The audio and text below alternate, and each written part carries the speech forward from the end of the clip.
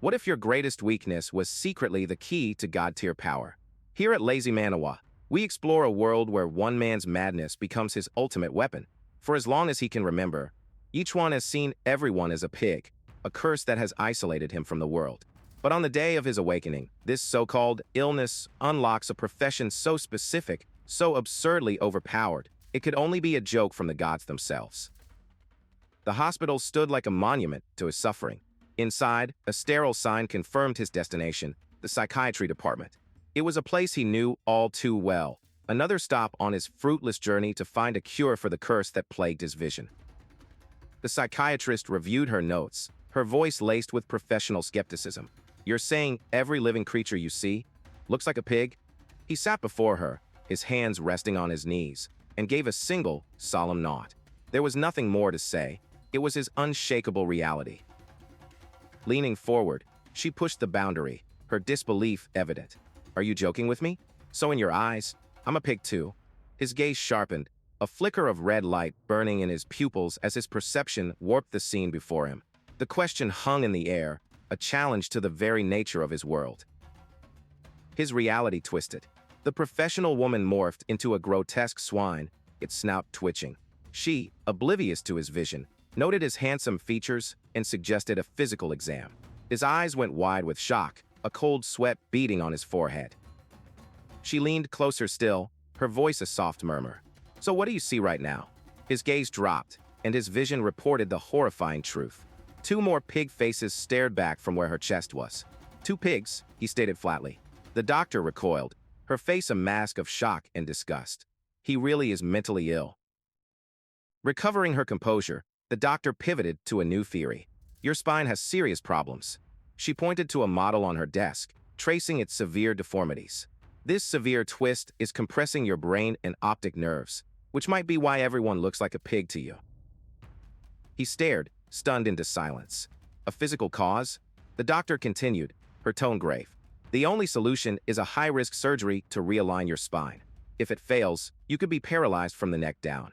The weight of the diagnosis settled upon him, leaving him speechless. His expression shifted, the fear vanishing as a cold emptiness took its place. "Doctor, are you done talking?" His eyes flared with a strange, red light as he reached for the spinal model. "Then can you give me back my spine?" The doctor flinched, realizing he thought the model was his own. Such a handsome guy. She thought, what a waste. Leaving the hospital behind, Chuan boarded a bus. The city blurred past as he sank into a seat, the day's ordeal weighing heavily on him. Surrounded by the faceless drone of the crowd, he let out an enormous yawn, a moment of pure exhaustion in a life defined by absurdity. He clutched the document in his hands. "My name is Chuan. Diagnosis, severe mental illness." For as long as he could remember, the world had been a pen full of swine. This curse, perhaps inherited from his pig butcher parents, had made relationships impossible. And today, of all days, was the day of the awakening ceremony. He arrived at the Qingqing Academy awakening ceremony site. Before him, a massive crystal pulsed with latent energy, surrounded by hopeful students. A knot of anxiety tightened in his stomach. Could this illness he carried truly affect his one chance at a real future? A soft voice called his name. "Bro Chuan, you're finally here." A beautiful girl with blue hair rushed to his side, feigning annoyance. "If you were any later, I'd beat you up, got it?" She punctuated her threat with a series of light, playful punches. He flinched, a nervous sweat breaking out. Nearby students whispered about the childhood sweethearts. Flustered, she grabbed his arm and pulled him away. "Let's just ignore them," she said, but in his eyes, her beautiful face had already melted into the familiar, snout visage of a pig. The principal's voice boomed across the hall. "Line up according to your student number. The ceremony is about to start." He explained that awakening was based on strength, spirit, and agility, and the profession they received would define their lives. "Awaken an advanced combat profession," he roared, "and you will bring glory to us all." The first student stepped up, placing his hand on the stone. Energy crackled, and a title materialized. Life-type profession, intermediate metal worker. A sigh of disappointment rippled through the hall. The principal's face remained impassive, another year of mediocrity beginning. One by one, students received their fate. An advanced healer, a junior engineer. Life-type professions, useful but common. One student fell to his knees, screaming in despair at his mundane result. The pressure to become extraordinary was crushing everyone. Then, a student named Lu Jinglong approached the stone. As his hand made contact, the crystal erupted in a brilliant golden torrent. Words of power blazed into existence. Combat-type profession. Rare tier, shadowless bladesman. The principal gasped, his eyes wide with shock. It's a rare tier. The crowd roared with astonishment. The principal, beaming with pride, personally congratulated the boy. Lu Jinglong, a great name. I will personally visit your home to discuss your future path. Waving to his admirers, Lu Jinglong became the hero of the day. The excitement faded as the principal called the next name. Next up, Chuan. As Chuan walked forward, the principal recalled his file. The boy was strange, but his base stats were triple the norm. Maybe a miracle will happen, he mused. Chuan placed his hands on the cold stone, bracing for the inevitable. The moment his hands touched the platform, the entire hall was consumed by light. An explosive wave of golden energy, far surpassing the last, threw the principal off his feet. He stared, trembling, at the sheer power radiating from the stone. This is golden light. The raw power was undeniable. It was a phenomenon seen only in legends. Divine tier, the principal screamed, his voice cracking with emotion. It really is divine tier. Then, the glowing words appeared. Life-type profession, divine pig butcher. The principal's mind went blank. Pig? Butcher? The silence was broken by a single snicker, which grew into a wave of hysterical laughter. Is this a malfunction? Someone shouted. The principal's heart shattered. For years he had dreamed of a divine tier, and he got the most useless, ridiculous profession imaginable. He buried his face in his hand, the hope turning to ash.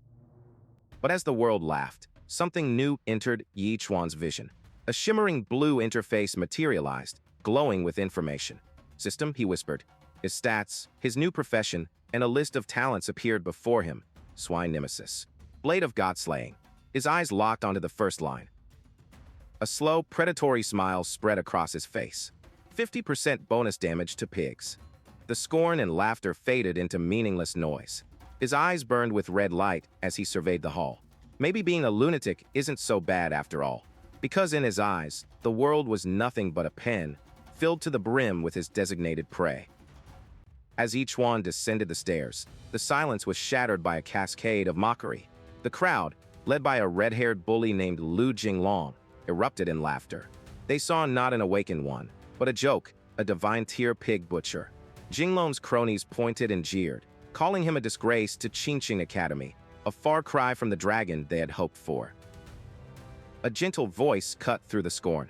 Su Lingxian, his childhood friend, stepped forward, her presence a stark contrast to the jeering mob. She offered him comfort, telling him it was okay, that in becoming a butcher, he was simply following in his father's footsteps. Her hand on his head was a small, kind gesture in a world that had just turned cruel. The crowd's laughter turned to envious muttering. To see the beautiful Su Lingxian defending the Academy's greatest failure was a bitter pill to swallow. Oblivious to their glares, she blushed and whispered that their parents would be thrilled, a hint of a future she believed was still written for them. Chuan's mind drifted back through the years. Su Lingxian, they had been neighbors since they were children. He recalled their parents, all possessing life-type professions, constantly scheming to pair them together. A lifetime of expectations suddenly felt like a weight. The principal's voice boomed, calling Su Lingxian to the awakening stone. She turned to Chuan, her voice a soft promise. No matter what she became, she would always stay by his side. Stunned by her declaration, he could only watch as she approached her destiny, placing a nervous hand on the ancient monolith. The stone did not just glow, it detonated with power. A colossal beam of azure energy erupted towards the heavens, shaking the very foundations of the hall. The principal, who had just been lamenting his luck, screamed in disbelief. It was a legendary profession, a tier of power the Academy hadn't seen in generations. Information flooded the air, visible to all. Combat-type profession, legendary tier, Snow Soul, Sword Immortal. Su Lingxian stood within the torrent of lightning and frost, her form bathed in an ethereal glow. She was no longer just a girl. She had been reborn as a being of immense, world-shaking power. The principal was beside himself, babbling about the impossibility of it all. Her parents were life types, artisans, not warriors. This had to be a genetic mutation, a miracle. Meanwhile, Su Lingxian simply stood, her long hair and dress flowing in the phantom wind of her newfound energy. Immediately, the principal's tone changed from shock to reverence. He promised her the Academy's unwavering support, offering resources beyond imagination. With a polite, "Thank you," she descended the stairs, every step echoing with the weight of her new legendary status. The world now looked at her differently. Whispers turned to loud gossip.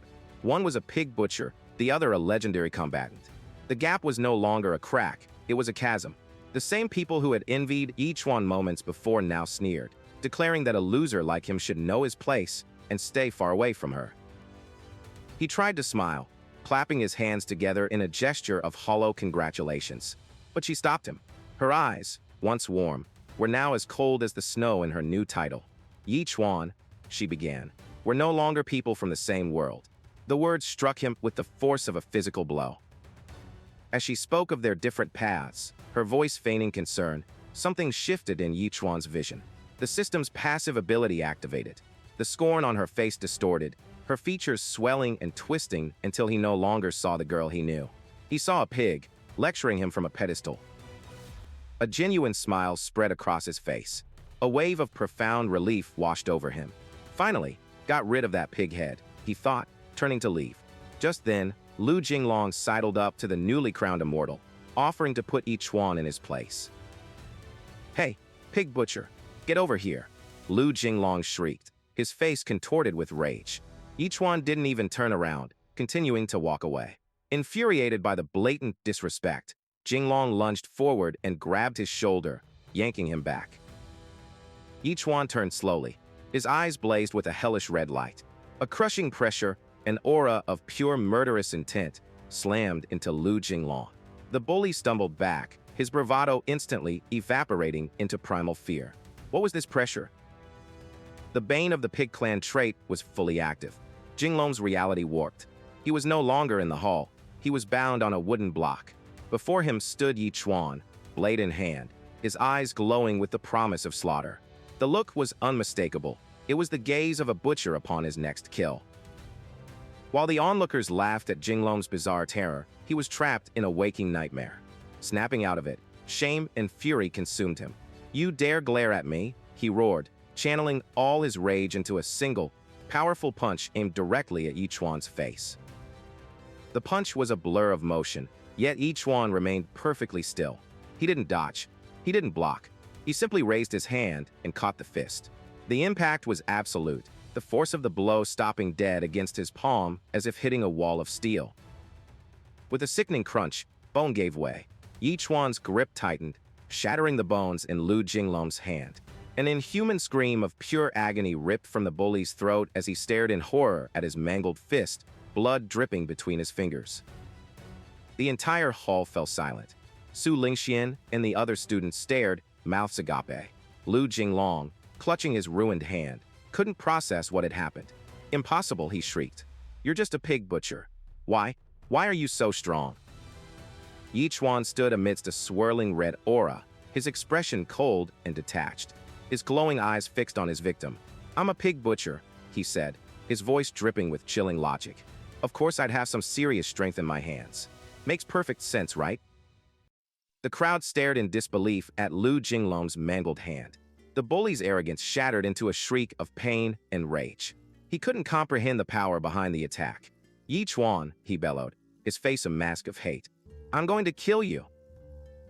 A torrent of blue energy erupted from Lu Jinglong's good hand, coalescing into a shimmering blade. "It's over," a student cried out. His void longsword was a combat class ability, far beyond what a mere pig butcher should ever face. To them, Chuan was already a dead man. The weapon, capable of slicing through steel, hummed with destructive power. Lu Jinglong, consumed by his fury and humiliation, pointed the blade at Chuan. He vowed to cripple him right there, to restore his pride in front of the entire school. Suddenly, the air chilled. Frost crystallized on Lu Jinglong's blade and spread across his body, freezing him in place. Paralyzed, he glared past Chuan. "Su Lingxian," he growled through clenched teeth. "Why are you still helping him? Su Lingxian stood between them, an aura of cold emanating from her as delicate snowflakes fell around her. With her arms crossed, she commanded them to stop. She would not be the cause of their foolish conflict any longer.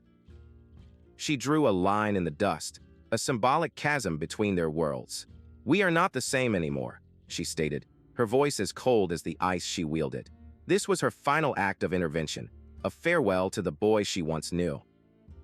Chuan merely dug a finger in his ear, bored by the dramatics. Her warning to leave the city, her declaration of their separation, it was all meaningless noise. He let out a tired yawn and turned his back on her. The onlookers were speechless. He acted as if a life-and-death struggle and a heartfelt breakup were nothing more than a minor inconvenience. Without a second glance, Chuan walked away, leaving the frozen tension of the schoolyard behind. On a quiet city street, his path was blocked by a vicious, barking beast. But in Chuan's eyes, amplified by his new system, reality warped. He saw not a dog, but a monstrous boar, and its owner, a grotesque sow in a dress. The beast lashed onto his pants. "Hello," Chuan said calmly. "Can you pull your pig away?" The sow woman erupted in fury, screeching about manners and the lack of compassion in today's youth, her porcine face contorted with rage. Perfect timing. An idea formed in Chuan's mind, a theory in need of testing. With a sharp breath, he launched a vicious kick. The blow sent the pig dog flying, its soul comically ascending to the heavens as its owner screamed in horror. A blue window materialized in his vision. System notification, extra damage increased by 1%. His eyes widened, burning with a new light. It worked.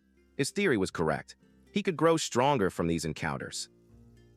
"You fiend," the sow woman shrieked, lunging with claw-like hands. Chuan didn't flinch. He simply met her gaze and stated a simple, terrifying fact. "I'm a psychopath." Her attack froze midair. The cold, empty gleam in his single visible eye held no trace of a lie. The woman's mind raced, realizing she had provoked someone utterly unhinged. Her rage vanished, replaced by a desperate, fawning smile as she quickly excused herself. Chuan arrived at his traditional family home. His father, a burly man with a kind smile, greeted him warmly alongside his mother. "Son, you changed your profession to a pig butcher?" he asked, laughing. Chuan simply replied, "MHM." "You really take after me," his father declared with pride. "It's great for us to be honest pig butchers, better than all that fighting and killing." He promised to take Chuan to the slaughterhouse the next day to begin his training, completely unaware of the path his son was truly on. As night fell and Chuan slept in a pig onesie, a dark, spectral figure appeared outside his parents' window. "I never would have thought," the shadow whispered. "The son of Ghost Cry is actually a pig butcher." The figure questioned Chuan's lineage, pondering if he was truly the son of the legendary Yuan. In the darkness of the bedroom, Chuan's father opened his eye, which now blazed with a menacing red light. "I've said it before," he warned, his voice low and dangerous. "Do not disturb us again." The shadowy intruder relented, accepting the lie for what it was. "Since your son is really just a pig butcher, the organization will not trouble you anymore." With that, the specter dissipated, leaving the family to their feigned peace as dawn approached. The next day, Chuan followed his father into the cold, sterile expanse of the slaughterhouse. The air was thick with the scent of iron, and rows of swine carcasses hung from ceiling hooks. For the god-tier pig butcher, this was not a place of work, but a sanctuary. His father unveiled a case of gleaming blades. "A good pig butcher starts with a good knife," he advised. "Pick the one that feels best in your hand." Chuan gazed at the tools of the trade, his expression unreadable as he prepared to choose his weapon. His gloved hand closed around the hilt of a particularly vicious-looking knife. Immediately, the system responded. Every kill with this knife would grant 0.1 free attribute points. His path to power was now in his hand. His father began the lesson as a massive pig was hoisted upside down, squealing and thrashing. "The first step is to learn how to use your knife. Aim for the weak spot. One hit, one kill." Chuan stood ready, his focus absolute, the god-slaying edge eager to taste its first kill. The god-slaying edge met flesh. With a practiced, vicious arc, Chuan drove the blade home.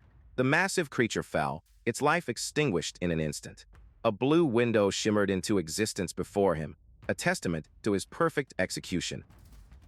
His father praised the kill, but it was not enough. Aim for the artery, he instructed.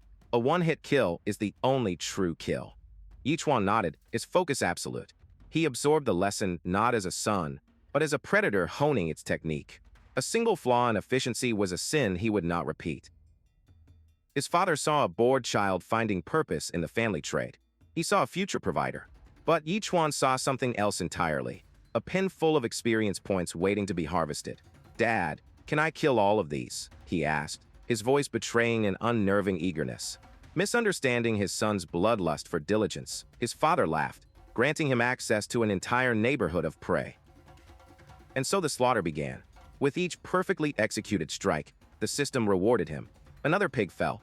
His movements became a blur of deadly efficiency, the blade a seamless extension of his will. This was not work, it was a rapid, brutal ascension.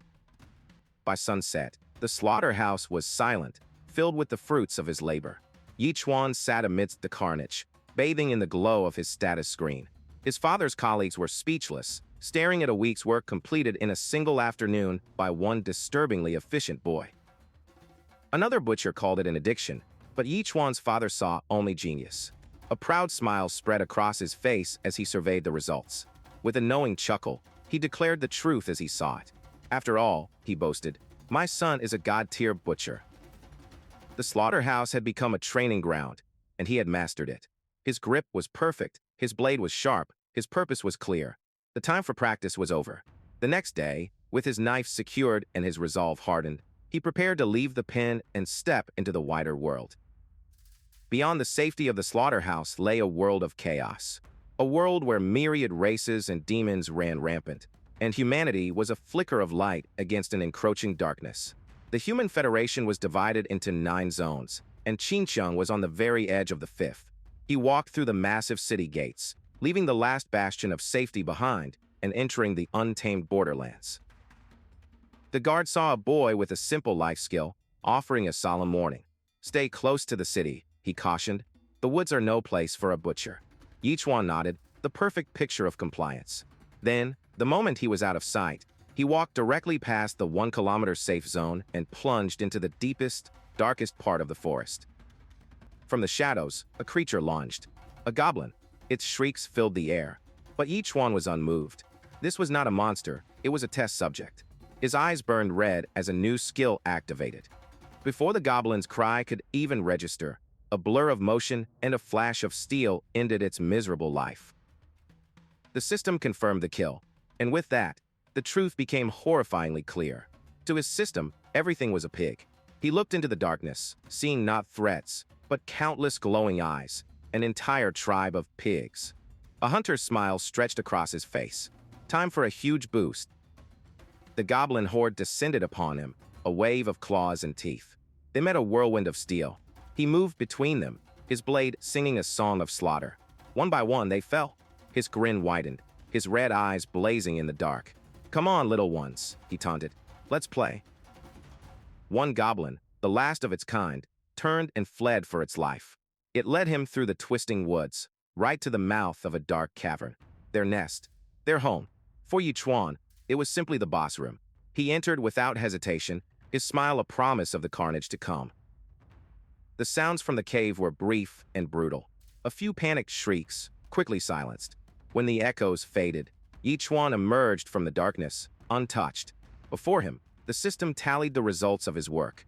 The entire nest was cleared, his power significantly increased. Yet, a faint sound from deeper within the lair caught his ear. A barricade stood in his way, a flimsy obstacle. With a single kick, he shattered the wooden door. Beyond it, a scene of grim captivity unfolded. A young woman was bound and terrified, the goblin's prize. Her muffled cries for help echoed in the sudden silence of the cave. Tears streamed down the young woman's face, her muffled whimpers the only sound in the oppressive darkness of the cave. Bound and helpless, she was the goblin's prize. Suddenly, a figure emerged from the shadows, a butcher's knife held high, its edge glinting with a malevolent red light. Mistaking him for her executioner, she squeezed her eyes shut, pleading, "Please don't kill me." But the blade did not fall upon her. Instead, it moved with impossible speed, a blur of light that sliced through the air. The ropes binding her fell away as the goblins holding them were dispatched in an instant. Her eyes shot open in shock. "Shut up!" The man's voice cut through her terror, flat and devoid of emotion. "All the goblins are dead." Her fear gave way to a tidal wave of relief. She threw herself at her savior, clinging to him as she sobbed. Thank you for saving me." But his body was rigid, his expression unchanging. With a cold detachment, he pushed her away. "I didn't come here to save you," he stated, his words a splash of ice water. She stared at the goblin corpses littering the cave floor, the sheer scale of his power finally registering. This was no ordinary person. "You're so strong," she breathed, her mind racing. "Do you have a combat profession?" As he turned to depart without a word, she called out desperately, "What's your name?" Chuan. The name was delivered without inflection. He pointed towards the cave entrance. "Go straight in that direction, and you can find your way back to the city." Having fulfilled what he saw as a basic courtesy, he began to walk away, his form quickly swallowed by the gloom of the foreboding forest. Left alone, a new fear took hold. Unwilling to brave the wilds by herself, she chose the lesser of two evils and followed the strange man. But Chuan's paranoia, honed by his singular purpose, was absolute. He whipped around, closing the distance in a heartbeat, and pressed the cold steel of his blade to her neck. "Why are you following me?" he hissed. "Are you a spy the goblins sent?" She yelped in terror, her hands flying up. "I'm Xia Nan Nan," she stammered. She quickly explained her failed quest to find a blood moon flower for her mother's birthday. Seeing his unchanging expression, she desperately made a proposition. "If you help me find the flower, I can find you the best blacksmith in Qingqing City to forge you a new blade." Chuan was unimpressed. The cost of a master blacksmith was astronomical, far beyond what some random girl could offer. "Go back now," he warned, his voice dropping to a dangerous low. "Stop following me, or else I'm going to slash you." Xia Nan Nan was bewildered by his frigid hostility. Was there something wrong with his brain? As he turned, the name echoed in his mind. Xia, as in the Xia family, one of Qingqing's 4 pillars, led by the near Grandmaster Xia Beihai. An opportunity ignited in his thoughts.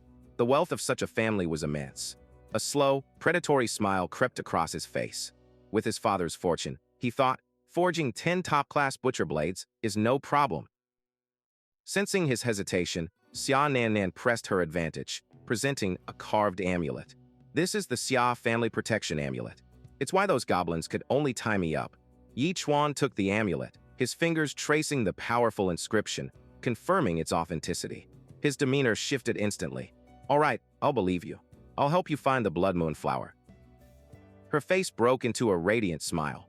"Deal," she cried, shaking his hand with enthusiasm. She immediately pulled out a worn map. "I bought this from someone. The blood moon flower's location is marked right here." She pointed to an X on the map.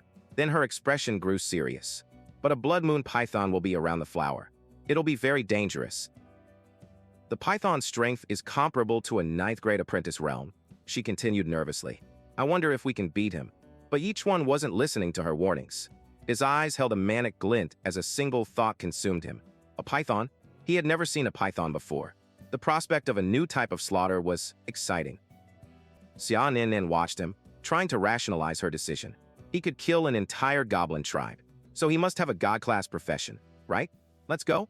Lead the way," he commanded, his eagerness snapping her out of her thoughts. She felt a strange mix of emotions. This man was her best hope for survival, yet he felt profoundly and terrifyingly unreliable. They moved through the wilderness until a massive beast blocked their path. Crouching in the tall grass, Xia Nan Nan's eyes went wide. "That is a silver-horned rhino," she whispered, urging him to be still. "Once it's enraged, its strength is comparable to an 8th grade apprentice. We only need to sneak past it." Her words were lost on him. Chuan rose to his feet, brandishing his god-slaying edge. "What are you doing?" she gasped in horror. With terrifyingly sincere logic, he declared, "Today it dares to eat grass. Tomorrow it'll eat humans. It can't be left alive." Xia Nan Nan's mind blanked, completely unable to comprehend his reasoning. Without another word, Chuan became a blur.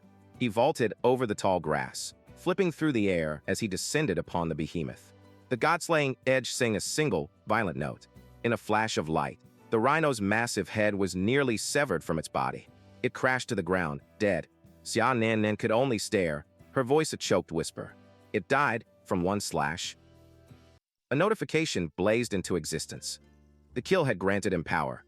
He glanced at the god-slaying edge in his hand, its steel now chipped and worn. The blade was a mere mortal tool, unable to keep pace with his monstrous growth. Xia Nan Nan grabbed his arm, her mind a whirlwind of confusion. Chuan, what exactly is your profession? She demanded, her voice trembling. He turned, his gaze distant. Life profession, he stated flatly. Pig butcher. The answer was so simple, so utterly illogical, that it broke her brain. A pig butcher couldn't possibly one-shot a silver-horned rhino. Ignoring her existential crisis, Chuan began carving the valuable horn from the beast's skull. He casually rationalized the kill, musing that perhaps the rhino was just old. Xia Nan Nan, finally accepting that this bizarre boy was her only hope, pointed them forward. We're almost there, she urged. The blood moon flower is close ahead. They pressed on through the darkening woods, but they were not alone. Another group, led by a stern, white-haired man, stood in a clearing.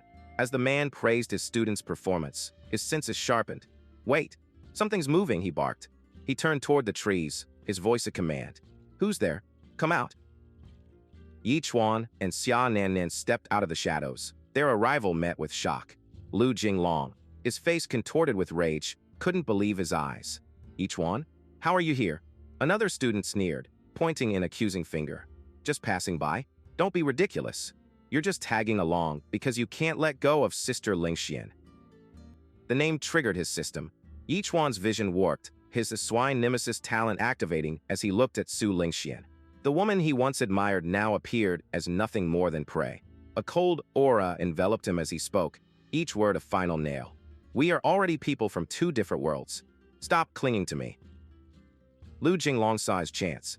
You dare to appear before me again, he seethed, his voice dripping with promised vengeance. Perfect.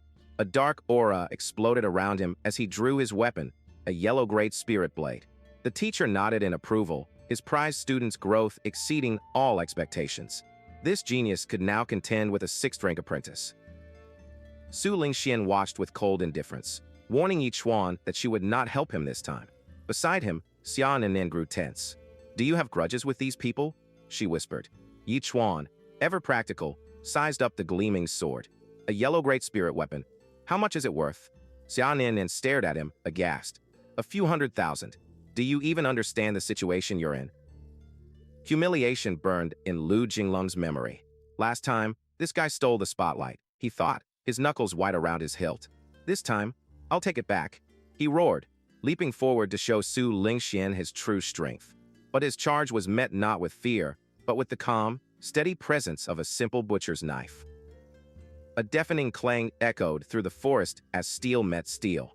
Lu Jinglong's spirit weapon was stopped cold by the pig-slaying knife. The teacher's eyes widened in horror at the boy's foolishness. A normal blade is as fragile as paper before a spirit weapon, he thought. Enraged, Lu Jinglong screamed. A pig butcher acting so cocky? I'll make sure you can't even kill pigs anymore. Chuan let out a bored sigh. To deal with you, I don't even need a blade. He tossed the god-slaying edge aside with utter contempt. Lu Jinglong saw red. You're courting death, he shrieked, bringing his spirit weapon down for the final blow. Chuan didn't flinch. He simply cocked back his fist and threw a single, perfect punch. The blow connected with the force of a battering ram, sending Lu Jinglong flying backward. He crashed to the ground in a heap, his body spasming.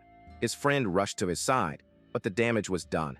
Through gritted teeth, Jinglong forced out the words, I'm fine, before the pain threatened to consume him. The teacher looked from his fallen prodigy to the unimpressed butcher. The power, the speed, the utter dominance. It didn't make sense. Unless, a chilling realization dawned on him.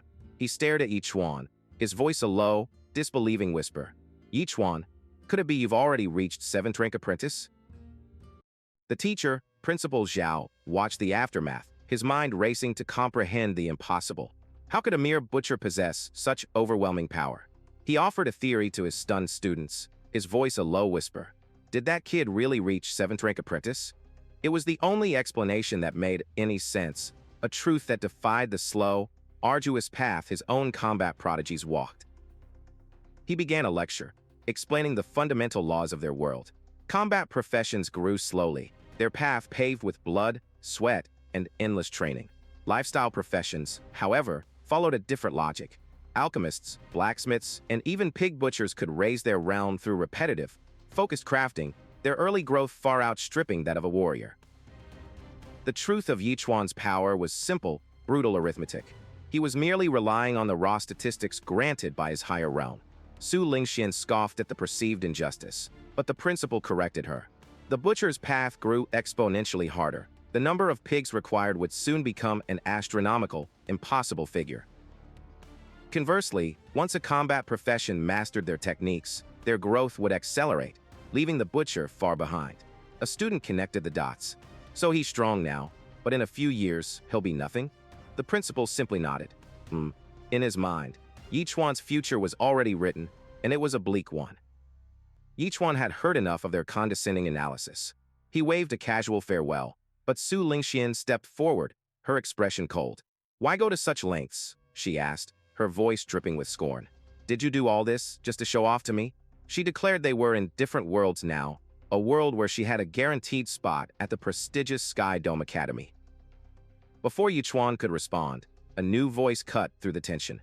Xia Nan Nan, the girl he had rescued, stepped between them, her patience exhausted. "Are you people ever going to stop?" she roared. "He was helping me look for the blood moon flower. Your baseless assumptions are just our bad luck." The taunts came swiftly, mocking Xia Nan Nan for defending the boy Su Lingxian had discarded. The insults turned vile, but they were cut short. In a blur of motion, Xia Nan Nan struck out, her hand connecting with the face of every single person in the group, including the bewildered Principal Zhao. A stunned silence fell. The principal touched his stinging cheek, utterly confused. "Why did you hit me too?" Su Lingxian, however, was overcome with pure fury, her hand trembling as she touched her face. "You dare hit me?" she seethed, her pride shattered. A shimmering aura of power exploded from Su Lingxian as she prepared to draw her weapon. But just as she was about to strike, Xia Nan Nan raised a small, glowing token. At the sight of the family crest etched upon it, Principal Zhao froze, a cold sweat breaking out across his brow. He recognized that symbol. It was the mark of the Xia family. The principal's entire demeanor changed from arrogant authority to fawning servitude. He bowed repeatedly, apologizing profusely to the young lady. Ignoring him, Xia Nan Nan turned her fiery gaze to Su Lingxian and pointed at Yi Chuan. "Make her apologize. To him." The revelation struck Su Lingxian like a physical blow. Xia Beihai's daughter, with Yi Chuan? It made no sense. Under the insistent glare of her principal, she bowed her head in utter humiliation. "I'm sorry," she forced out, her eyes burning with a silent vow of revenge against the family that had shamed her. Yi Chuan, entirely unimpressed by the drama, turned to leave. "Let's go, or we'll miss the bus." As they walked away, Lu Jinglong's friend cried out, demanding the return of his saber. Yi Chuan merely glanced back with a taunting smirk. "If you've got the guts, come and take it back yourself." The bully could only watch them disappear, his body trembling with impotent rage. They journeyed to a desolate, rocky expanse. As they arrived at a cliffside lair, Xia Nan Nan consulted her map. At the same time, Yi Chuan equipped a new blade he had acquired, its red-tinged steel feeling perfect in his hand. A notification burned across his vision. It doubled the reward. The right tool made all the difference. Seeing him prepare, Xia Nan Nan revealed her own preparations. She opened a small case, showing him two small, glowing orbs. "Thunder fire pearls," she explained. "A single blast can heavily injure an Ascension Realm expert. When the Blood Moon Serpent appears, this will be our lifeline." Yi Chuan decided to scout ahead, leaping effortlessly down to a hidden ledge. His eyes widened at the sight before him, a small garden of vibrant, pulsating red flowers. Xia Nan Nan followed, her voice filled with pure joy. "It's really here. This isn't just a blood moon flower, it's a blood crystal twin flower. We're so lucky." Their celebration was cut short. A deep, ominous shadow fell over them as something stirred in the darkness of the cave. From the depths, a monstrous head emerged, its eyes glowing with malevolent red light. The guardian of the flowers had awakened, and it was not pleased. The creature loomed over Yi Chuan, a massive serpent with the unmistakable snout of a pig. It glared down at the boy who held its precious flower. Unfazed, Yi Chuan looked up at the behemoth, his expression one of utter boredom. What are you looking at? He asked. Never seen someone pick a flower before? The blood moon python, a creature of nightmare, loomed over Chuan. Its rage was a palpable force, its eyes burning with fury over its stolen treasure. Yet, the boy holding the flower showed no fear, only a profound boredom. Never seen someone pick a flower before, he taunted, his voice dripping with insolence. Without another word, he turned and fled, leaving the colossal beast momentarily stunned by his sheer audacity. From a nearby cliff, Nan screamed at him. Don't just stand there stupidly. Hurry up. Seeing the python give chase, she acted without hesitation, hurling a small, glowing bead. Be careful, she cried, a warning that came too late. The thunderfire bead detonated with shocking force, catching Chuan in the periphery of the blast and sending him flying with a yelp. They watched from the safety of the cliff top as the dust from the explosion settled. The python stirred, its massive form shaking off the debris as if it were a mere annoyance. Nan stared in disbelief. That bead had such destructive power. She whispered, yet the beast remained. Its long, serpentine body coiled with renewed menace, a testament to the monstrous power they faced. Completely ignoring their narrow escape, Chuan casually offered her the prize. Here, take it, he said. Her eyes widened with recognition and awe. A blood crystal twin flower, she exclaimed, explaining its legendary properties, the power to grant eternal youth. But Chuan's mind was already elsewhere, a rare, genuine smile touching his lips. I see. Mom will definitely love this. As he leaped effortlessly across the chasm, she hopefully asked if he meant to give the other flower to her. She even felt a flicker of excitement, thinking he was finally showing some courtesy. But her hope was short-lived as he simply secured his prize in his backpack, a clear and unspoken refusal. The flower was for him, and him alone. A furious hiss shattered the moment. The ground trembled as the blood moon python rose again, its crimson eyes fixed on them with burning hatred. Nan's face went pale with terror. It actually survived a direct hit from a thunderfire bead, she stammered, the full gravity of the situation crashing down on her. She realized the true scale of their foe, a blood moon python, its strength nearly at the peak of a 9th-rank apprentice. Chuan turned to her, ever the pragmatist. Do you have more beads? He asked. Her face fell, a mask of pure panic. My dad only gave me 1 pair. The beast gave them no more time to strategize. It lunged forward, a mountain of muscle and rage, its jaws gaping wide to consume them both. As the beast bore down, a new power flared within Chuan. The words burned across his vision as the skill activated. His eyes bled red, his demeanor shifting from bored to predatory. The python froze mid-strike, for in the boy's eyes, it saw not fear, but its own demise reflected, the cold, calculating gaze of a butcher over his block. He moved like lightning, evading the python's lunge and grabbing Nan's hand. What are you standing there for? Run, he yelled, pulling her out of harm's way. She was momentarily stunned by his heroism, her heart fluttering. You risked your life for me, she began. He cut her off without a glance. That's for my mom. Her face contorted in disbelief and fury. Their bickering was cut short by the python's renewed assault. It was over, too late. Bringing this woman along is such a hassle, Chuan thought, shoving her forcefully to the ground. The move saved her life, but doomed him. The python's massive jaw snapped shut, swallowing him whole. Why Chuan? She screamed, her face a mask of pure horror. She scrambled to her feet, calling his name into the chilling silence. Chuan, did you hear me? Come out quickly. But there was no reply. Suddenly, the python began to convulse violently. A crimson light shone from within its throat, followed by the sickening sound of tearing flesh. Blood sprayed in a gruesome fountain as something fought its way out from the inside. From the gory ruin of the python's throat, Chuan emerged, completely drenched but otherwise unharmed. Were you calling me just now? He asked nonchalantly. Overcome with relief, Nan threw her arms around him. He recoiled slightly, his nose wrinkled in disgust. Ugh, that stench. You were this close to being digested and turned into python dung. As she reeled from his comment, a cascade of blue light only he could see filled his vision. The rewards were logged, the power absorbed. Without ceremony, he turned towards the path home. Let's head back. At the city gates, an older man in fine robes rushed to greet them. Miss Xia, why are you only just returning? I was about to send a search party. Xia Nan Nan proudly presented the glowing flower. "We found this. Mother will be delighted," she declared, conveniently omitting most of the terror. "I wanted to pick it myself. Besides, with his protection, there was no problem." The steward's gaze fell upon Yi Chuan, his eyes sharp and analytical. "And this young man is?" he inquired. "I am Yi Chuan, pig butcher," came the blunt reply. The steward's mind raced. He knew a blood moon python guarded those flowers and had assumed her mission was foolish. But looking at the unscathed boy, could he have truly killed the beast? Student Yi is truly promising at such a young age, he conceded, his skepticism warring with the evidence. As a reward, the steward offered him a valuable Xia clan gold ring, worth a fortune. "This is for saving our young lady," he said graciously. Yi Chuan pushed the ring back without hesitation. "No," he stated flatly, his eyes burning with a singular, obsessive purpose. "I only want a pig-slaughtering blade."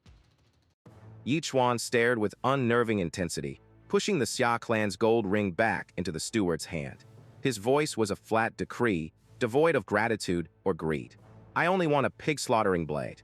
The steward, a man accustomed to wealth and power, was utterly flabbergasted. A fortune rejected for a butcher's tool? This boy's mind was an enigma he couldn't begin to decipher.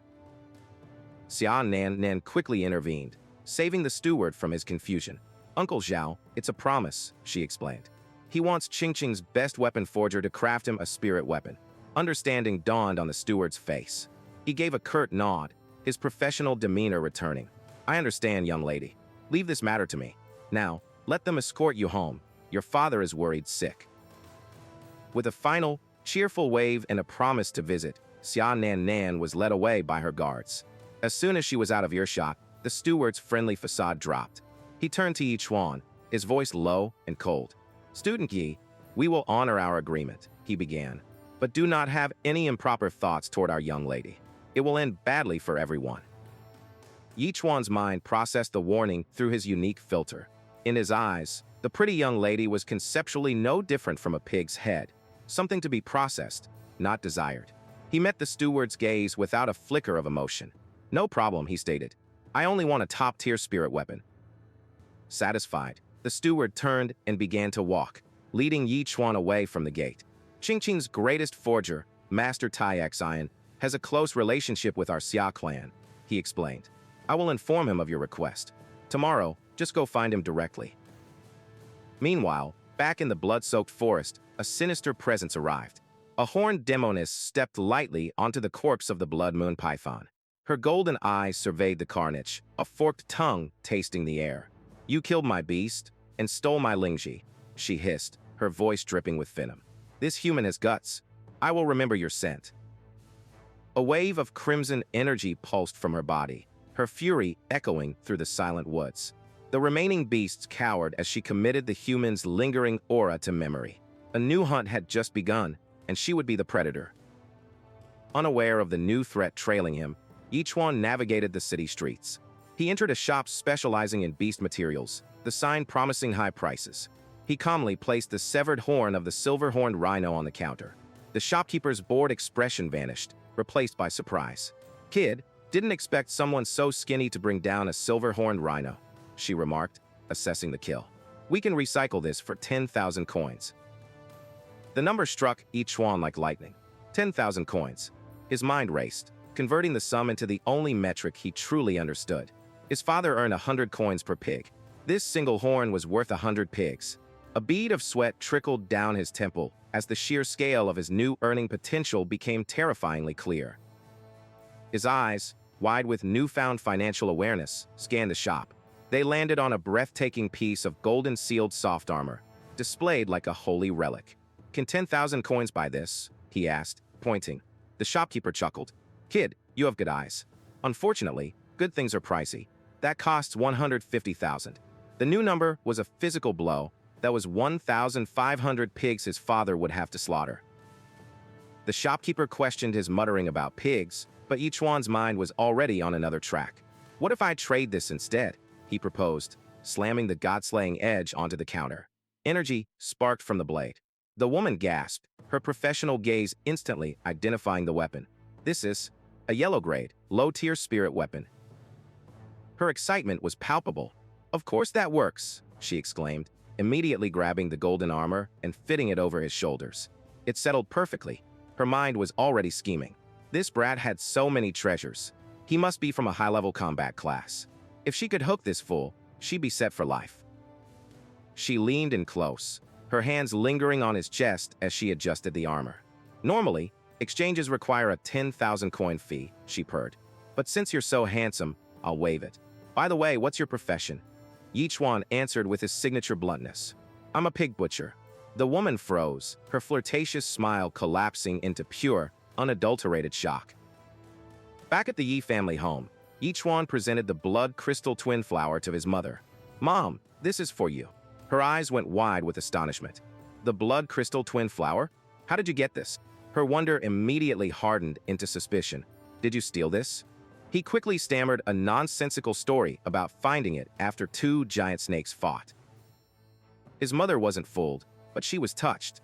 She pinched his cheek, chiding him for venturing into the dangers outside the city. You're not allowed to go again, she ordered.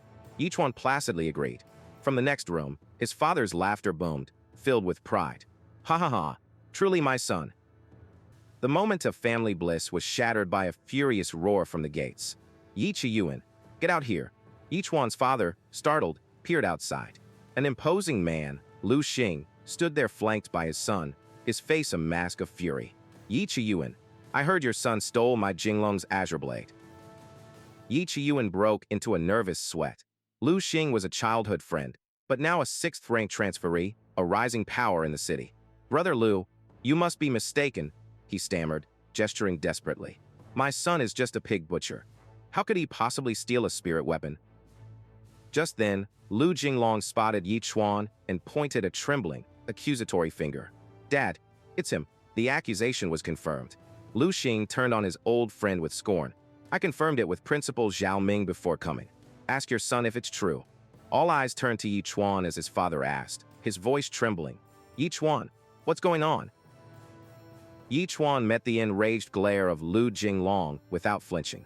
Your son tried to kill me. I only took his blade. Honestly, I let him off easy. Jinglong erupted in denial, insisting it was only a spar. Lu Xing silenced him, his gaze fixed on Yi Chuan.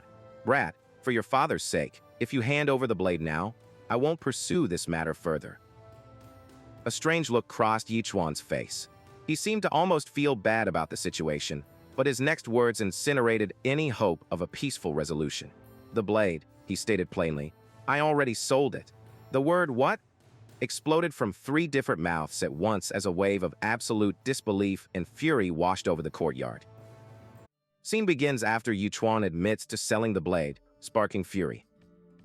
Lu Xing's face was a mask of thunderous fury. The casual admission that the blade was sold ignited his rage. Compensate me. 1 million, he roared. Yi Chuan's father gasped. The sum was impossible. But Lu Xing was not negotiating. A dangerous purple aura flared around him, a clear threat that this was about power, not price. Defeated, Yi Chuan's father bowed his head. He had no choice but to agree, begging only for time to gather the funds. Lu Xing sneered, granting them a mere half a month before he would turn hostile. As Lu Xing and his son departed, Lu Jinglong shot a triumphant, mocking smirk over his shoulder. Back inside their modest home, the weight of the debt crushed Yi Chuan's parents.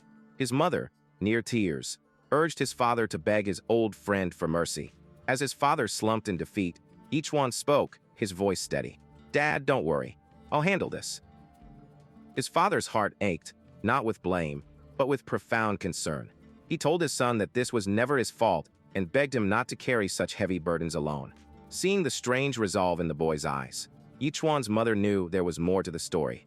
Xiao Chuan, she asked gently, are you hiding something from us? The question hung in the air. Yi Chuan knew he couldn't hide it forever, not after everything. Taking a deep breath, he made his confession. Dad, Mom, actually, I'm not normal. His parents exchanged a wide-eyed glance, their minds jumping to the most obvious and incorrect conclusion. Son, you mean you don't like women? His mother asked. An expression of profound annoyance crossed Yi Chuan's face. His parents, completely missing the point, tried to be supportive, assuring him it was fine if he liked men, so long as he stayed away from his dad. No, Yi Chuan finally clarified, exasperated. What I mean is, I have a mental condition. I see all living creatures as pigs. From Yi Chuan's perspective, his parents' faces morphed, their noses becoming pig snouts. The puzzle pieces clicked into place for his father with horrifying clarity. Wait, a pig butcher, who sees everything as a pig. He gasped. Doesn't that mean you can kill any creature? Yi Chuan's simple nod of confirmation changed everything.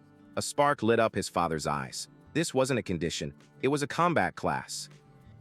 Under the cover of darkness, father and son ascended a long stone staircase into the mountains. I have slaughtered pigs for many years, his father began, and created a pig-killing blade technique of my own. Today, I will pass it on to you. Yi Chuan was confused. How could his father teach him after he brought such ruin upon them? But the answer was simple. A million is a lot, but it is nowhere near as important as my son's safety. The great Tao is simple, and so is pig-killing, his father declared, holding a heavy cleaver. Watch closely. I will only teach you 3 strikes. With a great shout, he raised the blade high. As he brought it down in a powerful arc, the very air seemed to crackle and split apart before them. This was the first strike, falling star. Yi Chuan watched, dumbfounded, as his father demonstrated the second strike. He leaped into the air, spinning with impossible grace as a vortex of swirling blue energy enveloped him. The ground buckled. Falling moon, he announced. The boy cried out in shock, but his father calmly explained it was merely an illusion, the space around him twisting and folding to deceive the eye. And now, the third strike, his father said, his eyes gleaming as the blade pulsed with overwhelming red power. Devouring sun. With a final, explosive cry, a pillar of golden energy erupted towards the heavens. Stunned, Yi Chuan could only ask if this was really for killing pigs. His father simply smiled. Just learn it. One day, you will use it. His father offered his own heavy cleaver. The moment Yi Chuan took it, he buckled under its immense weight. As his father walked away, leaving him to train, Yi Chuan resolved to master these techniques. Gritting his teeth against the strain, he raised the blade and began to practice the first form, falling star. This section contains titles, logos, and advertisements, which are not part of the story and will be ignored as per the instructions. From dusk till dawn, Yi Chuan trained. The heavy cleaver, a burden his father left him, became an extension of his will. Sweat poured from his brow as he swung the blade again and again, his muscles screaming in protest, each grunt a testament to his unbreakable resolve. Finally, his body gave out. He collapsed onto the damp grass, the immense weight of the cleaver pinning him to the earth. But even in exhaustion, his mind was a battlefield, haunted by the specters of his father's enemies, their mocking faces fueling the fire in his soul. He would not rest. With a guttural roar that ripped through the quiet morning, he rose once more. The memory of his father's technique burned in his mind as he unleashed the first form. Fallen star.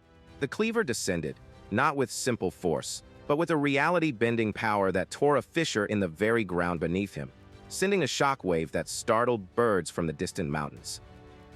Gasping for air, Yi Chuan stared at the devastation. The move was incredible, but the cost was staggering. His entire body throbbed, his stamina utterly depleted. As the last of his strength faded, he fell backward, his eyes closing as he surrendered to the crushing exhaustion. But even in unconsciousness, the world rewrote itself for him. A notification seared across his vision. Level increased to 9th rank apprentice. Strength, 55. Spirit, 55. Agility, 55. His professional skill, Blood Shadow Butcher, had leveled up. New skill learned, Fallen Star. The beeping of a heart monitor was the first sound to greet his mother's ears. She found her son unconscious in a hospital bed, a cold sweat on her brow. "Doctor, is my son okay?" The doctor offered a calm reassurance. "He's fine, just fainted from exhaustion. He must have been doing some intense exercise all night." Hearing this, his mother's relief quickly turned to fury. How could a father be so cruel? "I'm going to teach him a lesson." The doctor, adjusting her glasses, continued reading from her clipboard. Judging by the lactic acid in his body, he seems to have done 1,000 sit-ups, 1,000 push-ups, 1,000 squats, and also ran 100 kilometers. His mother's jaw dropped. "Doctor, are you joking?" The doctor gave a knowing smile. "A normal person couldn't, but given your son's mental state, I think it's perfectly reasonable." That was the final straw. With a furious cry, Yi Chuan's mother stormed from the office. "That scoundrel. I'm going home to beat his father until his own mother doesn't recognize him." The door slammed shut behind her. Alone in her office, the doctor mused aloud. I didn't expect him to have such good stamina. A regular person would have died. She licked her lips, a strange glint in her eye. Looks like I'll have to give him some one-on-one coaching tonight. But when she turned to check on her patient, she found only an empty, rumpled bed. Huh, where did he go? Chuan was already walking the quiet pre-dawn streets. He felt the lingering drain from the fallen star technique. It was a powerful trump card, but one he couldn't use lightly. Then, a thought struck him, bringing a sharp focus to his eyes. Oh right, I can go to Master Tai Science today to pick up my knife. With renewed purpose, he made his way to the Iron Heart Foundry. The heat of the forge hit him as he entered. Before him stood Master Tai Science, a massive boar beast man, who looked up from his glowing hammer. Are ye Chuan? He grunted. Mr. Zhao told me everything. I worked all night to forge this blade for you. He presented a finely crafted box, his eyes filled with skepticism. I didn't expect the Xia family to pay a fortune to rush forge a blade for a mere pig butcher. Are you their illegitimate son, or something? Chuan's eyes were fixed only on the blade. As he reached for it, the master's hand shot out, blocking him. Don't be so impatient, kid. This knife was forged from thousand-year-old cold iron. Its quality is yellow rank, high grade. His glowing red eyes narrowed. A knife recognizes its owner. If your cultivation isn't high enough, you might not even be able to lift it. Chuan ignored the warning, his fingers closing around the hilt. A soft light pulsed from the blade. With zero effort, he lifted the weapon, the weight feeling negligible in his hand. It's a lot lighter than my dad's one, he observed calmly. Master Tai Science's jaw hung open, his gruff demeanor completely shattered. Just like that. What's this knife called? Chuan asked, admiring the craftsmanship. The blacksmith stammered, It doesn't have a name. You must bestow one upon it. Chuan pondered for a moment, then declared with absolute seriousness. Then I shall call it Dragon Slayer. The name was so ridiculously cliché that Master Tai Science spat out a lungful of air in shock. Knife in hand, Chuan left the foundry and surveyed the city from its walls. Now he had a proper weapon. He could hunt monsters and earn money. More importantly, he could get stronger. If he could just advance to the first-ranked Dengtang realm, then he would finally have a chance to deal with Lu Xing.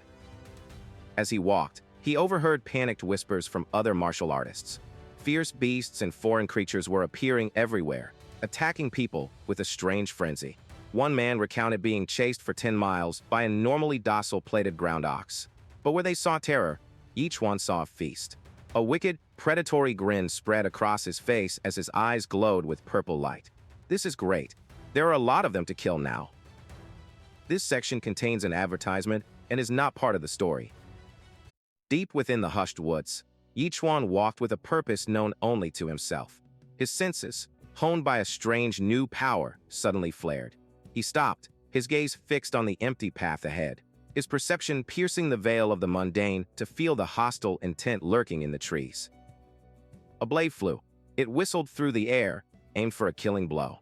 But Chuan was already moving, his body evading the attack with an almost bored indifference. From the shadows, 3 figures emerged, thugs sent by Lu Xing, their faces contorted with malice. The lead thug, a 9th-stage apprentice, sneered with confidence. He mocked Chuan for daring to leave the city, confirming that Lu Xing had sent them to cripple him and drag him back in disgrace. They saw him as trash, a coward fleeing his responsibilities. Unimpressed, Chuan took hold of his father's cleaver. A system notice burned into his vision. New weapon selected, butcher blade activated. He felt the weapon's purpose resonate within him. The attribute gain was triple what it was before. This was truly a fine instrument for his craft. A manic grin spread across Chuan's face. He brandished the heavy cleaver. Let me show you my new baby, he declared, the Dragon Slayer blade. The thug stared, dumbfounded, before erupting into wheezing, hysterical laughter at the absurd name. The laughter died. Chuan's grin remained, but all humor had vanished from it, replaced by something cold and unsettling. Actually, he said, his eyes glowing with a terrifying red light, I'm not a dragon slayer.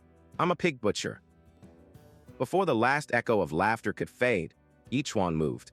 He was a blur, a phantom of vengeance. The butcher blade sang a single, clean note as it passed through the first thug. A system notice appeared, cold and clinical. Use the butcher blade to slaughter a 2-legged pig. EXP plus 5%, or plus 0.3 free attribute points. The other two stared in abject horror at their fallen comrade. You scoundrel, one screamed, his bravado replaced by pure terror. But his words were cut short as each one dispatched him with the same horrifying efficiency. Another system notification chimed, marking the kill. Panic. The last thug, who prided himself on his speed, turned and fled for his life. He was a monster, but he never got far. With a flick of his wrist, Yi Chuan threw the cleaver. The blade spun through the air, pinning the man to a tree by his leg.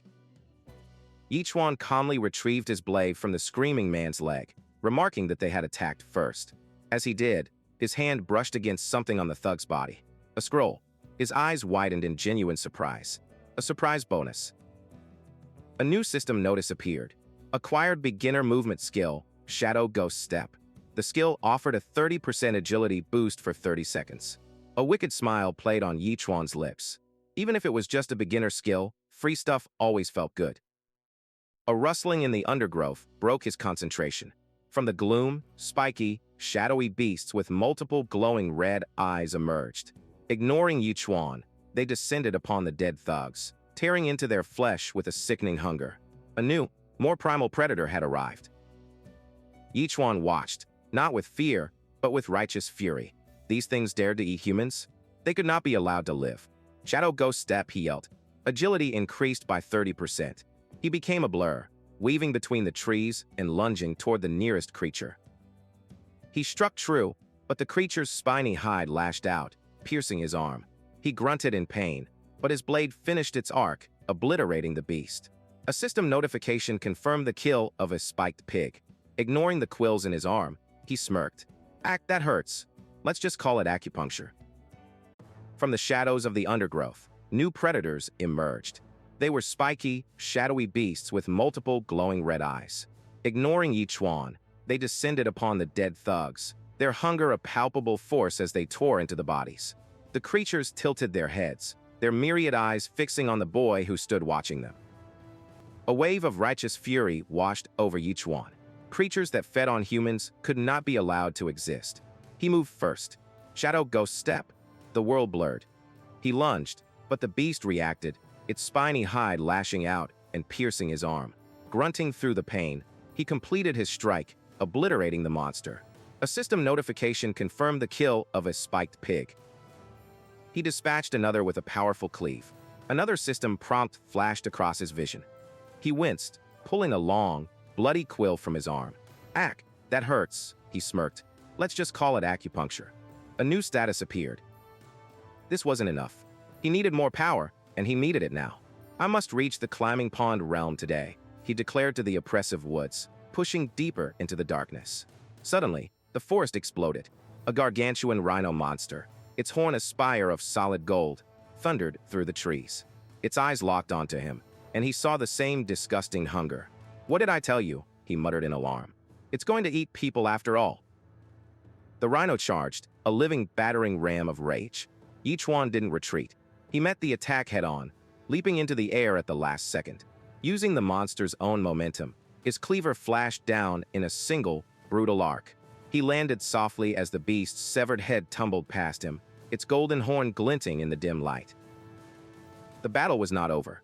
The rhino's headless corpse twitched, then rose to its feet, pulled by shimmering, ethereal threads.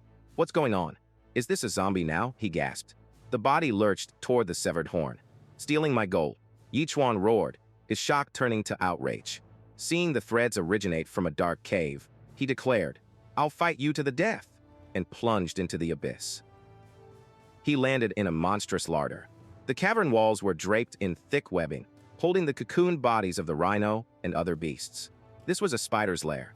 From the deepest shadows, 8 malevolent orange eyes opened. A colossal spider, its fangs dripping venom, descended from the ceiling, its gaze fixing on the intruder. The creature was a nightmare of chitin and shadow, scuttling down towards him.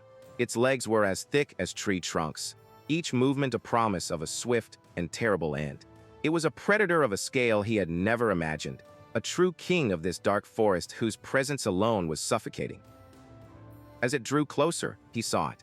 The spider's massive, sickle-like legs were not chitin, They were plated in solid gold. Fear evaporated. Primal greed took its place. Weight, gold, the thought consumed him. A wild, covetous grin spread across his face. Those legs are nice. I'll take them. He launched himself forward, blade ready. His cleaver rang against the golden leg, sparks flying high. The spider hissed in fury and retaliated, spitting a glob of viscous fluid. The venom struck him square in the chest, knocking him back. A wave of intense nausea washed over him as he choked, his body beginning to convulse. The system's warning was cold and immediate. A fire ignited in his veins, fracturing his mind. Wah wah, he screamed, a raw, inhuman sound as his eyes began to glow with a sickly, frenetic light. The poison did not kill him, it unleashed him. He became a whirlwind of instinct, his body moving on pure, frenzied adrenaline. He parried and dodged, his blade a silver streak against the monster's golden limbs. The spider, a master predator, was baffled by this rabid, unpredictable prey that met its attacks with manic glee. The beast faltered, unable to land a decisive blow. It was impossible. In his delirium, Chuan's hand shot out, grabbing a thick strand of webbing. He pulled with delirious strength, his tongue lolling from his mouth as he began to swing himself upwards. Using the web as a rope, he swung high above the monster. He hung there for a moment, silhouetted against the cave roof, cleaver raised. With a final, guttural battle cry, "Ahhhhh," he plunged downwards, driving the blade deep into the spider's skull. The creature shrieked as its lifeblood erupted, its massive body crashing to the cave floor. As his consciousness faded, a final notification burned into his vision. An hour later, he awoke to the crackle of a fire, feeling groggy.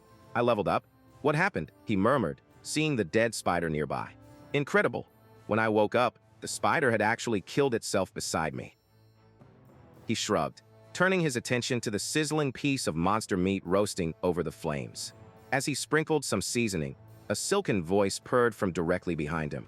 "Kid, that smells so good." He turned to see a stunning, horned woman with a dangerous smile. "Can you spare me a piece?" As Chuan savored his meal, a silken voice echoed from the shadows, complimenting the aroma. He turned to find a stunning, horned woman with alluring eyes, who asked if she could have a taste. But beneath her enchanting smile, a psychic power stirred, her gaze glowing with purple light as she prepared to enslave his will and make him her pet. Chuan, however, simply kept eating, completely unfazed. He bluntly told her to hunt her own food, as this was barely enough for him. The woman reeled back in disbelief. Her charm had never failed before. As her mind raced, Chuan finally registered her demonic features, his thoughts slowly catching up to the bizarre reality of his new dinner guest. Changing her strategy, she feigned nonchalance and began an interrogation. She spoke of a blood crystal twin flower she had cultivated for decades and the death of her precious pet. As she leaned in, eyes glinting with suspicion, a cold dread washed over Chuan. He was the one who killed her giant spider and took the flower. Cornered and terrified, he frantically denied everything. He waved his hands in a clumsy display of innocence, laughing nervously, but his clumsy lies only served to confirm the woman's suspicions, her patient expression hardening with every passing moment. Then, a spark of wicked genius. Chuan pointed an accusatory finger into the darkness, spinning a tale of a despicable human named Lu Xing. He claimed Lu Xing had stolen the flower and cruelly killed her cute little snake. For a moment, the woman seemed to buy it, a cold smile spreading across her lips as she turned to leave. It was a trap. She whirled around, her features contorted in rage, claws extended. She revealed that she had been tracking his scent the entire time. The huntress was done toying with her prey. Chuan screamed in frustration, realizing he had been played from the very beginning. Done with games, the woman unleashed a torrent of crimson energy. Shadowy tendrils erupted from the ground, seizing Chuan and hoisting him upside down. Her eyes burned with cold fury as she delivered her ultimatum: reveal the flower's location or die. But as she threatened him, a system window burned into existence. A terrifying pressure erupted from Chuan, his eyes glowing demonic red. The scene shifted instantly. Now it was the woman, bound and blindfolded, helpless on a crude chopping block as the butcher himself loomed over her, cleaver in hand. Having shown her the true face of terror, Chuan let her go.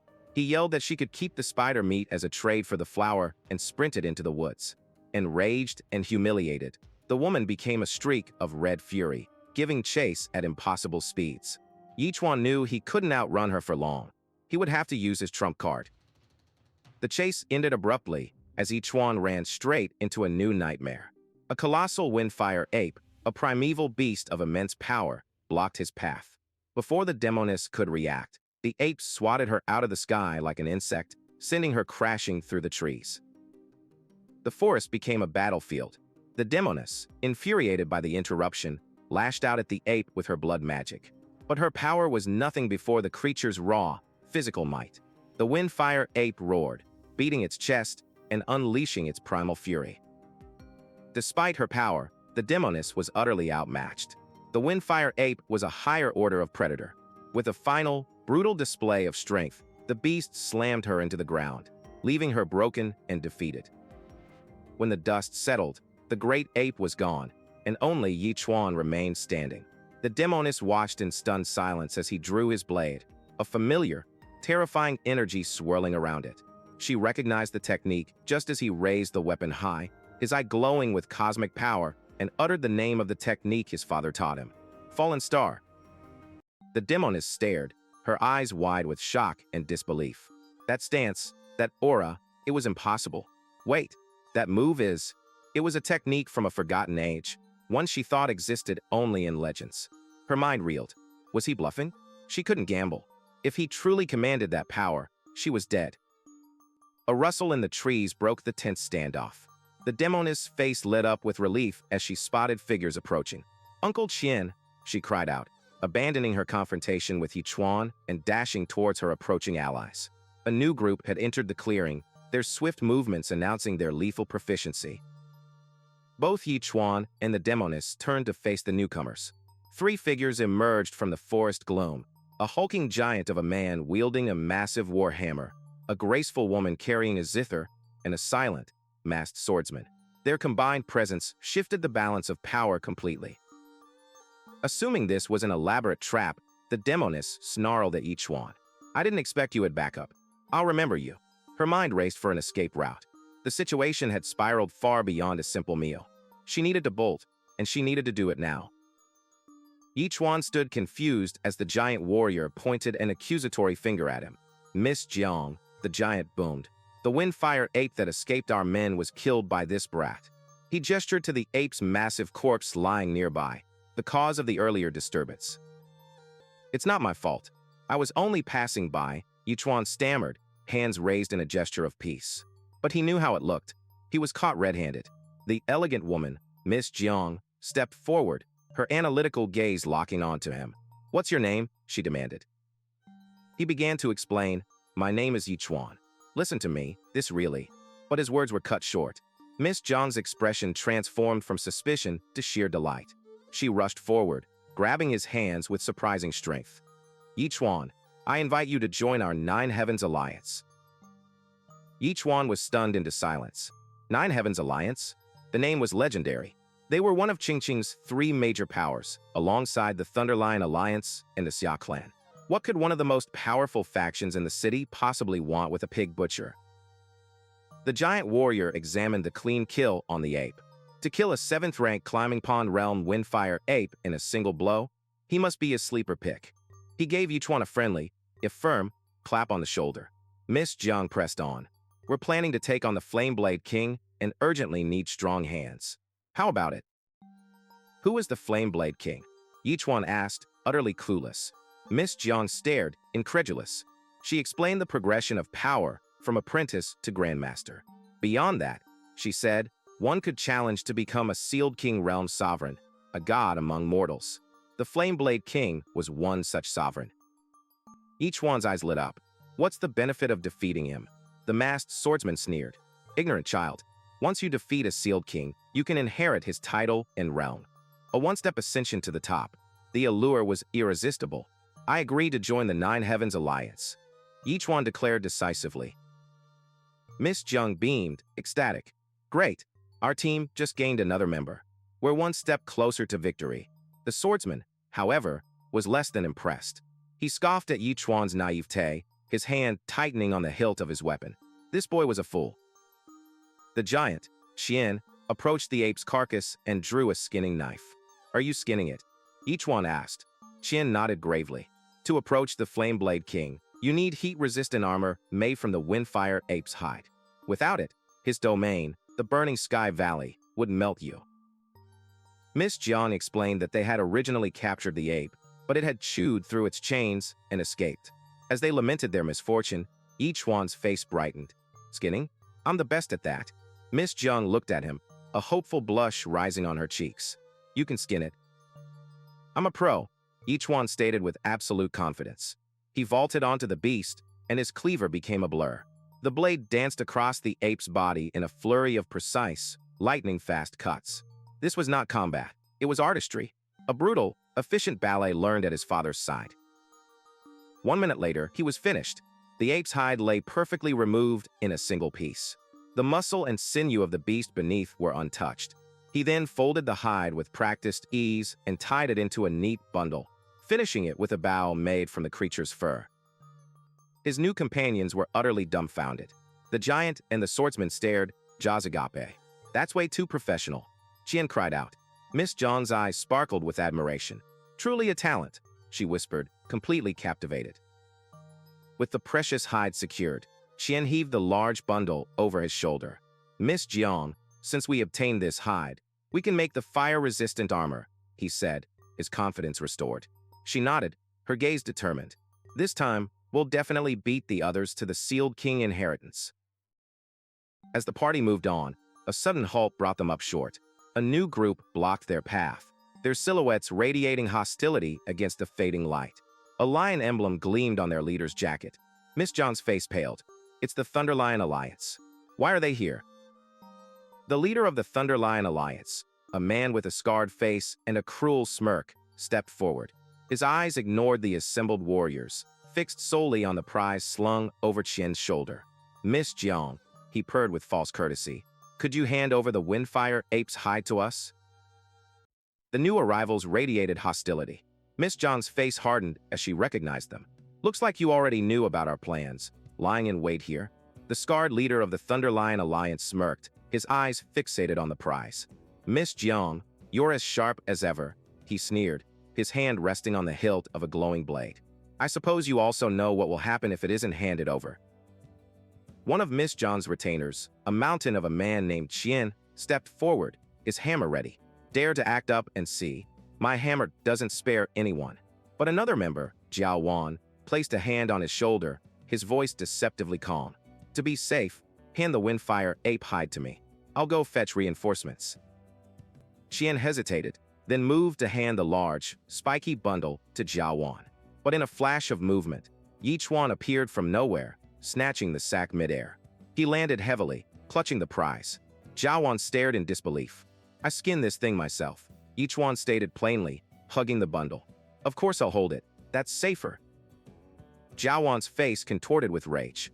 "You," the leader of the Thunderlion Alliance laughed aloud, a cruel, mocking sound. "Looks like your Nine Heavens Alliance isn't united after all." Miss Jiang turned her glare on Jiao Wan. "At a time like this, the first thing on your mind is the Windfire ape's hide." Her voice dripped with ice as her aura flared. "Jiao Wan, you dare betray the Nine Heavens Alliance." Panicked, Jiao Wan deflected, pointing a finger at the bemused Yichuan. "Miss Jiang, why do you suspect me rather than that newcomer? That guy doesn't even look like a traitor." The giant, Chuan, had heard enough. With a roar of "traitor," he swung his massive warhammer down upon Jiao Wan. The traitor dodged with surprising agility, the hammer smashing the ground. "Every man for himself." Jiao Wan shrieked as he flew back. "The Thunderlion Alliance promised me several times the reward, and that stinking brat spoiled everything." Jiao Wan scrambled behind his new master, Lord Lei. "We almost had it. Now we'll have to go hard." Chuan, seeing the betrayal confirmed, roared in fury and charged again. But Jiao Wan simply laughed. "Big dummy, with my speed you can't even touch me." Lord Lei didn't even flinch. As the hammer descended, he simply raised his hands, blades flashing, and blocked the colossal weapon with ease. The impact sent a shockwave through the clearing. Chuan stared in horror, sweat beading on his brow. "You've broken through to the second stage master realm already?" Lei's grin was predatory as a powerful aura erupted around him. "We came prepared to deal with the Nine Heavens Alliance," he declared, his twin blades glowing with menace. "None of you are leaving today." The pressure in the air became immense. This was a power far beyond their own. The fight was over before it began. Lei moved like a phantom, his eyes glowing red. He sidestepped Qian's desperate swing, planted a foot on his chest, and kicked. The giant warrior was thrown through the air like a rag doll, crashing to the ground in a heap. The difference in their power was absolute. With Qian dealt with, Jiawan saw his chance. He leaped over the downed giant and lunged toward Chuan, his blade drawn. But his path was suddenly blocked. Miss Jiang stood firm, her own weapon deflecting his strike in a shower of sparks. The clearing erupted as their energies clashed. "Stop her! Don't let her play!" Jiawan screamed to his new allies. The Thunder Lion thugs responded, launching blasts of fire and lightning. Miss Jiang met their assault head-on, her body a whirlwind of motion as she deflected every attack, holding the line alone. Panic began to creep into Miss Jiang's heart. Chuan was only a first-rank newcomer. He couldn't possibly face Jiawan, a fifth-rank master. As Jiawan broke past her guard and hurtled toward Chuan, she screamed a desperate warning. "Chuan, watch out!" As Jiawan closed in, a crimson, demonic aura exploded from behind Chuan. The traitor froze, his eyes wide with a terror he couldn't comprehend. An impossible vision flooded his mind, himself, with the head of a pig, crucified and bound. A system notification flared in the air. Chuan turned, his face in a motionless mask, his hair tinged with an orange glow. He met Jiawan's attack stance, then suddenly activated a skill. In a blur of dark green energy, he wasn't attacking, but fleeing, dragging the heavy ape hide with him. Jiawan sneered, giving chase. "You want to race me? You're still too green." Jiawan swung his sword, aiming for a finishing blow. But Chuan suddenly stopped and thrust the massive hide into the path of the blade. The traitor instinctively pulled back his attack. This thing must not be damaged. It was the hesitation Chuan needed. A wicked, triumphant grin spread across his face. "I got you." Miss Jiang watched, stunned, as she battled the lackeys. This kid was extraordinary. A first-rank fighting a fifth rank. Impossible, unless his profession was a god-tier combat profession. Her battle intensified, and she cried out, "Chuan, come help me." But Chuan's gaze was fixed elsewhere. He glanced at the one-sided massacre where Lord Lei was mercilessly beating the downed Qian. His eyes became cold, his purpose clear. Catch the leader first. Right now, to save anyone, he had to take out the head of the Thunder Lion Alliance. Lord Lei's power was absolute. Purple lightning erupted from his blade, pinning Qian to the ground within his Thunder Net domain. He gloated, mocking the vast difference in their realms. For him, this was not a fight, it was an execution. A voice cut through the tension.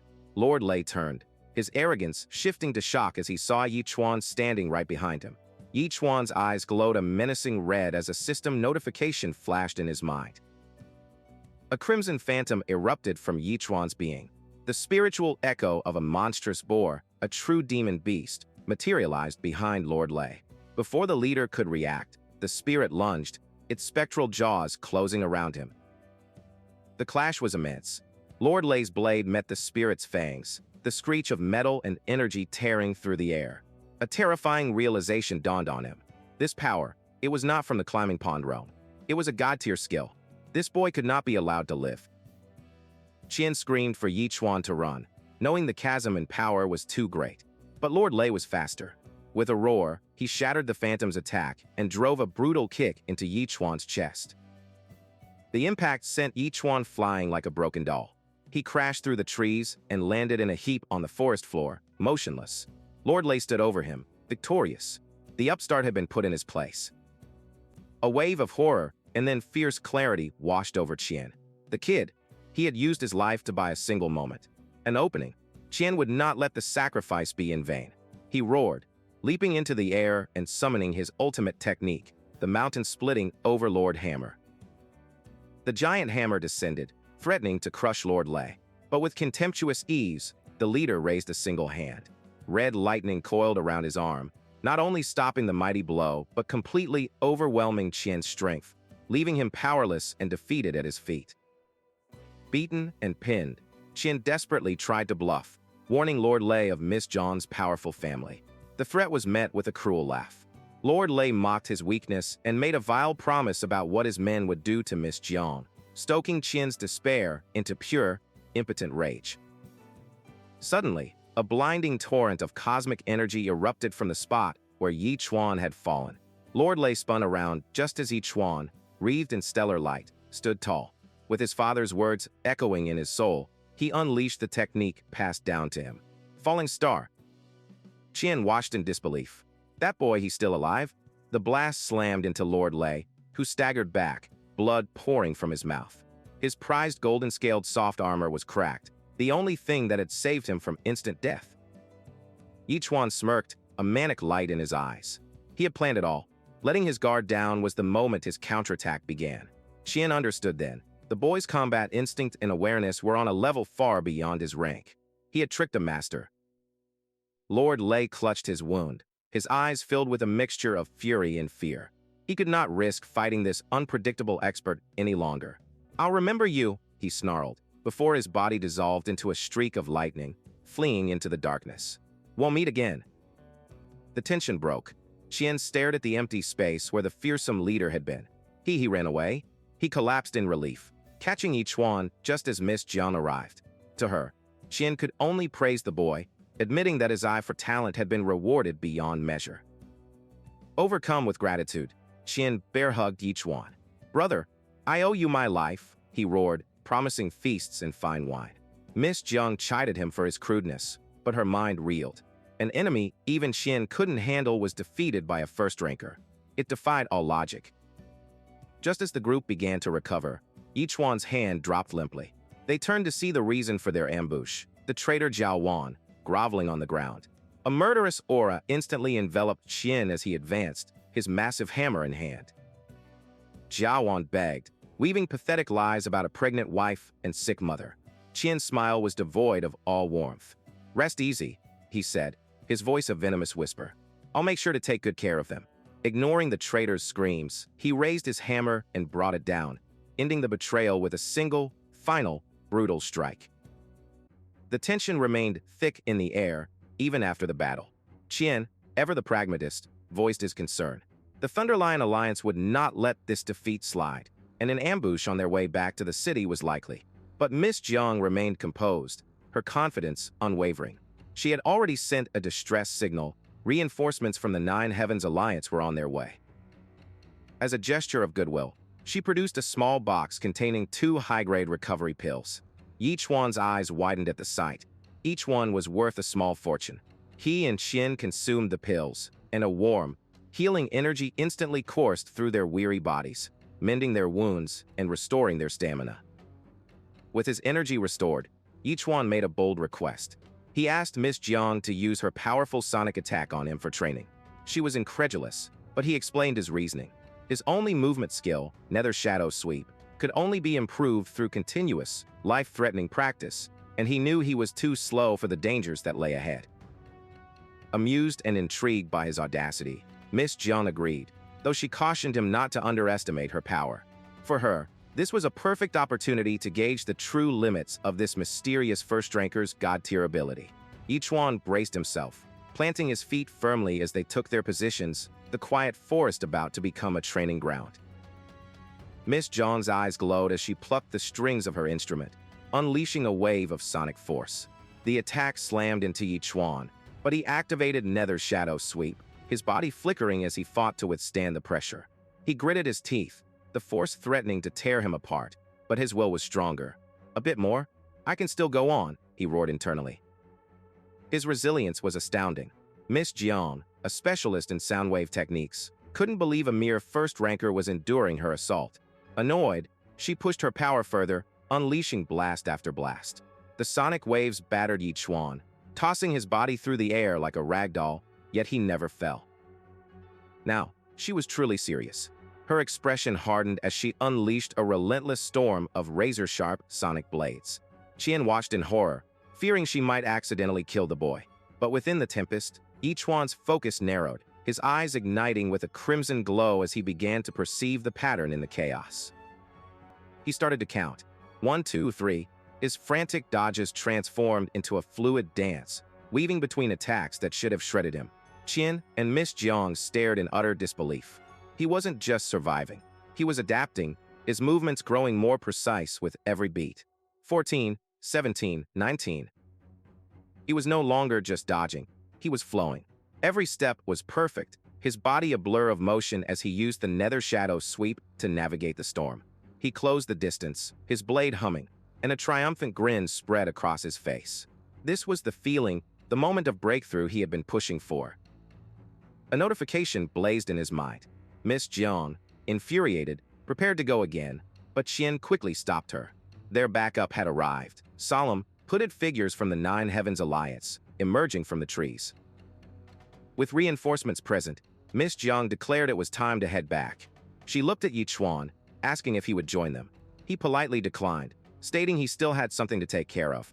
With a knowing look, she promised him a special welcome gift for his return, and he watched as the party disappeared into the forest. The moment they were gone, Chuan took off in the opposite direction. He sprinted back towards the golden spider's lair, praying his treasures were still there. His gamble paid off.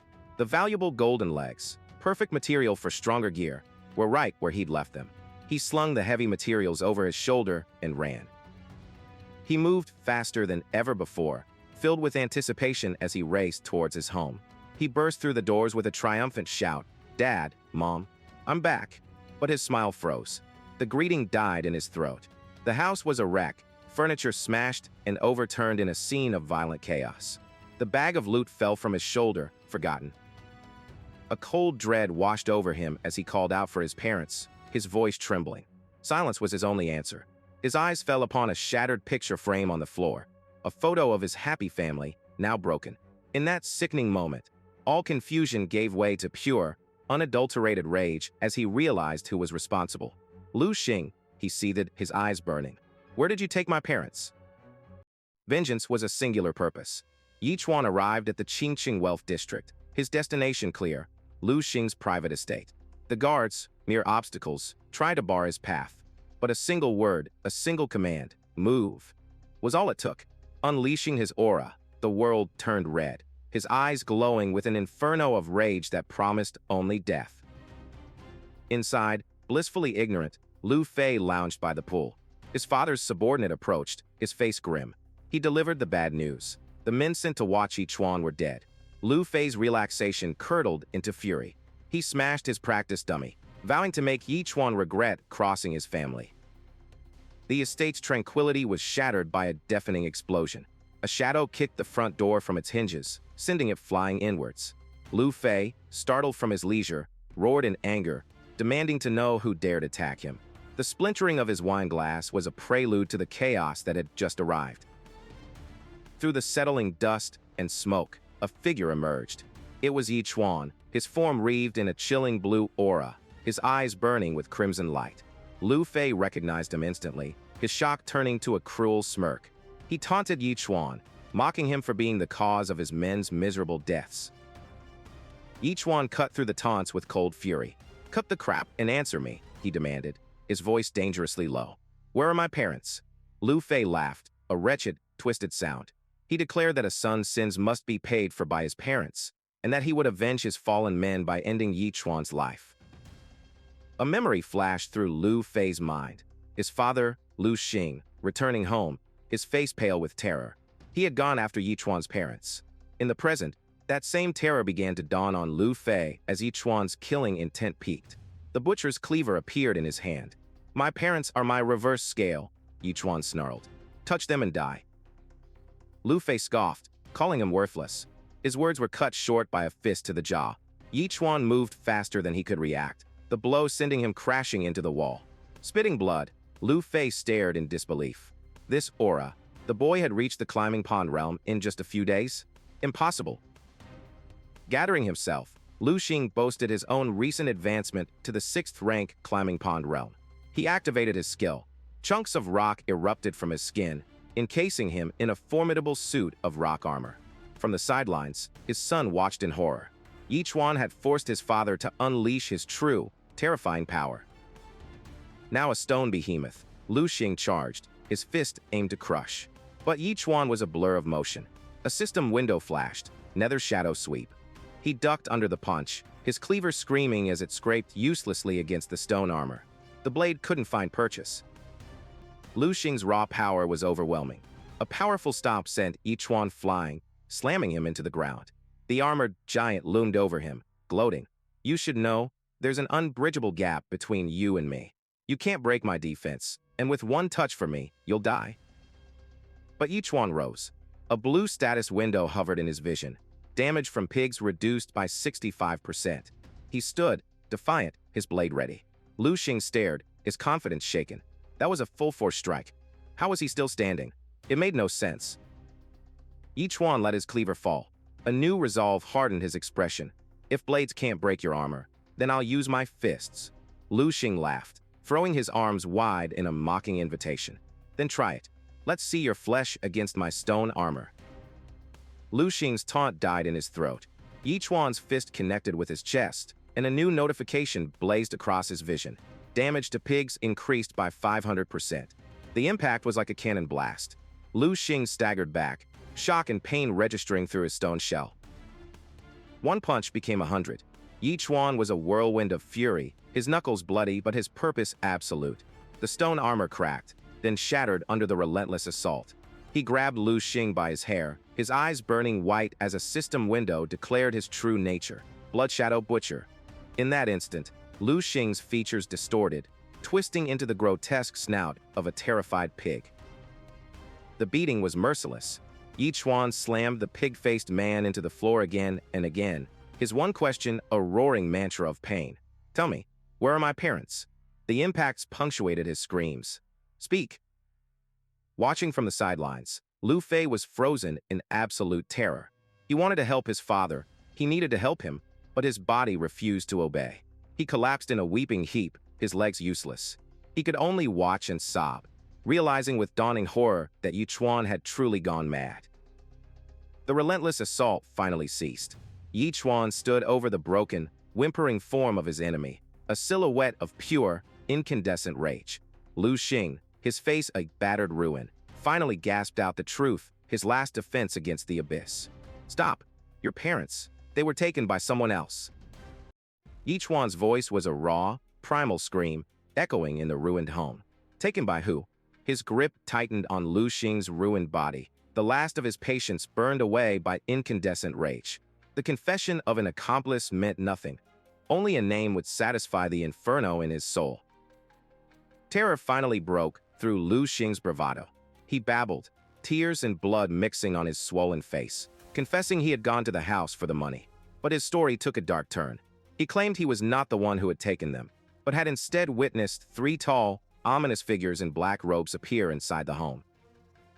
Chuan's eyes narrowed, his fist clenching with an audible crack. "Black-robed men, you dare lie to me?" he snarled. Lu Xing shrieked in desperation, insisting it was the truth. He swore he saw Chuan's father arguing with the mysterious intruders before they attacked. The world dissolved into Lu Xing's memory. He watched from the shadows as Chuan's parents stood face to face with the silent, cloaked figures. The air was thick with tension. As his father argued, one of the robed men turned its head, and its eyes ignited with a terrifying, crimson light. The gaze was not an attack, but an annihilation of will. An unseen force slammed into Lu Xing, and his world went black. He explained that when he finally regained consciousness, the house was empty. Chuan's parents and the black-robed men, all of them were gone. Chuan's rage was now tempered with a chilling sliver of doubt. "How can you prove this?" he demanded, his voice dangerously low. Scrambling, Lu Xing offered his only proof. After they had vanished, he had found something they left behind, a letter addressed to Chuan. Lu Xing pressed the folded paper into Chuan's hand. Chuan's fingers, stained with the grime of battle, trembled as he broke the seal. The words on the page were a gut punch, a farewell from a life he never knew his parents had. They were leaving to protect him, warning him not to follow, for he was not yet strong enough to face their foes. He recognized the handwriting instantly. It was his father's. The dam of his rage finally broke, and hot tears streamed down his face. In his mind's eye, he saw them standing there one last time, his father's gentle voice echoing with pride, "Don't be afraid. Xiao Chuan has grown up." His father's spectral voice continued, a testament of profound love and sacrifice. Whether his son sought the peak of power or the peace of an ordinary life, he, the father, would bear any burden to ensure it. If one day he reaches the summit, he vowed, holding his crying wife, we will meet again. The vision faded. Chuan stood alone amid the wreckage of his home, the letter clutched in his hand. The tears had stopped. In their place, a cold, hard resolve began to form, a new purpose forged in grief and mystery. As Chuan departed, Lu Fei rushed to his father's side, promising vengeance. But Lu Xing, shaking with residual terror, grabbed him. Even I am no match for him now. How could you avenge me? The bully, utterly broken, knew he had provoked a monster he could not defeat, but his pride still screamed for retaliation. Fumbling for his phone, Lu Xing made a desperate call. He dialed his cousin, a powerful man who sat bandaged but unbothered in a luxurious room, flanked by beautiful women. This was a call for a different level of power. Cousin, you have to help me. Lu Xing wailed into the phone. Someone almost killed me. His cousin listened, incredulous. Who in Qingxing would dare mess with you? Lu Xing spat the name that now haunted him. A pig butcher named Chuan. The name hung in the air, and a change came over the cousin. His indolent posture stiffened, and a cruel, knowing smile twisted his lips. His eyes glowed with a familiar red malice. That brat, he purred. Let's settle all the old and new debts together. Meanwhile, Chuan gazed at the shattered family photograph, his heart aching. He clutched the golden spider legs over his shoulder, a physical reminder of his newfound power. With burning determination in his eyes, he made a silent vow to the memory of his parents. No matter where you are, I'll find you. His mind raced, putting the pieces together. The robed men who could knock out Lu Xing with a single glance were beings of incomprehensible strength. To find his parents, he needed to get stronger and fast. His only lead, his only hope, was the Nine Heavens Alliance. His path led him to a building marked with a hammer and anvil, the Ironheart Forge. A burly, boar-headed beast man stood at the door, the proprietor. Hey kid, the smith grunted. Is the knife still working properly? Chuan nodded curtly, his expression grim. The blacksmith's eyes then fell on the heavy bundle slung over Chuan's shoulder. Kid, what's that you're carrying? As Chuan shifted the bag, the gleaming, golden material inside was revealed. The smith's jaw dropped, his eyes bulging in disbelief. That's the legs of a golden venom spider? Chuan just stared back, unimpressed by the smith's shock. You brat, where did you get this? This thing is priceless, the boar man roared, his excitement palpable. He grabbed one of the golden legs, his professional demeanor returning. With this, he declared, I can help you enchant your blade. Scene omitted. Panel contains title cards and advertisements. Chuan's eyes widened, the word enchant echoing in his mind. The blacksmith explained the core nature of the golden venom spider, a creature of two attributes, gold and poison. He could extract only one to refine into the blade, granting it a special effect. But Chuan's mind, ever calculating, saw a different path. Why not just add both? He asked, a sharp glint in his eye. The boar-headed smith scoffed at the boy's ignorance. Keep dreaming, he roared, explaining that the laws of nature were absolute. Extracting one element would cause the other to dissipate. Still, impressed by the boy's haul, he offered to perform the enchantment for free. Pick one, he commanded, poison or gold. Chuan's choice was pragmatic, looking not to the immediate battle, but to future profit. Gold. If I ever sell it, the gold one might fetch a better price. A gruff chuckle escaped the smith. You really know how to hustle, kid. With that, he tossed the priceless golden legs into a roaring furnace. The flames surged, engulfing the material as the master smith began the delicate and dangerous process of extraction, his form silhouetted against the inferno. Under the intense heat, the golden legs dissolved into a shimmering, molten liquid. With the practiced hand of a master, the smith poured the glowing essence over Chuan's butcher knife, coating the plain steel in liquid power.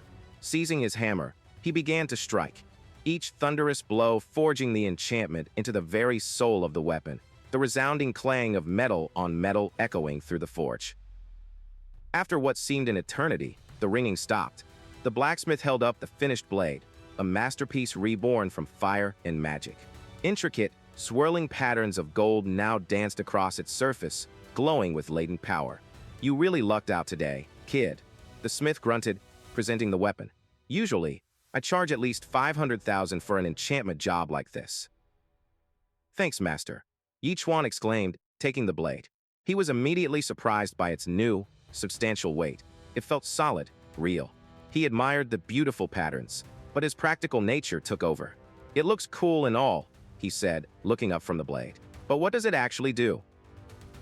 The smith explained that most enchantments triggered based on the number of attacks. The gold attribute, he revealed, was set to trigger a critical hit. A spark ignited in Yi Chuan's mind.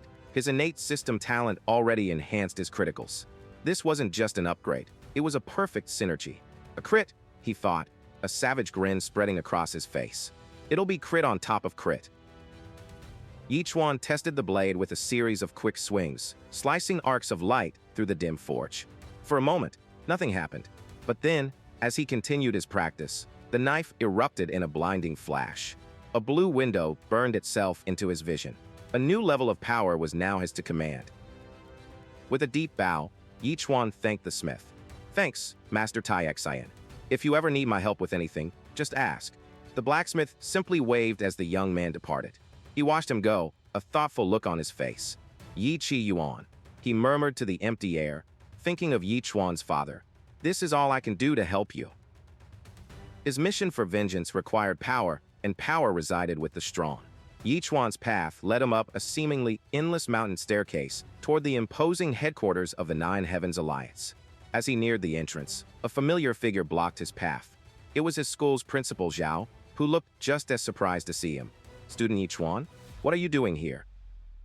The principal seemed irritated by the question. Don't repeat my question. I'm here to recommend our students, obviously, he said with an air of self-importance.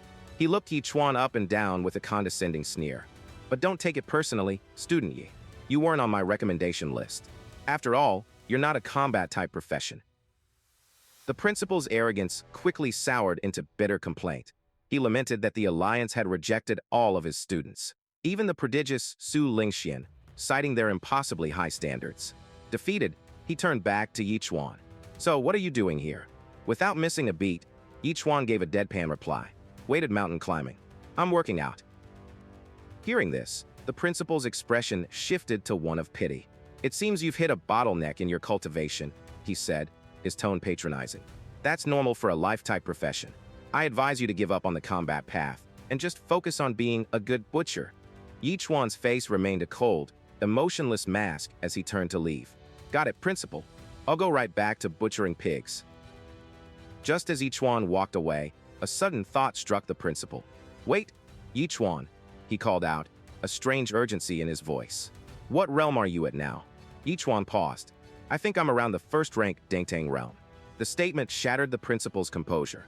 His jaw dropped in utter disbelief. First-rank Dangtang realm? He shrieked. You reached it on your own in just a few days? The principal's mind reeled. He could feel the aura.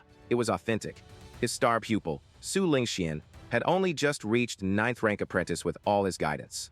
The logical conclusion was absurd, picturing a mountain of 100,000 pig carcasses, a monument to the boy's insane leveling speed. His worldview shattered. This kid, he realized with dawning horror and awe, is insane. Yi Chuan, unimpressed, simply asked if they were done. In an instant, the principal's disdain vanished, replaced by feverish excitement. He lunged, grabbing Yi Chuan's shoulders. Yi Chuan, I want to invite you to participate in the grand exam competition. Yi Chuan was baffled. The grand exam? I thought only the top elites from the combat departments were qualified to enter.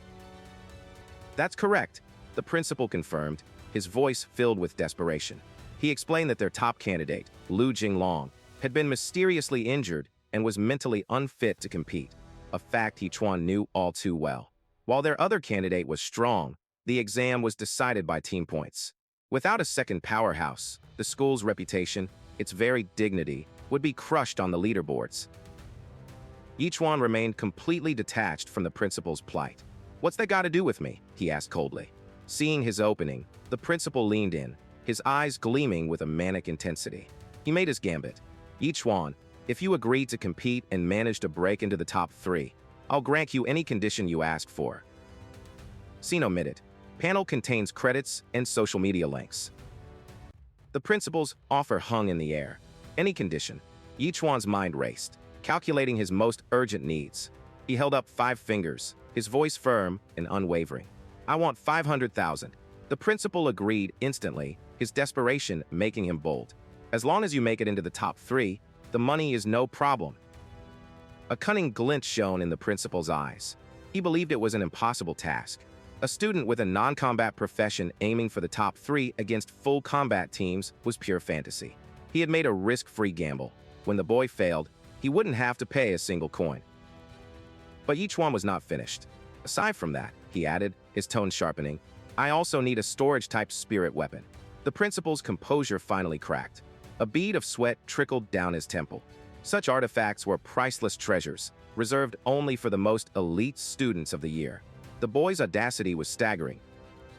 Sensing the hesitation, Yi Chuan turned to walk away. "Forget it, then." Panic seized the principal, who lunged forward and grabbed his arm. Fine, you'll get it," he cried out, his voice desperate. "But only if you make the top 3. Yi Chuan gave a slight, satisfied nod. The deal was struck. Leaving the scheming principal behind, Yi Chuan set a new course. He soon stood before a grand, imposing structure with massive doors that seemed to touch the sky. A golden plaque read 9 Heavens Alliance. He had arrived at the heart of power, a place where his journey would truly begin. His path was immediately blocked by a muscular guard. "Kid, what business do you have here? Outsiders are forbidden." Yi Chuan met his challenging stare. "My name is Yi Chuan. I'm here to see Miss Jiang." The guard burst into mocking laughter, finding the very notion absurd. "You think just anyone can see Miss Jiang?" Suddenly, a graceful hand pressed against the door, silencing the guard. Miss Jiang appeared, a warm smile gracing her lips. "Yi Chuan, you finally came." From a high vantage point, she gave him a tour of the sprawling complex. "The South Tower is residential, the West is for training," she explained, pointing to each section. As she described the North Tower, the hub for missions and rewards, Yi Chuan stared in awe. The sheer scale of the 9 Heavens Alliance was incredible.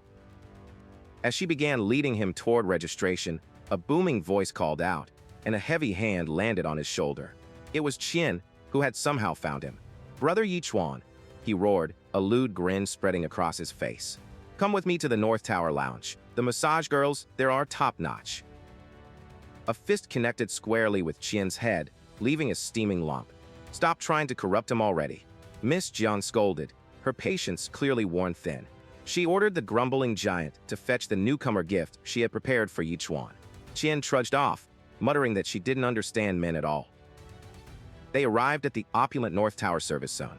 The receptionist at the desk gasped in surprise. "Miss Jiang, you came in person?" Without preamble, Miss Jiang issued a command that stunned the employee into silence. "Make him a black card." The receptionist protested, her voice trembling slightly. "Miss Jiang, the black card is our highest tier pass. Are you sure you want to issue one to this newcomer?" It granted free entry into any area of the base, a privilege reserved for the absolute elite. Miss Jiang's reply was sharp and final. "Just do as I say." After registering his information, the receptionist formally presented him with a sleek black card. "Congrats, sir. From today onward, you're an advanced member of the 9 Heavens Alliance." Yi Chuan examined the card, puzzled. "There are different tiers?" he asked. "Why are you giving me a black card?" Miss Jiang explained the system. Permissions were tied to contribution points, and a black card required over 100,000. "However," she continued with a soft smile, "since I personally recruited you, and because you made a huge contribution against the Thunderlion Alliance, you naturally qualify." As she leaned in to add that she had high hopes for him, a bizarre image flashed through Yi Chuan's mind, her beautiful face momentarily twisting into a pig's snout. The disturbing vision, a phantom echo of Qian's crude nature, sent a jolt of awkwardness through them all. A deep unease settled over Yi Chuan. This didn't seem quite right. Qian returned just in time, breaking the strange tension by thrusting a scroll and a box into Yi Chuan's hands. "Here, your newcomer reward," he announced proudly. "Specially prepared by Miss Jiang, far more luxurious than what any other newcomer gets." Overwhelmed, Yi Chuan could only stammer his thanks. Miss Jiang dismissed the giant, deciding to personally escort Yi Chuan to his residence. She led him away from the residential tower to a secluded building named Nether Demon Spring. Seeing his confusion, she looked out at the dark, swirling pool. "You were injured in that last battle?" weren't you?" she said softly. "This spring can heal your body." Before he could respond, she shed her dress, revealing a pink bikini. She stepped into the strange, violet-hued water, which fizzled with energy around her ankles. Turning back to a stunned Chuan with a faint blush on her cheeks, she offered a simple invitation. "Come on, get in." Chuan stepped into the ethereal, fizzing waters of the nether demon spring, the energy of the pool immediately beginning to work on his weary muscles. He was not alone. Miss Jiang watched him, her expression soft as her eyes traced the fresh wounds across his back. "These are new," she stated calmly. "Did you run into trouble last night?" Flustered, Chuan tried to dismiss her concern, turning away slightly. "It's just an accident. Nothing to worry about." Miss Jiang continued, her voice holding a genuine note of gratitude. "I really should thank you for what happened. If you hadn't been there, the Thunderlion Alliance would have surely taken the Windfire ape hide." But Chuan's mind was a storm of worry for his parents, and her proximity only amplified his anxiety. "If you want to thank me," he stammered, sinking lower into the purple water, "then just stay away from me." She chose to ignore his plea, instead gesturing to the gifts he had left poolside. "Open it and take a look. Cultivating in the spring will be even more effective with this." Intrigued despite himself, he opened the small box to find a single, dark pellet. "Eat it," she urged, her voice taking on a persuasive tone. "It will make you stronger, faster, and tougher." Chuan hesitated, holding the mysterious pill. What is this thing? His own internal system provided a clue, identifying it as a powerful beast-strengthening elixir with a rather crude name. Trusting her intentions, or perhaps his own desperation for power, he placed the pill in his mouth and swallowed. To his surprise, it tasted like chocolate. The effect was instantaneous. A violent surge of purple energy erupted from his core, swirling around him in the water. "That is a Vajra pill," Miss Jiang explained with a proud smile. "Refined by a high-grade alchemist. Only one can be produced every 6 months. It permanently strengthens your physical constitution." A system notification flashed in his mind. The power-up was insane. As his body processed the raw power, another wave of energy, this time golden, washed over him. The scroll Qian had given him had activated. Golden runes materialized across his skin, forming an invisible armor. "Your armor was shattered in the last battle," Miss Jiang said, her eyes gleaming. "Consider this compensation from the Nine Heavens Alliance." Dumbfounded by this immense generosity, Chuan could only stare. "Miss Jiang, I don't know how I can ever repay you." Her expression became serious. "It takes a month to craft the hide into fire-resistant armor," she stated. "1 month from now, you will go with us to challenge the Flame Blade King. I hope you'll be able to play your part." The reality of his situation crashed down on him. This was not a gift, but a contract. "What is our success rate?" he asked, his voice strained. Her reply was a cold dagger. "Less than 10%. He recoiled in shock. "Then aren't we just going to our deaths? Why would you, the young lady of the Alliance, take such a risk?" Miss John's face was a mask of grim determination. "It's precisely because I'm the daughter of the Alliance head that I must go myself." Her voice dropped, heavy with the weight of her burden, revealing a flashback to cruel whispers from the past. "I will not live forever in my father's shadow. I need to prove myself. Otherwise, I'd rather die." From outside the private spring, Chuan overheard hushed voices, men of the Alliance mocking her ambition. He finally understood. Even for the powerful, respect had to be earned through blood and sacrifice. Her vulnerability resonated with his own desperation. She turned back to him, her composure restored. "Are you scared?" Thinking of his parents, of his promise to save them, Chuan's fear was replaced by cold resolve. "My parents taught me that if you promise something, you must see it through." Misreading his determination, she smiled coyly and moved closer, her tone playful. "Since we might die, if there's any regret you still have, I can help you satisfy it." He instantly pushed her away, his patience gone. Her games were a distraction he couldn't afford. "Sorry," he said, his voice flat and hard as steel. "I can't die there. I still have more important things to finish." He climbed out of the spring and stormed towards the door, leaving her sputtering in the water, utterly rejected. Chuan slid the door open only to find Uncle Qian standing right outside, caught in the act of eavesdropping. The giant warrior laughed nervously, scratching his head. "Nothing, haha, I just came to heal my wounds. Didn't know you two were here." He turned to make a hasty retreat, but Yi Chuan's voice stopped him. "Wait, Uncle Qian, I have a favor to ask." The old warrior paused, surprised by the sudden intensity in the young man's eyes. Yi Chuan bowed his head slightly, his request direct and unwavering. "Please be my sparring partner." Qian smiled, clapping a heavy hand on his shoulder. "I understand your eagerness, kid, but sparring with me might make you suffer badly."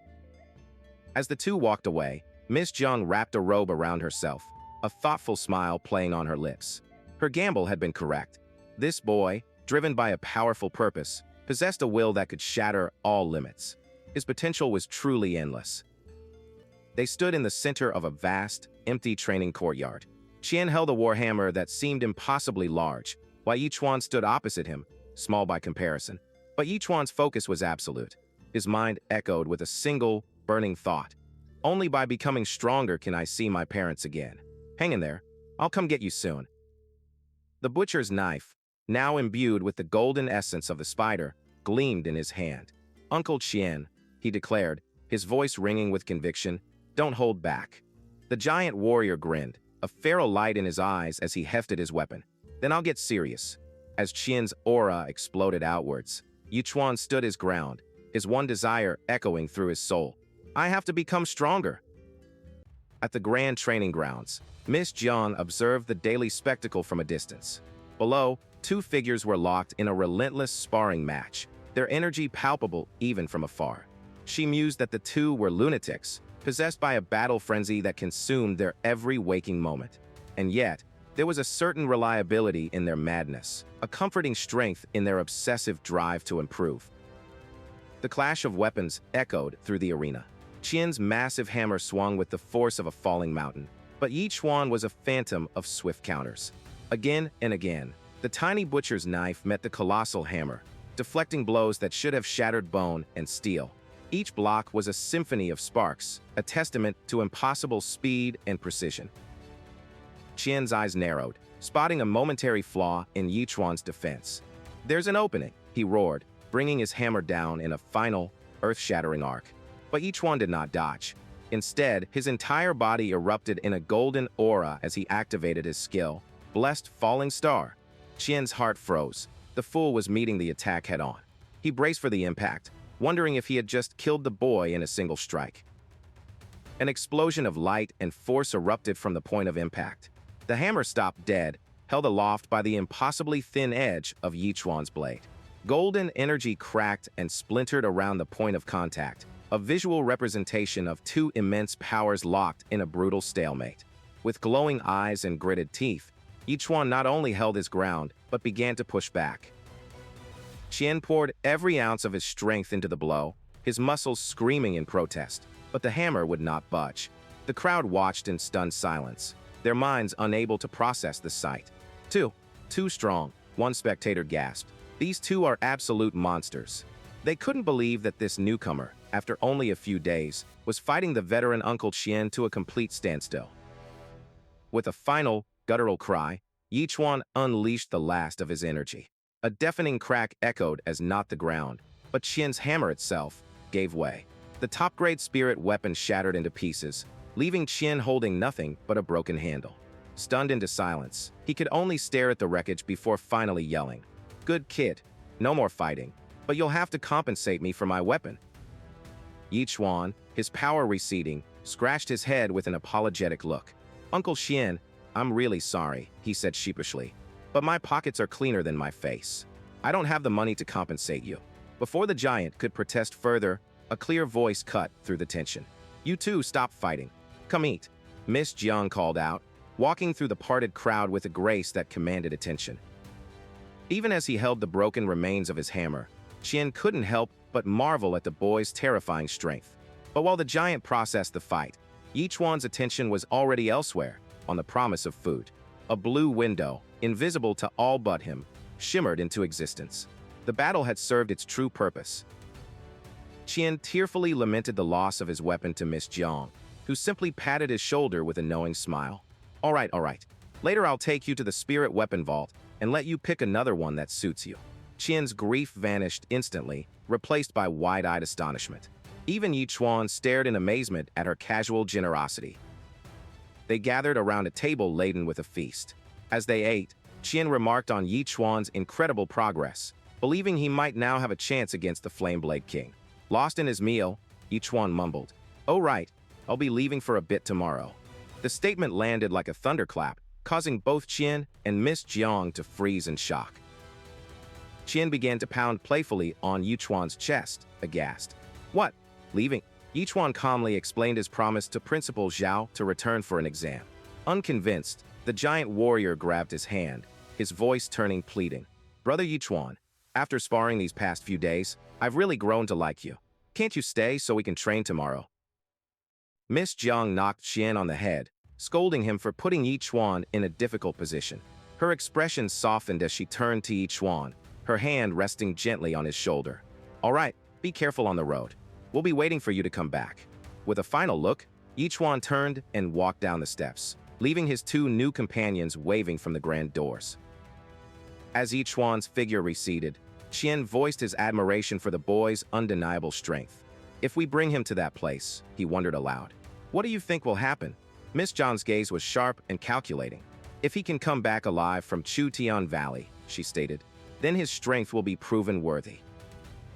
Chuan arrived back at the familiar school gate.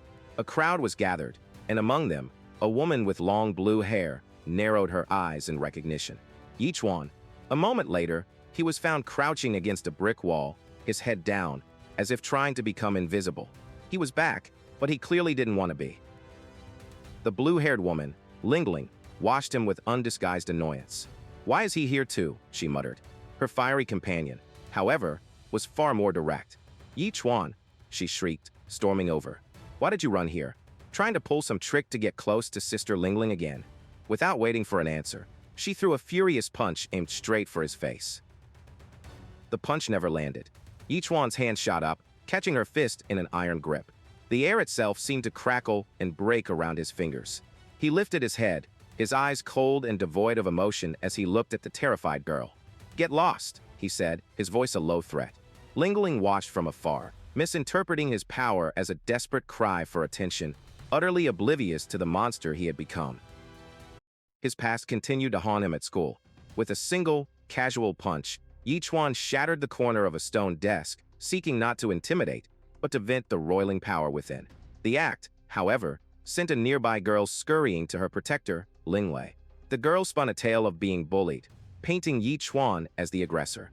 Linglei, ever disdainful, approached him with contempt. "Chuan," she sighed, her voice dripping with condescension, "how many times must I tell you? Showing off in front of me is useless." To prove her point, Linglei unleashed her own aura. A torrent of vibrant blue energy erupted around her, pressing down on Chuan with immense spiritual pressure. The very air grew heavy, and the already damaged desk finally gave way, exploding into a pile of rubble under the sheer force of her power. She expected him to grovel, to cower before her superior strength. But Chuan remained utterly unfazed, still crouched in his original position. He didn't even flinch. He simply explained the situation with cold detachment. "Principal Zhao invited me to the college entrance tournament. It has nothing to do with you." Linglei stared, her condescension replaced by sheer disbelief. The principal had invited this useless loser? Had the old man finally gone mad? As if summoned, Principal Zhao appeared, his smile doing little to hide his cunning. "All right," he announced, confirming Chuan's story. He declared them teammates, but as Linglei's outrage threatened to boil over, he pulled her aside. He whispered his true strategy. Chuan was merely a foil, a weakling meant to make her own strength stand out even more. Seeing the logic, a reluctant understanding dawned on Linglei's face. Turning back to Chuan, Linglei delivered her final verdict. "If Brother Jinglong weren't injured, it wouldn't be your turn at all," she spat, her voice laced with venom. "I'm warning you, don't you dare drag me down." As she stormed off, the principal placed a hand on Chuan's shoulder, a faint wisp of blue energy glowing on his fingertip. "Brother Chuan," he said softly, "don't forget our deal." Chuan's eyes hardened with resolve. "Yeah." With the pact reaffirmed, the principal led his students to the grand tournament stadium. The sheer scale of the arena was breathtaking, a testament to the importance of this event. "In a moment, the preliminary round will begin here," he announced, his voice echoing with authority. "I've already entered your information into the arena system." He then laid out the brutal rules of engagement. Contestants would draw lots and fight one-on-one. Winners would remain on one of the 4 arenas, challenging the next opponent in a King of the Hill battle for supremacy until only 4 remained. To prevent internal sabotage, students from the same school couldn't be matched in the preliminaries. And for the losers, there was only one second chance, a single challenge on another arena before facing total elimination. The girl who had first confronted Yi Chuan beamed with confidence, certain that with Ling Lei competing, first place was guaranteed. Ling Lei herself, however, cast a contemptuous glance at Yi Chuan lounging in the background. In her mind, he was nothing more than a clown, a life profession nobody. She savored the thought of watching him humiliate himself on stage. The stadium lights blared to life as an energetic announcer took the stage. The crowd roared. She welcomed the participating schools, emphasizing that their performance would directly affect their future. High above in the spectator stands, teachers from the most prestigious academies, Skyvault, Jinwu, and Taichu, watched with keen eyes, ready to scout the next generation of top-tier talent. Ling Lei felt a surge of pride. She had already been chosen by Skyvault Academy. This was just a formality. The announcer's voice boomed, and the Jumbotron for Arena 4 flashed to life. The first matchup was displayed for all to see. On one side, Lu Kai of Inkai High, an advanced Thunder Shadow Spear cultivator. On the other, Yi Chuan of Qingcheng High, profession, pig butcher. A wave of confusion, then outright laughter, swept through the crowd. "No way. Is this a joke?" a spectator shouted. "A pig butcher on stage? Are they insane?" Even the elite scouts couldn't hide their amusement. "This is the first time I've ever seen a life profession contestant," one remarked with a smirk. "Is Qingcheng High School really that desperate?" Another teacher tried to defend the school, but her peer was relentless. He dismissed Qingcheng as a mixed bag of fish and dragons, a far cry from the purely elite students of his own Inkai High. The public consensus was clear. Yi Chuan was an embarrassment, and his school had become a laughingstock. Down in the arena, Yi Chuan's opponent, Lu Kai, was ecstatic. He ran up to Yi Chuan, shaking his hand vigorously. "Brother, thanks so much," he exclaimed, seeing an easy victory handed to him. The boar-like warrior threw a friendly arm around Yi Chuan's shoulders, his tusks glinting. "I didn't expect Qingcheng High to just hand me a free win. After this, I'll treat you to a meal." Lu Kai's patronizing kindness was a grave mistake. A shadow fell over Yi Chuan's face, his passive expression twisting into a predatory grin that did not reach his eyes. "You know," he said, his voice dangerously low, "you're actually pretty nice." The referee, oblivious to the shift in atmosphere, raised his hand. Arena 4, first match. Begin. In the elevated viewing stands, the principals of the rival high schools watched the arena floor. The air was thick with condescension. "Old Zhao," one began with a sneer, "is Qingcheng High School truly that desperate for people, sending a pig butcher onto the stage?" The others joined in the mockery, with Principal Wen Chongwei of Qingyan High laughing openly at the absurdity of a life profession student competing against combat professionals. Only Principal Xia Xian of Lingyuan High remained contemplative, sensing something different about the boy. Principal Zhao ignored their taunts, his face a mask of anxiety. He dabbed the sweat from his brow, his entire school's reputation resting on this desperate gamble. He had placed his faith in a complete unknown, a boy with a past shrouded in mystery, and a profession no one respected. His silent prayer echoed in the tense arena. "Yi Chuan, you better not let me down." Down in the arena, Yi Chuan's opponent, a silver-haired youth, began his performance. He twirled his spear with practiced ease, creating a dazzling display of light and motion. This was a warrior of the 8th rank apprentice realm, and his arrogance was palpable. He saw Yi Chuan as nothing more than an insect to be crushed, deciding to display his superior skills before delivering the final blow. Yi Chuan responded not with fear, but with a slow, deliberate clap, his expression unreadable. The blatant sarcasm was not lost on the audience. From the sidelines, Yi Chuan's teammate shouted at the spearman, "What are you doing? Hurry up and fight." Flustered by the interruption, the spearman finally steadied his weapon, his condescending smile returning. "Yeah, all right," he conceded, preparing to end the match. With a cry of "Brother, don't blame me," the spearman lunged forward. His mind was filled with scorn for his opponent's lowly station. In that instant, as the spearhead aimed for his throat, Yi Chuan moved. It was not a dodge, it was a fluid shift, an impossible displacement. The deadly tip sliced through empty air, passing harmlessly by his neck as he remained perfectly still. The spearman's eyes widened in shock, unable to comprehend what had just happened. Before he could reorient himself, a fist filled his vision.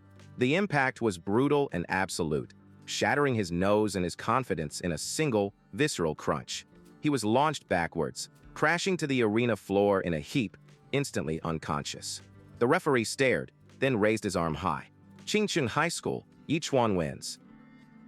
A stunned silence fell over the viewing stands, broken only by Principal Zhao's uproarious laughter.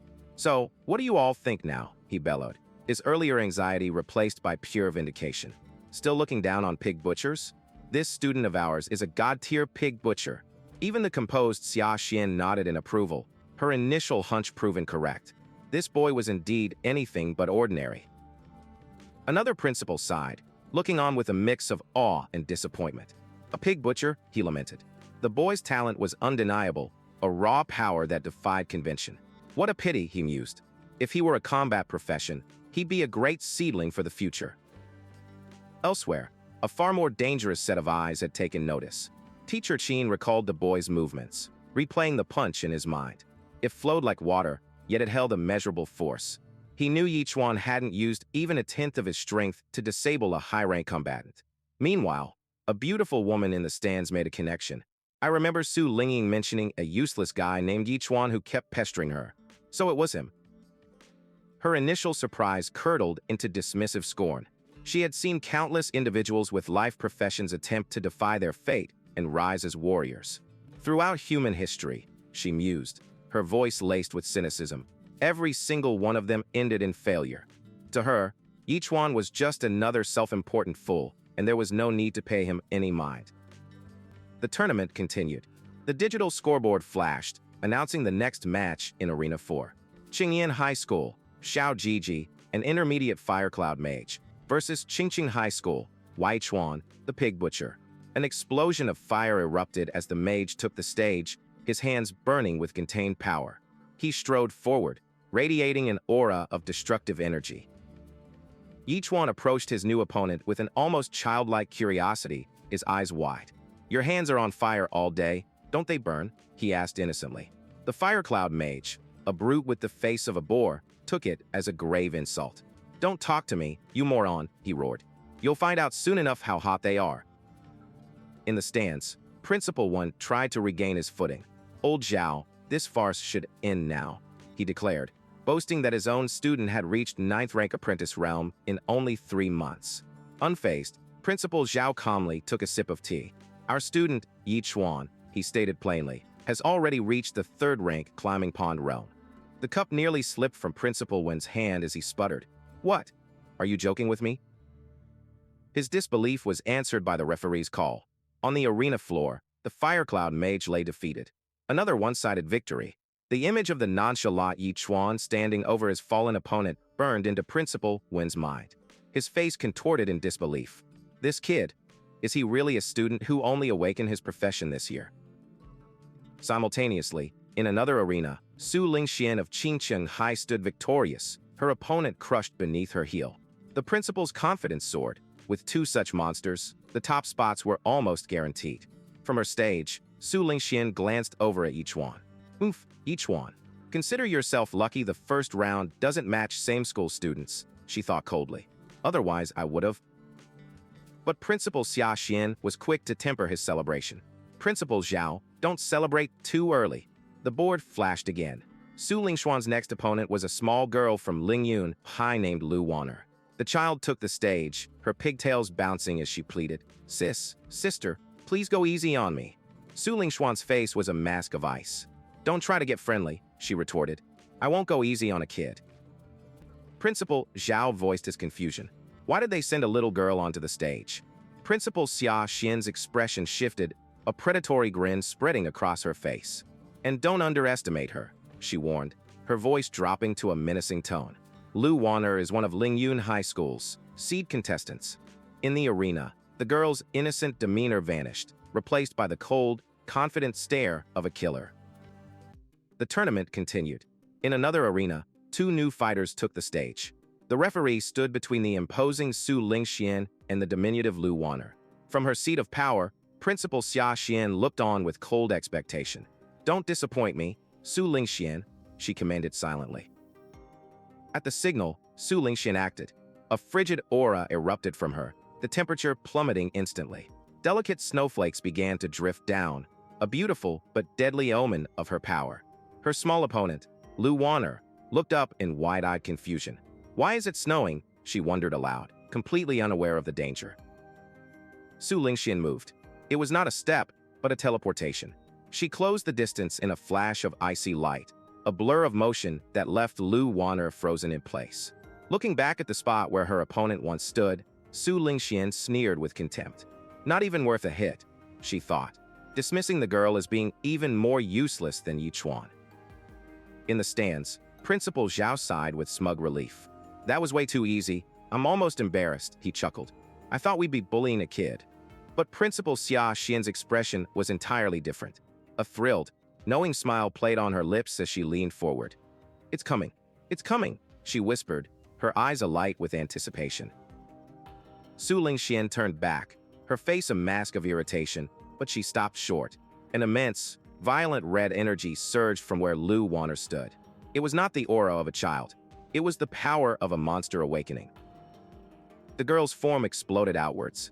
Muscles swelled and tore through her tiny tracksuit, her body transforming into a hulking behemoth of raw power.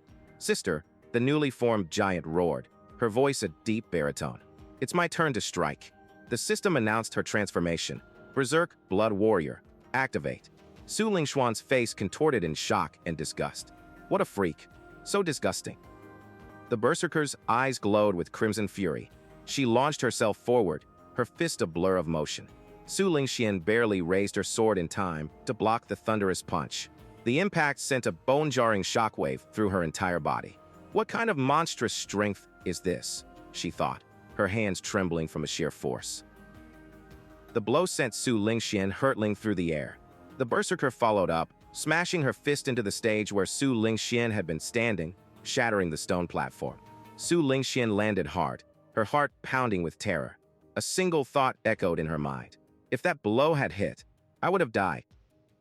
But the assault was relentless. With a guttural roar, Lu Wanner ripped a massive slab of the arena floor free and hurled it at her opponent. Su Lingxian gritted her teeth, unleashing a powerful sword strike that shattered the projectile into 1,000 pieces. The attack was blocked, but the effort was visible on her face. Refusing to be overwhelmed, Su Lingxian countered. Her icy power coalesced, forming two spectral clones that soared towards the berserker. But Lu Wanner met the ethereal attackers with brute force, shattering them with a single, contemptuous punch. In the chaos, Su Lingxian saw an opening. She moved like a phantom, her blade finding its mark in the berserker's shoulder. Blood spurted as the steel sank deep.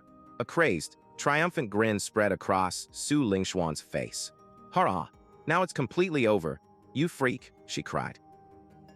Ice crystals rapidly spread from the wound, encasing Lu Wanner's shoulder. "In a moment, the snowflakes will cover your whole body, and then you won't be able to move at all," Su Lingxian boasted. But her victory was premature. A massive hand clamped down on her blade, stopping it cold. "You're really underestimating my rare berserk blood warrior," Lu Wanner snarled, the ice on her body cracking under immense pressure. Su Lingxuan's eyes widened in horror. How is this possible? Her shoulder is injured. She shouldn't be able to move. The ice didn't just crack, it began to melt, turning red as the berserker's boiling blood dissolved the frost from within. Before Su Lingxian could react, a massive fist crashed into her face. The force was absolute, and she couldn't break free. "Oh no," she screamed internally. "Why is her strength so huge?" The principals shot to their feet, their faces etched with disbelief. Could it be? Su Lingxian is about to lose. Trapped in the berserker's grip, bloodied and defeated, Su Lingxuan's pride shattered. "I'm sorry. I was wrong. Someone help me," she cried. Across the arena, Chuan watched the brutal display. A slow, deliberate clap echoed from his hands, a faint, predatory smile gracing his lips. From her high vantage point, Principal Xia Xian watched the tournament unfold. A faint sigh escaped her lips as she observed the battle below. Counterattack, Su Lingxian, she thought with a flicker of impatience. Where is that ultimate move you've been hiding? Suddenly, the child erupted. Lu Wanner's small frame contorted, swelling into a monstrous berserker. Raw power radiated from the creature as it lunged, overwhelming Su Lingxuan's defenses. A brutal punch connected, the sound echoing through the arena as Su Lingxian reeled from the impact. Just as suddenly, the power receded. The berserker shrank, leaving the small, flushed girl in its place. Ah, darn it, Lu Wanner muttered, a bead of sweat on her brow. The berserk blood duration is over. Bloodied and kneeling, Su Lingxuan's pride was shattered. She screamed in defiance. As Lu Wanner turned to concede, Su Lingxuan's voice, laced with fury, cut through the air. What? Who allowed you to concede? We keep fighting, you hear me. But the referee's decision was final. Qingcheng High School, Su Lingxian wins, he declared. From the stands, Principal Xia Xian gave a thumbs up as Lu Wanner cheekily taunted her opponent.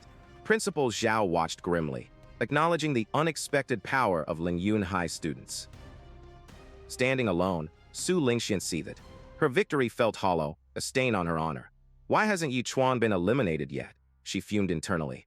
She felt the universe was mocking her, giving him easy fights while she struggled. I was saving my full strength, but it looks like I'll have to show my true power now.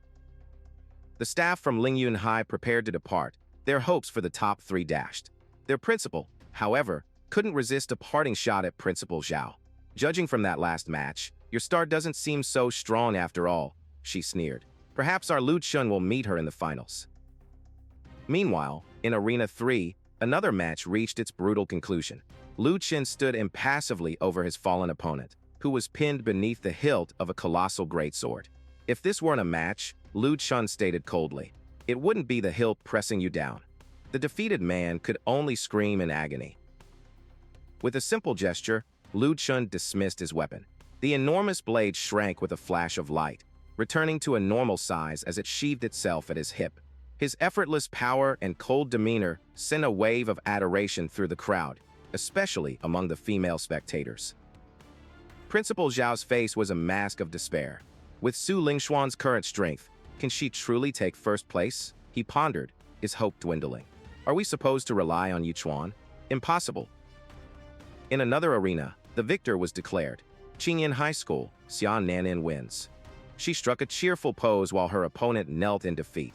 Internally, the man knew the truth. He had thrown the match, wisely choosing to pass on the ranking rather than face the wrath of the powerful Xia family.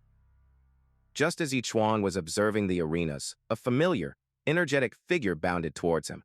It was Xia Nanan, fresh from her victory. Long time no see, she chirped, her voice full of excitement. Chuan looked stunned. Xia Nanan, you're here too. She grabbed his arm, a playful pout on her face. You liar. Why didn't you come find me to hang out? Chuan shifted uncomfortably, avoiding her gaze. Your family. They wouldn't have let me look for you. I thought they'd think I was pestering you so. Xia Nanan's expression fell as understanding dawned. Tears welled in her eyes as she realized someone must have interfered. It must have been Uncle Zhao ruining my plans, she declared. Across the way, standing on her own stage, Su Lingxian noticed them, her eyes narrowing with disgust. That woman from the Xia family again. The scoreboard flashed, announcing the next match in Arena 1. It was Su Lingxian versus Wang Mashi of Qingyan High. Her opponent, an advanced elemental mage, scoffed at her reputation. As the referee's hand fell, signaling the start, Wang Mashi's hands already crackled with arcane energy. Wang Mashi taunted her, a ball of volatile magic forming in his palm. Call me Big Brother, and maybe I'll go easy on you. But his words were met with an overwhelming surge of pressure. Su Lingxuan's entire being seemed to transform, her eyes turning into black voids as a torrent of soul-chilling power erupted from her. The mage's attack hadn't even fully formed before he was engulfed by an invisible force. Is this your true strength? He gasped, before crashing to the floor, unconscious. As Su Lingxian looked down with cold contempt, Chuan remained completely unaware, still caught in his conversation with the exuberant Xia Nanan. The roar of the crowd faded to a respectful hush. An announcer's voice echoed across the massive stadium. The preliminaries end here, she declared. Our top 4 contestants have been decided. The grand screens flared to life, showcasing the victors. First, the Ice Queen herself, Su Lingxian, whose cold gaze swept over the masses. Next was the vibrant Xia Nan of Qinyan Hai, who offered a cheerful peace sign to the cameras. Then, the stoic and proud Lu Chun from Inkai Hai, a swordsman of immense repute. And finally, much to the surprise of many, Yi Chuan, whose stunned expression revealed he was as shocked as anyone to have made it this far. From the VIP box, Principal Zhao of Qingsheng Hai pumped his fist. Amazing, he thought, a triumphant grin on his face.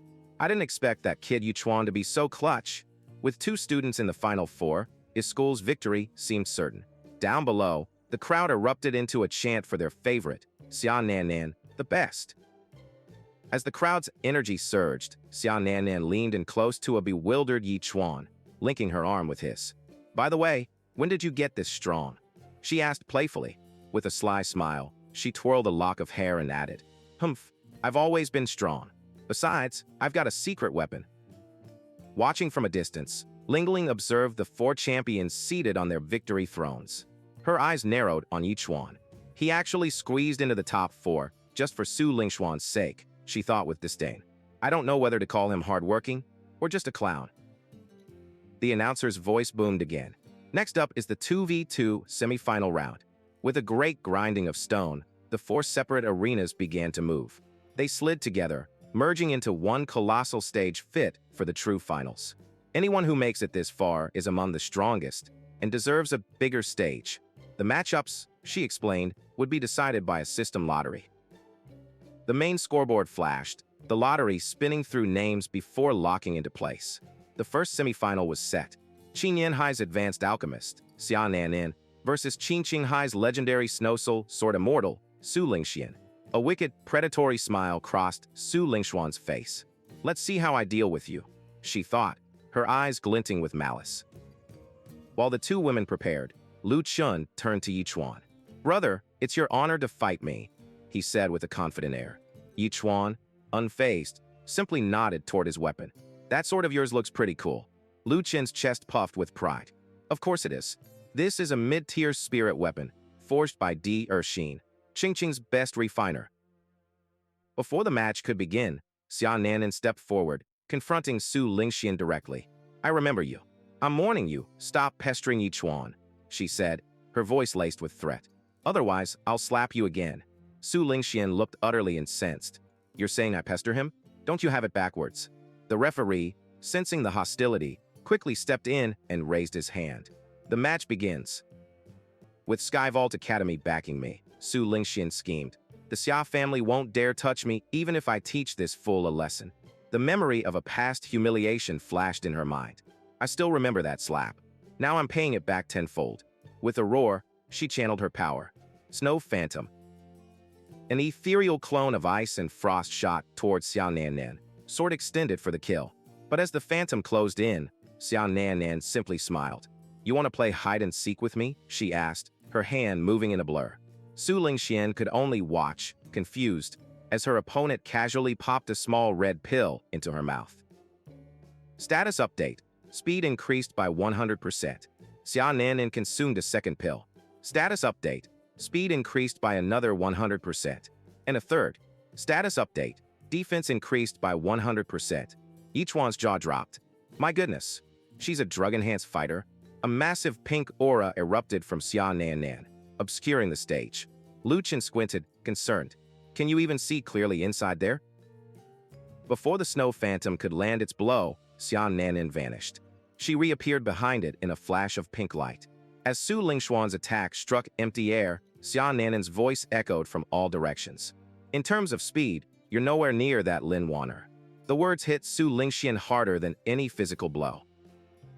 But Xia Nan wasn't finished. She produced 2 more golden pills. In the stands, her retainer cried out in panic. Miss, you can't take any more. Those pills put too much strain on the body. Undeterred, Xia Nan crushed the pills, absorbing their energy directly. A new notification burned in her mind. Realm temporarily boosted to 2nd rank, climbing Pond Realm.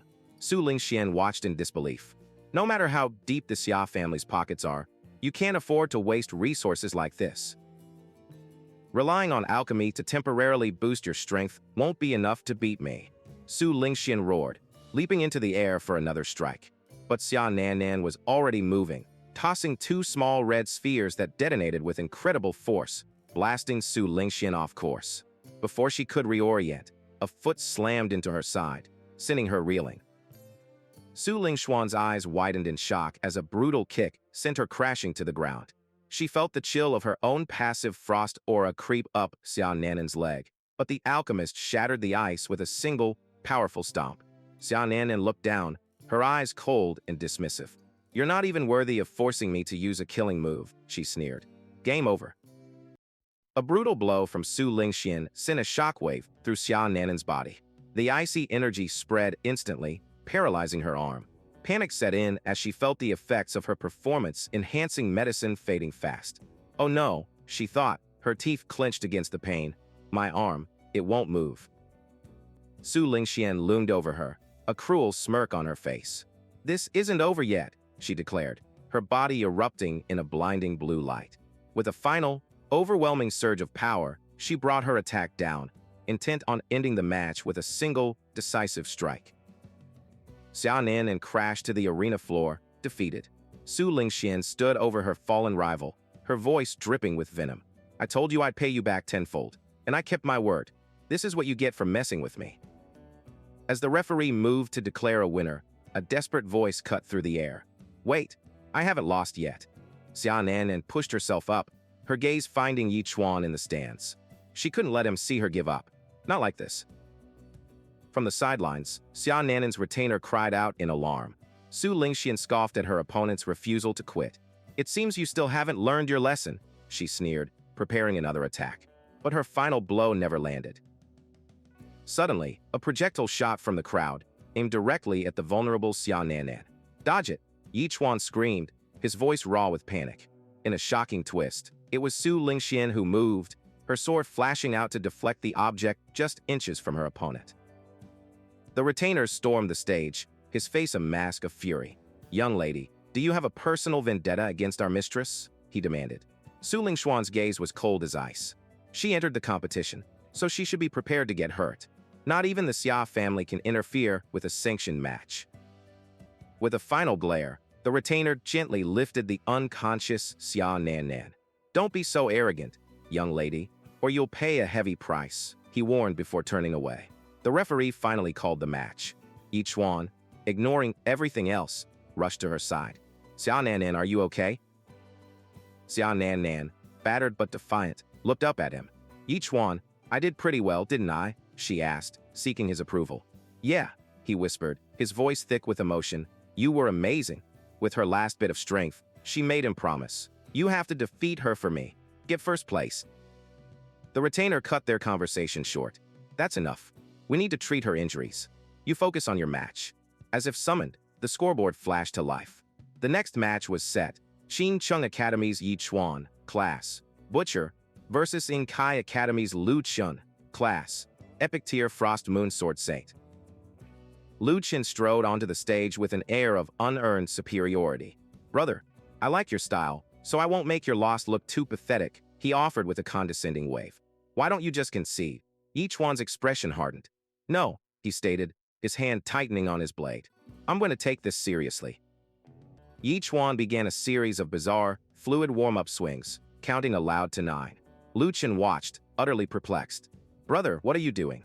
But then, Yi Chuan's silhouette darkened, his eyes glowing with a malevolent red light. "Nothing," he replied, his voice a low growl. "Just warming up." A system notification flashed, visible only to him. "Let the match begin," the referee roared. Annoyed, Lu Chun decided to end things quickly. "Brother, you're the one who needs to get serious. Don't blame me." Enlarge, his sword pulsed with violet energy, growing to a colossal size until it towered over the arena, a mountain of steel poised to crush everything below. The gigantic blade descended, casting the entire arena in shadow. Each one was flung back by the sheer wind pressure. From the stands, his principal screamed, "You'll die if you don't dodge this." Yet Yi Chuan stood his ground, staring up at his impending doom without a trace of fear. "Yi Chuan, get out of the way," Principal Xia Xin bellowed in terror. Watching from the sidelines, Su Lingxian sneered. "What an idiot," she thought with contempt. He's about to make a fool of himself in front of a real powerhouse. But Yi Chuan was no fool. As the blade was about to make contact, his eyes blazed with golden light. He unleashed his own power, roaring a single skill name, Starfall. His butcher knife met the epic sword, and a new notification burned across his vision. In a deafening explosion of light and sound, the colossal sword shattered into a million useless fragments. Lu Chun crashed to the ground, his body weak, his spirit shattered. The glittering fragments of his prized sword rained down around him like cruel, expensive tears. "My sword," he wailed, scrambling on the floor amidst the wreckage. "Pay for my sword. That was a mid-tier spirit weapon." The referee cautiously approached the weeping warrior. "Hey, student, do you still want to fight?" he asked. Through his sobs, Lu Chun immediately surrendered. The referee raised his arm, his voice booming across the silent arena. "Qingchun High School, Yi Chuan wins." A cold sweat drenched Lu Chun as the reality of his situation washed over him. That was close, so close, he stammered, his body trembling. He realized with chilling certainty that if Yi Chuan's attack had truly connected, there wouldn't have been a corpse left to identify. Surrendering wasn't a defeat, it was survival. From her vantage point, Su Lingxian stared, her mind unable to process what she had seen. How could the worthless Yi Chuan possess such power? Her pride refused to accept it, forcing her to grasp at a more palatable, if absurd, explanation. He bribed Lu Chun to throw the match, she concluded, disgusted. How utterly shameless. But did he really go this far just to face me in the finals? In the stands, Principal Zhao exploded with joy. "Hurrah! We won. The top two are both from Qingchun Academy," he bellowed, taking full credit. Elsewhere, the principal of Inkai Academy seethed in humiliation. "That blockhead got a show off," he grumbled.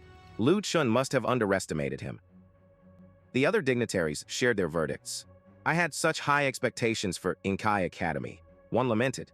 "And they got wiped out by a pig butcher? How embarrassing." A striking woman beside him scoffed. "Just cheap tricks. He'll be exposed in the finals." Her companion, however, looked intrigued. "I wouldn't say that," he mused. "I'm actually starting to like this kid." Down below, a cheerful announcer captured the crowd's attention. Next is the long-awaited final match. Qingchun Academy's Su Lingxian versus Qingchun Academy's Yi Chuan. The crowd cheered as Yi Chuan took the stage. The announcer bounced over to a stony-faced Su Lingxian, microphone at the ready. "Student Su Lingxian," she began, as Qingchun's seed contestant, "do you have anything to say to your fellow student? I heard you two used to be childhood sweethearts." The question ignited a firestorm of gossip in the stands. Some saw romance, while others saw a tragic backstory. "Not at all," a knowledgeable student shouted. "She abandoned him after he awakened. He trained desperately with a trash profession just to catch up." The crowd was instantly divided, painting Yi Chuan as either a romantic hero or a desperate stalker.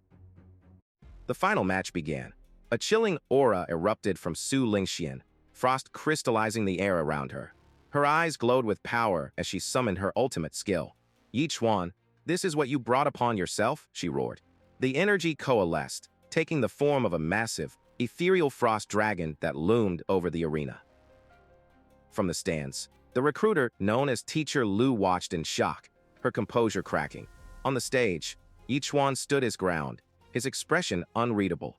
His eyes narrowed with focus as the spectral beast charged, its icy roar echoing through the stadium. The frost dragon swooped down, its jaws wide enough to swallow a man whole. It moved with blinding speed, intent on devouring Yi Chuan completely. He remained planted, a still point in the heart of a raging storm, waiting for the perfect moment to act. Blood trickled from Su Lingxuan's lip, a testament to the strain of her attack. Her hand tightened on her sword's hilt, her face a mask of furious determination. "Sorry, Teacher Lu," she thought, steeling her resolve. "I have to win." As the dragon closed in, Yi Chuan finally moved.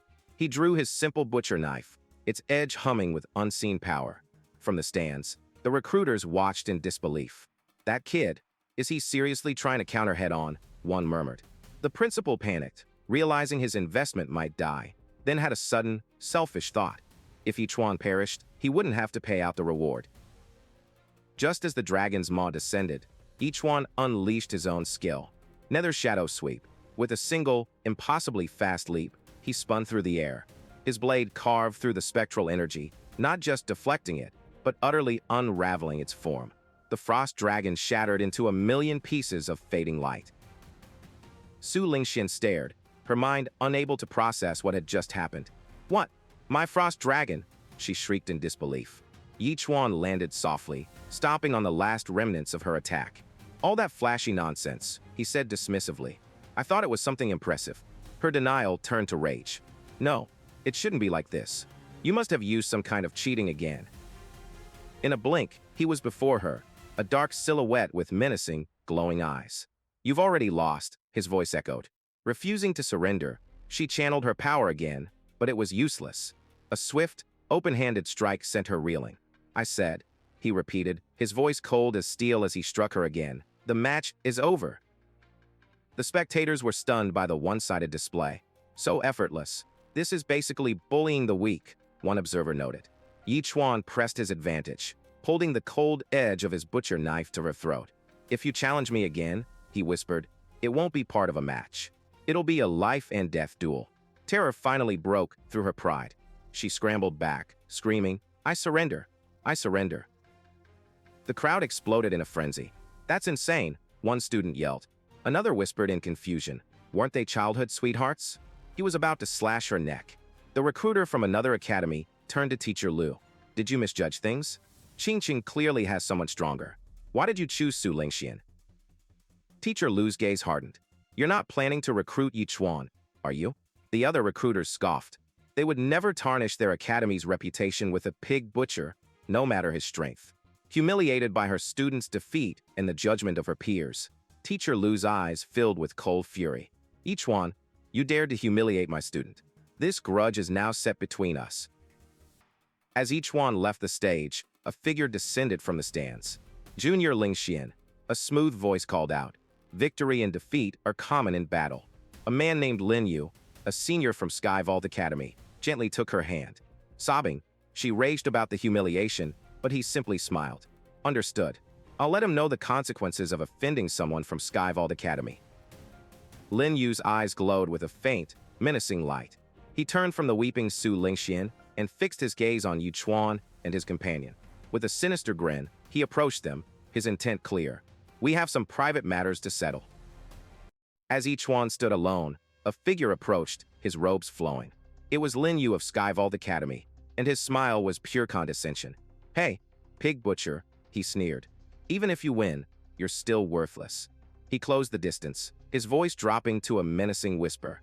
"Fine, then don't blame me for teaching you a lesson." From nearby, a battered Su Lingxian washed with vindictive glee. "Umph, Yi Chuan, you've kicked a nail, haven't you?" she spat. She felt a surge of triumph, knowing the power of Sky Vault was now directed at her enemy. "With Sky Vault Academy backing me," she vowed, "I will repay all the humiliation I suffered from you." Yi Chuan was unimpressed. "So you mean, you want to fight me one-on-one?" he asked plainly. Lin Yu erupted into derisive laughter. "One-on-one? Ha ha ha. You still think you're qualified?" His face contorted into a mask of demonic fury, his eyes glowing with malice. "Completely wrong. This isn't a duel, this is slaughter." Lin Yu and his companions lunged forward, moving in a blur to surround their prey. Their intent was lethal, an ambush in broad daylight. But just as Lin Yu's hand was about to strike, it was stopped cold. A single, powerful hand shot out from nowhere, catching his wrist in an unbreakable grip. A well-dressed older man stood before them, his expression severe. "Young man, victory and defeat are common in battle," he said, his voice level but carrying immense weight. "She lost and couldn't accept it, and now you're stepping in for her? Isn't that a bit dishonorable?" Lin Yu stared, wide-eyed in pain and disbelief, at the newcomer who had so easily neutralized him. Yi Chuan recognized the man's subordinate. "Uncle Zhao, weren't you taking Nan Nan for treatment?" he asked, confused. Zhao reassured him, explaining that Xia Nan Nan had sent him out of worry. As Lin Yu demanded to know what this had to do with them, Zhao's man delivered a bombshell that silenced the arena. "He once saved our young lady's life." The crowd and recruiters looked on, stunned by this revelation of Yi Chuan's hidden connection to the powerful Xia family. Another figure descended from the stands, her high heel clicking with authority on the stone. "Old Zhao of the Xia family," she called out, her voice dripping with disdain. She looked over the scene, her gaze sharp and accusatory. You senior figures bullying a student from our academy. Does that mean you don't put Skyvault Academy in your eyes? Uncle Zhao paled, recognizing the newcomer. Senior instructor Lu Jingya, a king-sealed realm expert. He knew that compared to Skyvault Academy, the Xia family's local influence was nothing. Seizing the opportunity, Su Lingxian shrieked, "Pass a message to your young lady. That slap she gave me, I'll repay it tenfold." In response, one of the Xia family's protectors roared, his eyes glowing red with fury. "Try touching our young miss if you dare." The crowd began to panic. Powerful factions were about to clash over Yi Chuan. But Lu Jingya's voice cut through the tension like a blade.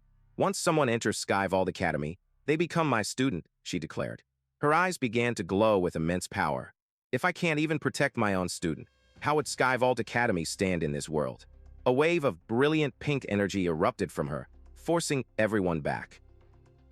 Just as the energies were about to collide, yet another group arrived. "Let's see who dares bully someone from our Nine Heavens Alliance," a woman's voice announced. Yi Chuan was stunned to see her, flanked by a massive, lion-maned warrior. "Uncle Qian?" "Miss Jiang," he stammered. The warrior, Uncle Qian, smiled warmly. "Miss came along because she was worried about you." Lu Jingya regarded the new arrivals. "Nine Heavens Alliance? You're joining the fun too." Miss Jiang stepped forward, her smile confident. "Yi Chuan has already joined our Nine Heavens Alliance," she stated calmly. "So, Aunt Lu, please don't make things difficult for him." The news was a thunderclap. The crowd and recruiters erupted in shock, and Su Lingxian stood utterly speechless, remembering the principal saying the alliance took no one. Lu Jingya's stern expression melted into a gracious smile. "Forget it," she said, referencing a past friendship with Miss Jiang's father. "For his sake, we'll let this matter drop." Miss Jiang offered a respectful bow of thanks. With the conflict diffused, she turned to Yi Chuan with a playful look. "Yi Chuan, let's go." As they prepared to leave, a humbled Su Lingxian approached her teacher. "Teacher Lu, I'm sorry, did I embarrass you?" Lu Jingyao looked at her student with knowing eyes. She spoke a parable. When a young tiger loses to a house dog, does it give up? No. The tiger grows, becoming the king of beasts, while the dog remains a guard. "Thank you for your guidance, Teacher Lu," Su Lingxian whispered. "I understand now." Her spirit reforged by her teacher's words, Su Lingxian fell to her knees, then rose with her sword in hand. A new fire burned in her eyes. She pointed the blade directly at Yi Chuan. "Today I lost, but I didn't lose to you. I lost to my own arrogance and underestimation," she roared. "I challenge you to a life-or-death duel. Do you dare accept?" An absolute silence fell over the arena. All eyes turned to Yi Chuan, standing between his powerful new allies. He was still for a moment, his face unreadable. Then, a slow, dark grin spread across his face as a chilling purple aura flared around him. He met her desperate gaze and his voice was a low, terrifying promise. "As you wish." The electric tension of the arena faded, replaced by an awkward silence. Yi Chuan walked away from his victory, flanked by his two new, imposing patrons from the Nine Heavens Alliance. He was still processing the whirlwind of events when the woman, Miss Jiang, turned to him. "Thanks," she said, her voice soft, breaking the strange trance he had fallen into. Miss Jiang's curiosity got the better of her. "But there's one thing I'm curious about. Do you really like that girl named Su Lingxian?" Yi Chuan's reply was instant and brutal, a cold smile on his face. "I have absolutely no interest in pigs." The word choice shocked Miss Jiang, who briefly worried about her own figure before realizing his true meaning. She recalled the burning hatred from teacher Lu Jingya, a foe whose power was no trivial matter. In her mind's eye, Miss Jiang pictured the furious teacher as a monstrous, powerful beast. This was a grudge that would have consequences. As Yi Chuan started to walk away, a familiar voice boomed across the plaza. "Yi Chuan, wait up." Principal Zhao Ming hurried towards them, his face beaming. Haha, if it isn't Miss Jiang and War God Qian from the Nine Heavens Alliance," the principal fawned. He was stunned to hear that Yi Chuan had just joined their ranks and quickly draped an arm over his shoulder. "I told you that you were a talent," he declared, his voice full of false pride. "Actually, I've always thought highly of you."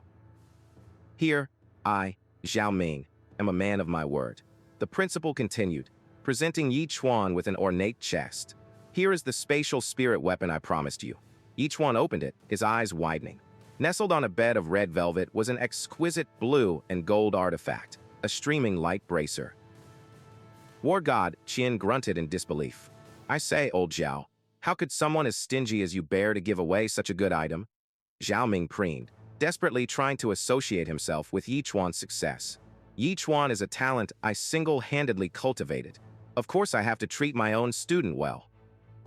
Yi Chuan ignored the banter and slipped the bracer onto his wrist.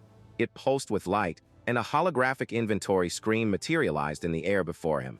The system was intuitive, a true fusion of technology and magic.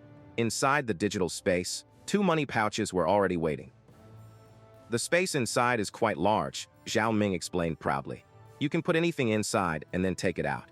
He gestured to the items in the inventory. "These 2 bags are the 500,000 reward I promised. You can store it in your bracelet at any time." Yi Chuan tested the function, watching as a pouch dematerialized into the bracer's storage with a thought. With a respectful bow, Yi Chuan offered his gratitude. "Thanks, Principal." Overjoyed, Zhao Ming formally passed his student into the Alliance's care. "Miss Jiang, War God Xin, Yi Chuan will be in your care from now on." But Miss Jiang had little time for pleasantries. "Thanks, Principal. We're in a hurry, so we'll be leaving first." As the principal waved frantically, they made their way to the grand entrance of the Nine Heavens Alliance. "Yi Chuan," Miss Jiang began, her tone all business. "There's about 3 weeks left before we go subjugate the Blazing Blade King. What are your plans?" Yi Chuan's focus was sharp. "I want to take on some missions and earn some contribution points." War God Xin let out a booming laugh. "Good kid. I'll go with you," he offered. But Yi Chuan immediately recoiled. "Uncle Qian, I just want to do it alone. I want to level up by myself." The hulking warrior was taken aback, but respected the boy's drive. "Looks like this kid wants to be a lone wolf, but that's fine too. The trials and tribulations of completing missions alone are necessary experiences for a strong person." Miss Jiang gave him a knowing smile. "All right then, you can move on your own, but you must pay attention to your safety."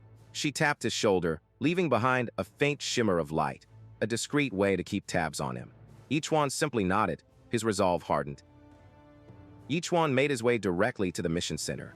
He approached a terminal, scrolling past the simple gathering quests and the high-level party missions. His eyes landed on a 2-star mission, hunt a giant armored crocodile. Perfect. A notification flashed on the screen, a map lit up, showing him the way. Before departing, he used his new bracer to prepare. With a simple thought, his inventory materialized, and he stocked up on supplies. A genuine, almost childish grin spread across his face as he realized the sheer convenience of the artifact. This thing really is a good item.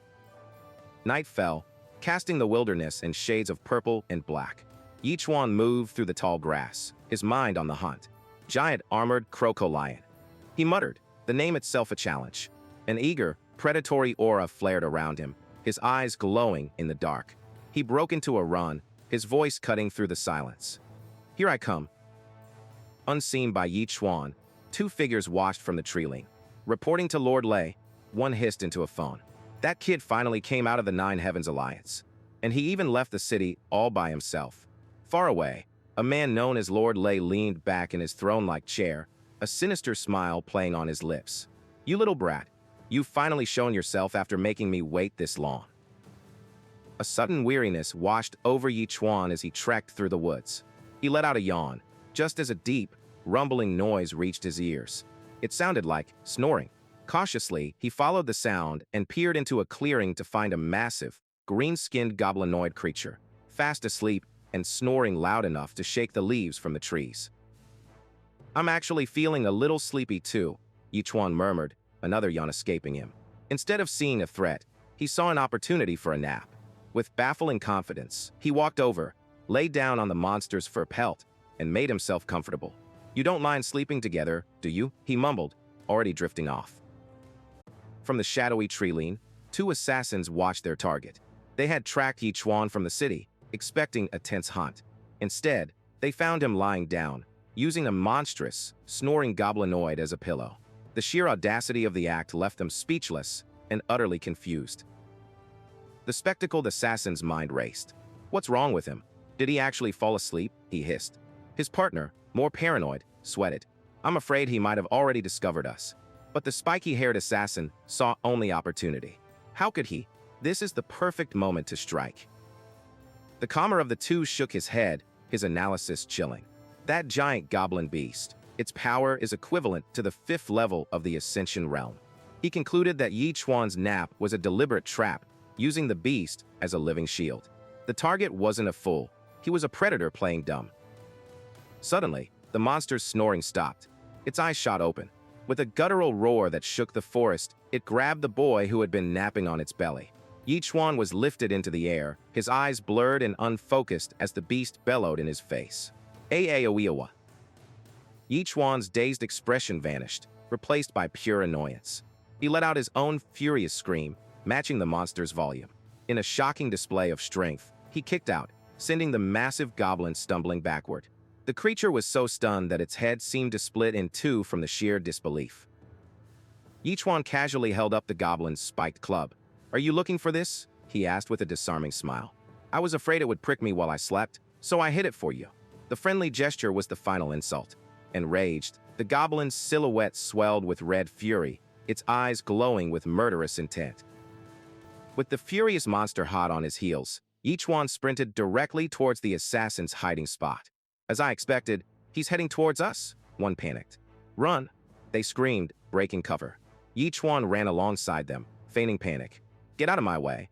You want to use the Goblin King to kill us and act innocent?" he shouted, masterfully turning them into his accomplices.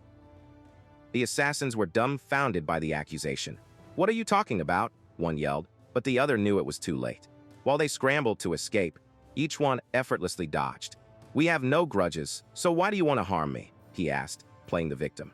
Behind them, the goblin's massive foot slammed into the earth, a hair's breadth from crushing them all. The goblin transformed, its rage twisting it into a hulking, boar-headed monstrosity. It roared a single demand. "Give me back my weapon!" Each one finally dropped the act. He drew his butcher's knife, its golden patterns shimmering. "You brute, your temper is too short," he declared, leaping into the air. "I can't let you live." As he dove, new power surged through him. His eyes burned with crimson light as a torrent of purple energy erupted from his body. The attack wasn't just physical. It was an assault on the very soul of his opponent. From his shadow, a terrifying phantasm arose, a spectral version of Yi Chuan, but with the monstrous features of a goblin himself.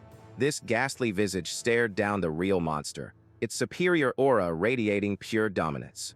The Goblin King, once a creature of rage, was now paralyzed by a primal fear it had never known. With the beast frozen in terror, Yi Chuan struck. The butcher's blade cleaved through it in a single, clean motion. Instantly, the world resolved into a series of system notifications. As his stats soared, Yi Chuan looked down at the carcass with a practical thought. "Can this thing's skin be skinned?" A sudden noise made him look up. A female goblin stood before him, her belongings scattered at her feet in shock. "You? Who are you?" he stammered, caught off guard. He glanced at the dead monster, then back at her. "Are you his daughter?" he asked, already preparing an awkward apology. "I'm sorry, your father and I had some disagreements." Her eyes, filled with tears of rage, corrected his mistake. "You human scum! You killed my husband," she shrieked, her grief twisting into a vengeful promise. "I will cast a curse upon you." A maelstrom of verdant, malevolent energy erupted from a magic circle at her feet, engulfing Yi Chuan completely. He vanished without a trace. His blade clattered onto the empty ground. Yi Chuan found himself falling through a chaotic void, landing hard on a massive pile of bones and skulls. He sat up, dazed, surrounded by skeletal remains that glowed with an eerie blue light. "Where have I been thrown?" he muttered, looking at the desolate, cavernous landscape. "This is the only way forward. Let's see what lies at the end." He walked to the edge of a great chasm, a river of shimmering blue energy flowing far below. Submerged within it was a creature of immense scale, a beast with the head of a lion and the armored body of a crocodile, fast asleep. A system window materialized in his vision, issuing an undeniable command. His curse was a quest, and a far deadlier challenge had just begun. A sudden, stunning realization dawned on Yi Chuan. The female goblin's curse wasn't a punishment, it was a guide. She had sent him directly to his quest objective. He thought of her vengeful shriek and couldn't help but feel a strange sense of gratitude. Peering down from his perch, he assessed his target, a massive, armored beast, fast asleep. He knew that once it woke, its thick plating would make it nearly invincible. He would have to take it down in a single, decisive strike. He crept closer, muttering a strange apology to the slumbering monster. He advised it, in its next life, to choose one form, a lion or a crocodile, but not both. Reaching behind his back, he prepared to draw his weapon for the killing blow, but his hand met empty air. A wave of panic washed over him as he remembered. When the goblin's curse took him, his butcher's knife had fallen, left behind in the world above. Just as Chuan's blood ran cold, two monstrous eyes snapped open in the darkness below, glowing with malevolent intent. The beast was waking. He knew he had to retreat, but it was too late. An arrow, wreathed in green energy, whistled through the cavern and struck the beast squarely on the forehead. From a cave entrance above, two figures emerged, an archer and his companion, their mission clear. The arrow didn't kill the creature, it only enraged it. With a deafening roar that shook the very foundations of the cavern, the armored crocodile lion surged from the energy river. Its fury was directed at the closest person, Chuan. He waved his hands frantically, trying to protest his innocence, just as the two newcomers leaped down, landing between him and the enraged monster. The archer, a man named Wang Yuan, shot Chuan a dismissive glare, telling him to leave this hunt to them. Chuan, unintimidated, refused to back down. Amused, the archer judged his simple clothes and non-combatant air, asking for his name and profession. With a deadpan expression, Chuan replied, "Chuan, I'm a pig butcher." The answer was so absurd that Wang Yuan and his partner, Yu Shaoan, stared in stunned silence before the archer erupted in laughter. Wang Yuan condescendingly explained that they were professional hunters, and that hunting powerful mutant beasts was no job for a life-type profession. Chuan's response was simple and unyielding. Whoever beats it, claims it. The archer's amusement quickly turned to annoyance. He flexed his fingers, a faint energy crackling around them, clearly trying to intimidate the young man he saw as a fool. Their petty squabble was cut short by the beast's furious roar. The sheer force of the sound wave sent the hunters leaping back for safety. Wang Yuan swiftly knocked and fired a volley of arrows, but they pinged uselessly against the creature's scales. The monster loomed over them, a terrifying silhouette of teeth and rage, as the archer yelled at Chuan to stay back, convinced he'd only get in the way. The archer's patience wore thin. He grit his teeth, telling Chuan how much effort it had taken them to track this beast. This was their prize, and he wouldn't let some random kid interfere. He called out to his partner, "Yu Shaoan." The blesser understood immediately, raising her staff as her eyes hardened in concentration. It was time to get serious. A window materialized as Yu Shaojuan's skill took effect, promising to significantly enhance her teammates' next attack. Blue energy enveloped Wang Yuan, his eyes glowing with borrowed power. He drew his bow, and the arrow became a conduit for crackling lightning, which he unleashed in a blinding streak. The bolt slammed into the beast's armored forearm, piercing its scales but failing to land the expected killing blow. Wang Yuan stared in disbelief. That arrow, empowered by the light moon blessing, should have ended the fight instantly. His frustration was broken by the sound of slow, deliberate clapping. Chuan, looking entirely unimpressed, offered faint praise. Irritated, the archer sneered, trying to reassert his superiority by boasting about the power of combat professions. The injured beast gave them no time to argue. It roared in pain and fury, whipping its massive, scaly tail in a devastating arc seeing the attack coming. Yu Shaoan grabbed Wang Yuan and cast another spell. A golden aura propelled them backward, allowing them to narrowly dodge the bone-shattering impact as the beast lunged past. Sweating and breathing heavily, Wang Yuan shouted to his partner, asking how long until the next light moon blessing was ready. Her reply was a dagger to their hopes. 1 minute. They looked from each other to the impossibly tough beast. Without the damage-enhancing blessing, their attacks were useless against its armor. They had to survive for a full 60 seconds, an eternity against such a foe. In the desolate cavern where the curse had thrown them, the ground suddenly trembled. Yu Shaoan cried out, her ankle twisting as the rocky floor gave way beneath her. She collapsed, her face a mask of terror as she looked toward her companion, the archer Wang Yuan. Wang Yuan rushed to her side, his voice tight with concern, but she pushed him away, her words desperate. "Leave me, run." Before he could protest, a shadow fell over them. The massive, scaly tail of the armored crocodile lion arced through the air, aimed directly at them. "Chuan, run!" he screamed, pushing her clear. Knowing this was his end, he drew his bow for one final, desperate shot. "There's something I've always wanted to tell you. If I don't say it now, I'm afraid I'll never get the chance." His arrow flew true, but shattered uselessly against the beast's impenetrable scales. As the tail descended to crush him, Wang Yuan threw himself over Chuan, shielding her with his body. "At worst, we'll die together."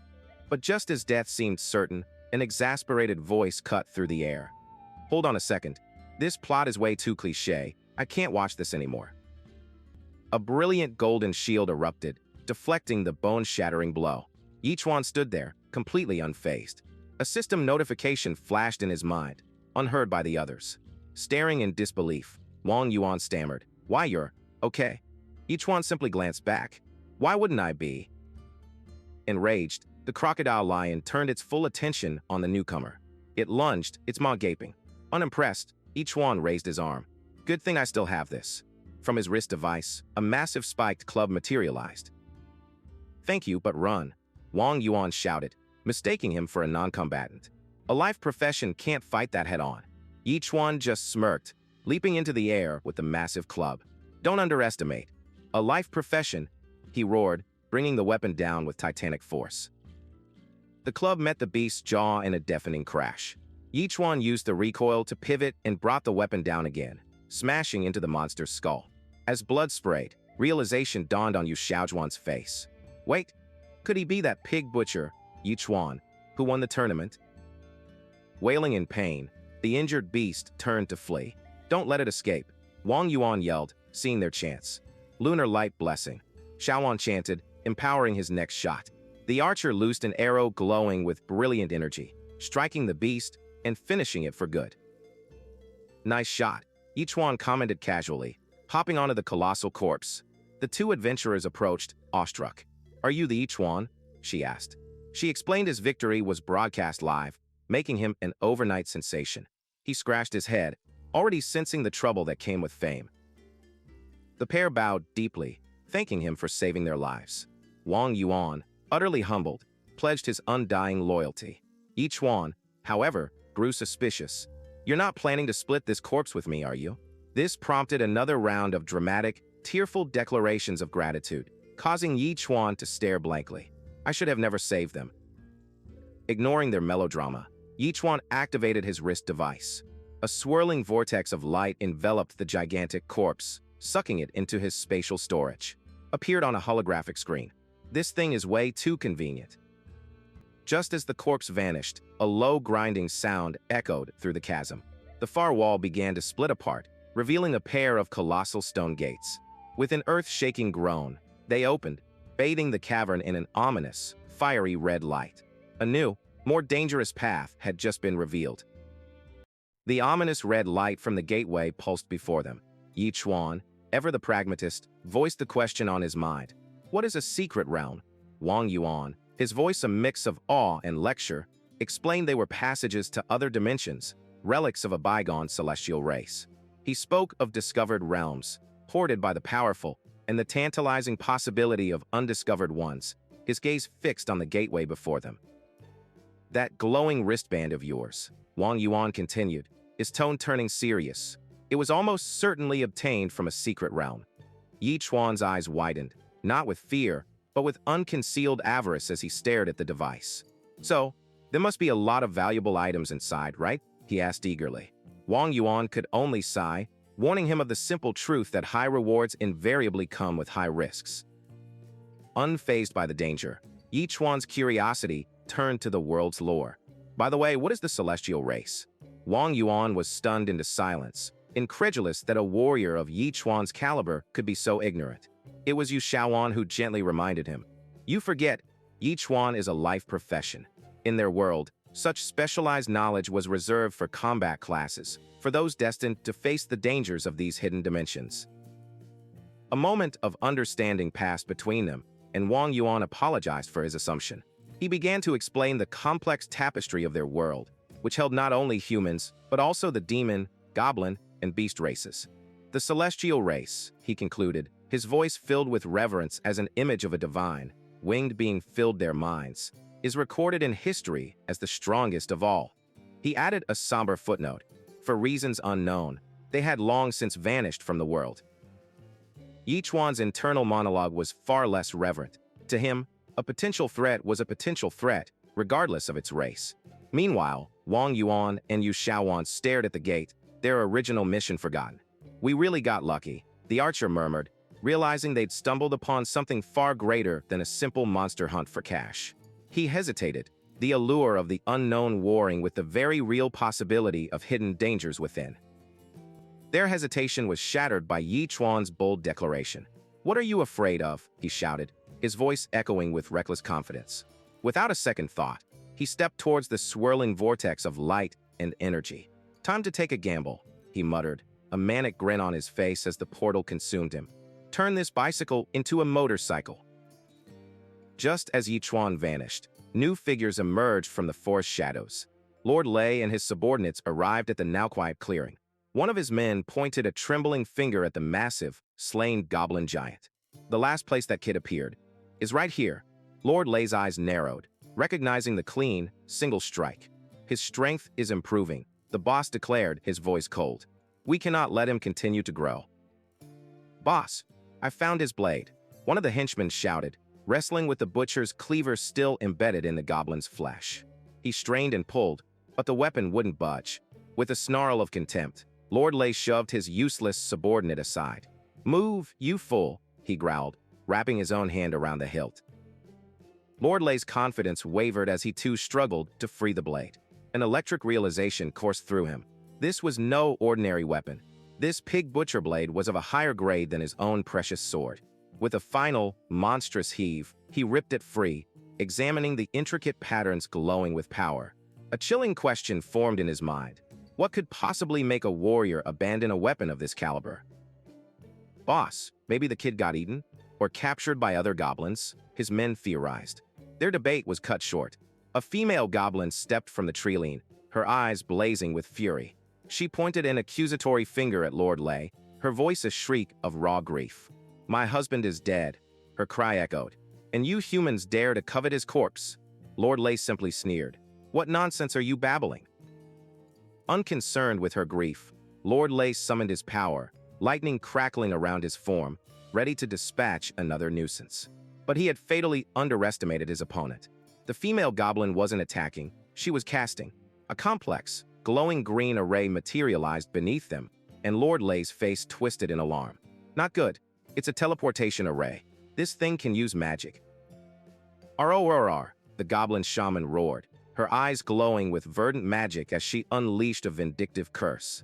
A blinding flash of green light erupted, and the three men vanished from the forest floor.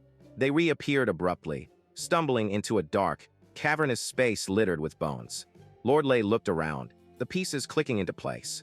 So that kid was teleported here by that female goblin. He muttered, "That would explain everything." Before them loomed the source of the chasm's ominous red light. A pair of colossal stone gates, slightly ajar. A wave of stunned silence fell over the henchmen before their boss broke it with a slow, dawning realization. "This is the entrance to a secret realm." His face split into a horrifying, greedy grin. "Hurrah, what an opportunity. We actually discovered a new secret realm." His underlings were quick to grovel. "Lord Lei, congratulations. This will surely earn you a promotion within the Thunderlion Alliance." Their eyes turned to the swirling energies within the gate. "He must have already defeated the Guardian and gone inside," Lord Lei observed. His men grew fearful. "Boss, if he managed that alone, he's not simple. What if he ambushes us?" Lord Lei's silhouette burned with dark confidence. "What's there to fear?" he sneered, his eyes glowing like hot coals. "He's just a pig butcher, and I have his blade now." With that, he strode purposefully towards the portal. Far ahead of them, within the realm's echoing corridors, Yi Chuan trailed behind his two newfound and overly dramatic allies. As they proceeded down the grand, torchlit hallway, a dark silhouette materialized from the mist at the far end. "Up ahead," Yu Shaowan whispered, her voice trembling. "It looks like there's someone." The mist parted, revealing a sight that froze them in place. It was a being of pure nightmare, a skeletal king of immense stature, clad in jagged black armor and wreathed in a terrifying purple aura, its empty sockets burning with a cold, unholy light. Yu Xiaojuan's scream of pure terror echoed through the hall as the skeletal king materialized. "Yeah, there are actually undead knights in this place," she shrieked, paralyzed by fear. Despite his own trepidation, Wang Yuan stepped forward, positioning himself between her and the monstrous guardian. With newfound, albeit shaky, resolve, he addressed Yi Chuan over his shoulder. "Brother Yi Chuan, protect Xiaoan. I'll handle this undead knight." The skeletal behemoth's bony fingers tightened around the hilt of its colossal, jagged sword. A malevolent green aura flared to life, outlining its terrifying silhouette against the gloom. Wang Yuan drew his bow, his face a mask of concentration. He would be their shield. "Don't even think about passing," he roared, a desperate challenge against an ancient power. The knight's blade came down like a guillotine, carving the air. Too slow, Wang Yuan was already airborne, a blur of motion as he dodged the attack. He loosed a single, empowered arrow that streaked across the hall and slammed directly into the knight's skull, erupting in a flash of light. Landing gracefully, he watched the creature fall, a satisfied smirk on his face. He believed the fight was over. His victory was short-lived. The arrow clattered to the ground, its magic spent. The knight's fractured skull began to knit back together, its empty sockets glowing with renewed fury. It rose and swung its sword, forcing Wang Yuan into a desperate parry. The archer staggered back, his arms trembling from the impossible strength. Before his horrified eyes, the guardian's shattered form reassembled itself completely. Dread settled in Wang Yuan's stomach. This was no common monster. It was a true guardian of this secret realm. He knew he couldn't face it alone. He grit his teeth, pushing past his pride. "Xiaoan, buff me," he shouted, calling for the aid he desperately needed.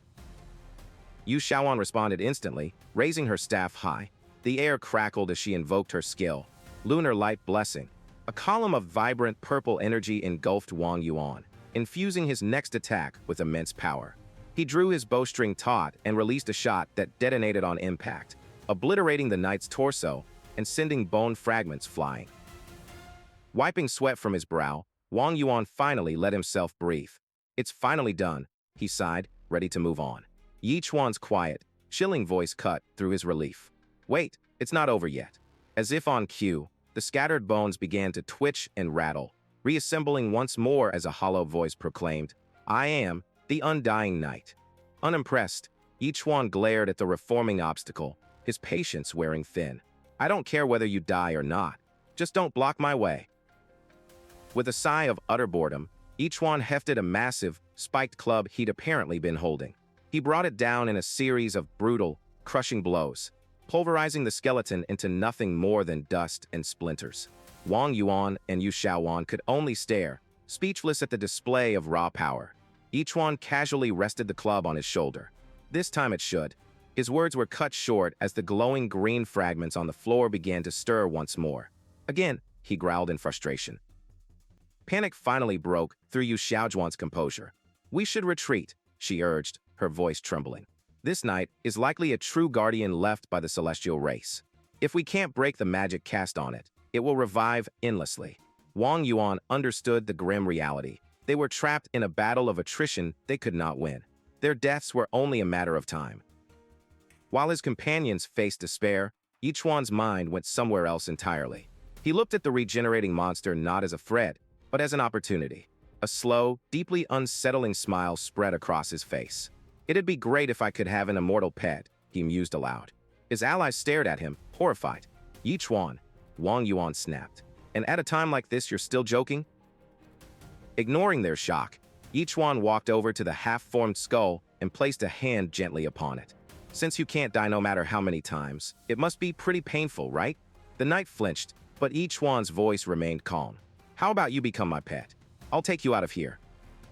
The knight's spectral voice echoed with ancient sorrow. "Stop joking. I was granted immortality, but it's also a curse.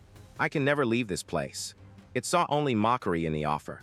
But Yi Chuan's expression hardened, his eyes blazing with an undeniable intensity that seemed to pierce the knight's very soul. "Trust me," he commanded. Yi Chuan didn't wait for a reply. He activated his wrist device, and a brilliant light erupted from his hand. Yeah, stop! The knight shrieked as a powerful vortex of energy latched onto its form. It struggled, but was irresistibly pulled from the physical world, its body dissolving into particles and flowing into the device like a river of souls. A holographic screen projected a confirmation. The undying knight had been captured. Trapped within the spatial storage, the knight thrashed wildly against its digital prison. "Where is this? Let me out!" It roared into the empty void. Outside, Wang Yuan and Yu Shaoan were frozen in shock, their minds struggling to process what they had just witnessed. "You can even do that?" Wang Yuan stammered. Chuan simply offered a predatory grin. "Let's go. It's settled." With the guardians subdued, the path forward was unobstructed. They proceeded down the vast, echoing corridor and emerged into a breathtaking cavern. Before them stood a magnificent, ancient palace, carved into the very rock and glowing with an otherworldly light. The sheer scale and grandeur of the place left them speechless, hinting at the immeasurable treasures that lay within. At the entrance stood a colossal statue of a hooded figure with angelic wings. Is that the legendary celestial race? Wang Yuan wondered aloud. The image of the black-robed figure struck a chord deep within Chuan.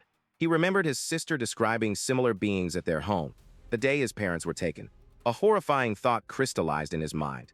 Could it be my parents were taken away by the celestial race? As this world-shattering revelation struck him, a tiny, frantic voice screamed from his wrist device. It was the imprisoned knight, sensing their destination. "I warn you, do not enter." The guardian's desperate plea came too late. They were already at the precipice of a truth far more dangerous than any monster. Chuan interrogated the holographic image of the captive knight. "Give me one good reason why we can't go in," he demanded. The knight's spectral form recoiled, his voice a frantic warning. This was the sacred pool of the celestial race. To enter would be to contaminate holy ground. But his plea was lost on Chuan, whose eyes lit up not with reverence, but with avarice. A treasure-filled pool with no danger. It was too good to be true. He pressed the knight further, mocking his devotion. "You've guarded this place for so long. Was it worth it?" The guardian declared it his sacred mission, a duty he could not forsake. Chuan's expression turned to one of pitying contempt. "You're just a tool," he stated flatly, ending the transmission. The knight's fervent loyalty was nothing more than a system-programmed obstacle. Without further hesitation, Chuan led the way. They ascended the ancient, dragon-carved steps, passing through the stone gate into a breathtaking sight. Within the immense cavern, a hidden palace stood sentinel over a circular pool shimmering with 5 distinct, vibrant colors. Wang Yuan gasped in utter disbelief. "This is the 5-colored origin pool." The archer was ecstatic. "We've hit the jackpot," he yelled, grabbing Chuan's shoulder. He explained that he had once read of this place in a secret text, a legendary pool used by the ancient celestial race. Its waters held immense energy, capable of accelerating cultivation and healing any injury. Yu Shaoan added to the tale, her voice filled with awe. She spoke of a great war fought years ago between the 9 Heavens and Thunder Alliances, all for a small portion of this very pool. In their defeat, the Thunder Alliance had spitefully polluted the water, turning it black. Yet, even in its tainted state, its enhancement effects remained potent. The revelation struck Chuan as he remembered the purple-robed woman from his past. She had been bathing in those very waters. Wang Yuan's excitement was uncontrollable. "Chuan, what we found is an unpolluted origin pool," he shouted, his voice echoing in the cavern. "And it's this huge. Let's go down and try it." For a moment, all danger was forgotten, replaced by the promise of unimaginable power. Joy turned to horror in an instant. A dagger, wreathed in violet lightning, shot from the shadows and pierced clean through Wang Yuan's chest. The air was stolen from his lungs. Blood erupted from his mouth as his triumphant smile froze into a mask of pain and shock. Yu Shaoan screamed his name, her face a canvas of terror. "Brother Wang," she cried, catching him as he collapsed.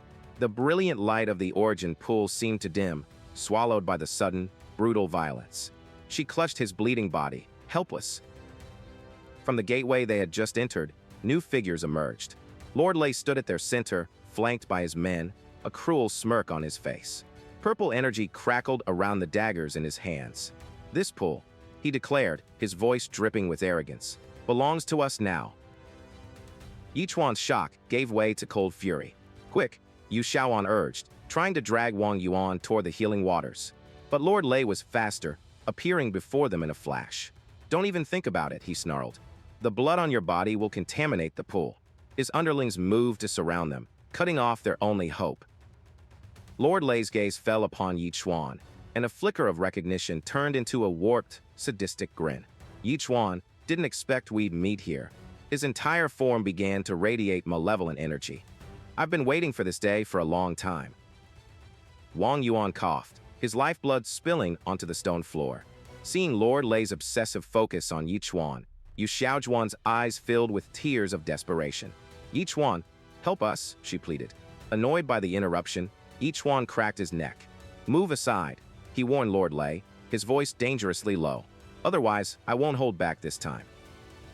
Lord Lei roared with laughter. "A pig butcher without a blade. And you still dare to talk big?" From his spatial storage, he produced a familiar weapon, Yi Chuan's iconic butcher blade, crackling with stolen power. The sight stunned Yi Chuan into silence. "My blade, how did it end up with you?" "This time, without the Nine Heavens Alliance backing you," Lord Lei sneered, lunging forward with a pair of crackling daggers. "Killing you will be as easy as crushing an ant." But his strike was met not with flesh, but with solid wood. Yi Chuan had summoned a massive pillar, effortlessly blocking the attack. "Since when does a pig butcher use a club?" he quipped, making hand-beaten pork meatballs. While their leaders clashed, Lord Lei's men closed in on the wounded archer and the healer. "Miss, how about we play with you a bit?" One of them leered, brandishing his blade. Seeing the threat, Wang Yuan clenched his fist over his mortal wound. With his last ounce of strength, he glared at them and growled, "Get lost," before finally succumbing to his injury and collapsing. Seeing his allies threatened and brought low, something within Yi Chuan snapped. His eyes blazed with a crimson fire. A system notification burned across reality. His form twisted and swelled, transforming into a monstrous boar man wreathed in red shadow. Lord Lei swung a massive spiked club, but the transformed Yi Chuan caught it with one hand, stopping the devastating blow cold. The impact echoed through the cavern. Lord Lei stared, dumbfounded by the display of raw power. "You think the same move will work on me a second time?" The boar-like Yi Chuan snarled, his voice a guttural growl. The transformation had not only changed his form, but had also increased his power exponentially. Lord Lei's attack had ripped Yi Chuan's shirt, revealing armor underneath. "You're shameless. You're actually wearing armor," he yelled. The boar man chuckled darkly. "Didn't I learn it from you?" With a roar, he lunged, ignoring Lord Lei's blade as it stabbed deep into his side. The fight was no longer about finesse. It was about pure, brutal force. A crippling energy surged from the blade's point of impact. Lord Lei's sword carried lightning, a debuff that paralyzed and slowed its target with every strike. Yi Chuan stumbled, his muscles locking up as purple electricity coursed through his veins. He coughed violently, blood splattering from his mouth. His internal organs were injured. Yi Chuan fell to one knee, weakened and wounded. Lord Lei stood over him, crackling with triumphant energy. "Yi Chuan, thanks for helping me find this new secret realm," he gloated, his voice a low growl. "As gratitude, I'll make your death a little less painful." Blood filled his mouth. He choked, spitting out a crimson spray. The lightning energy from Lord Lei's blade was ravaging his insides, a crippling poison that threatened to shut his body down completely. His vision swam, the shock of the attack momentarily overriding the pain. He was losing, badly. Lord Lei sneered, his gaze flicking to the terrified Yu Shaoan and the injured Wang Yuan. "And them too," he growled, savoring their fear. "You can barely protect yourself, and you still want to save others." With a roar, he swung his crackling blade, unleashing a wave of force that sent Yi Chuan hurtling through the air like a broken doll. Sprawled on the cold stone, Yi Chuan assessed his situation. The gap between him and a Master Realm opponent was too great, especially without his own blade.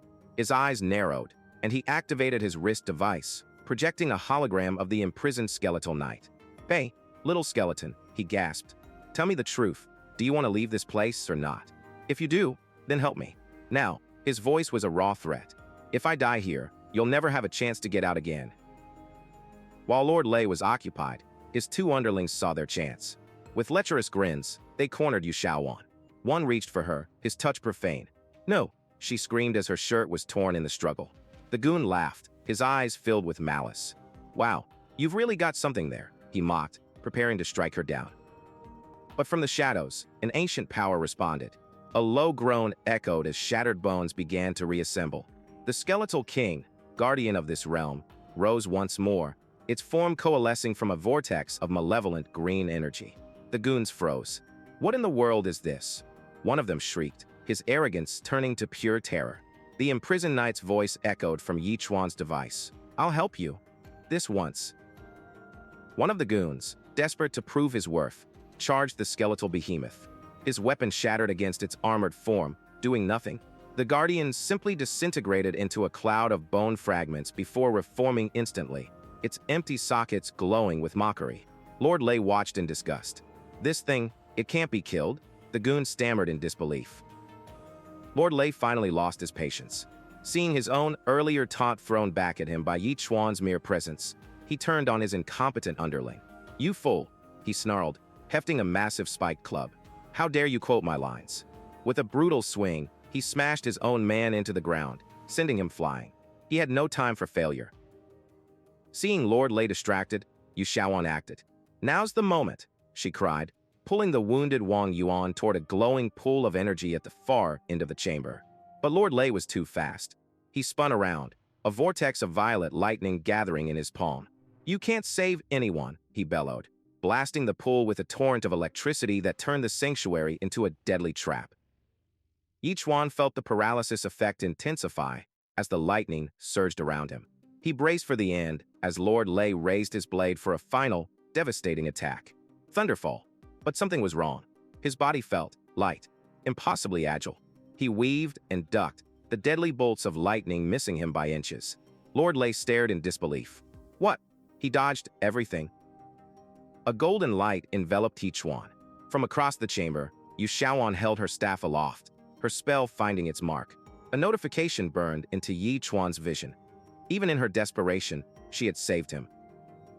With his new speed, Yi Chuan's strategy changed. The support was the true threat. Looks like I just need to take you down first, he yelled, lunging toward Yi Shaoan.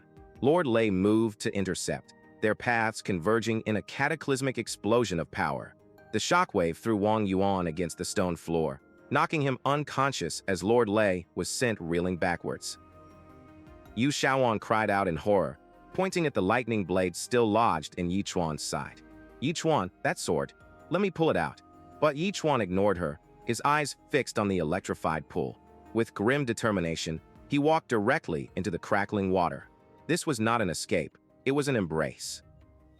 Ewa, an earth-shattering scream tore from his throat as the raw lightning from the pool surged into his body. His eyes burned white with power.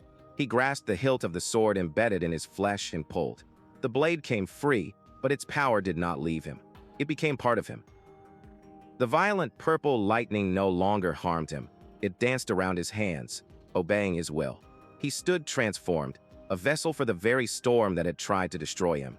Yu Shaoan could only watch, tears streaming down her face, a whispered, "Thank you," lost in the crackle of energy. Yi Chuan had not just survived, he had evolved. As Lord Lei gloated, the lightning that was meant to kill Yi Chuan became his crucible. The raw power surged through him, not as a poison, but as a long-awaited feast. His body convulsed, his eyes burned white, and with a roar, he seized the very blade impaling him. Lord Lei sneered, oblivious, believing the weapon was rejecting its unworthy new master. Yu Shaoan, seeing Wang Yuan grievously wounded, urged him toward the pool, mistakenly believing it offered salvation. But the crackling energy arcing from Yi Chuan was indiscriminate, lashing out at them both. In a final, desperate act of protection, Wang Yuan shoved her clear of the danger, sacrificing himself to the electrified waters below. Yu Shaoan could only watch in horror as she cried out his name.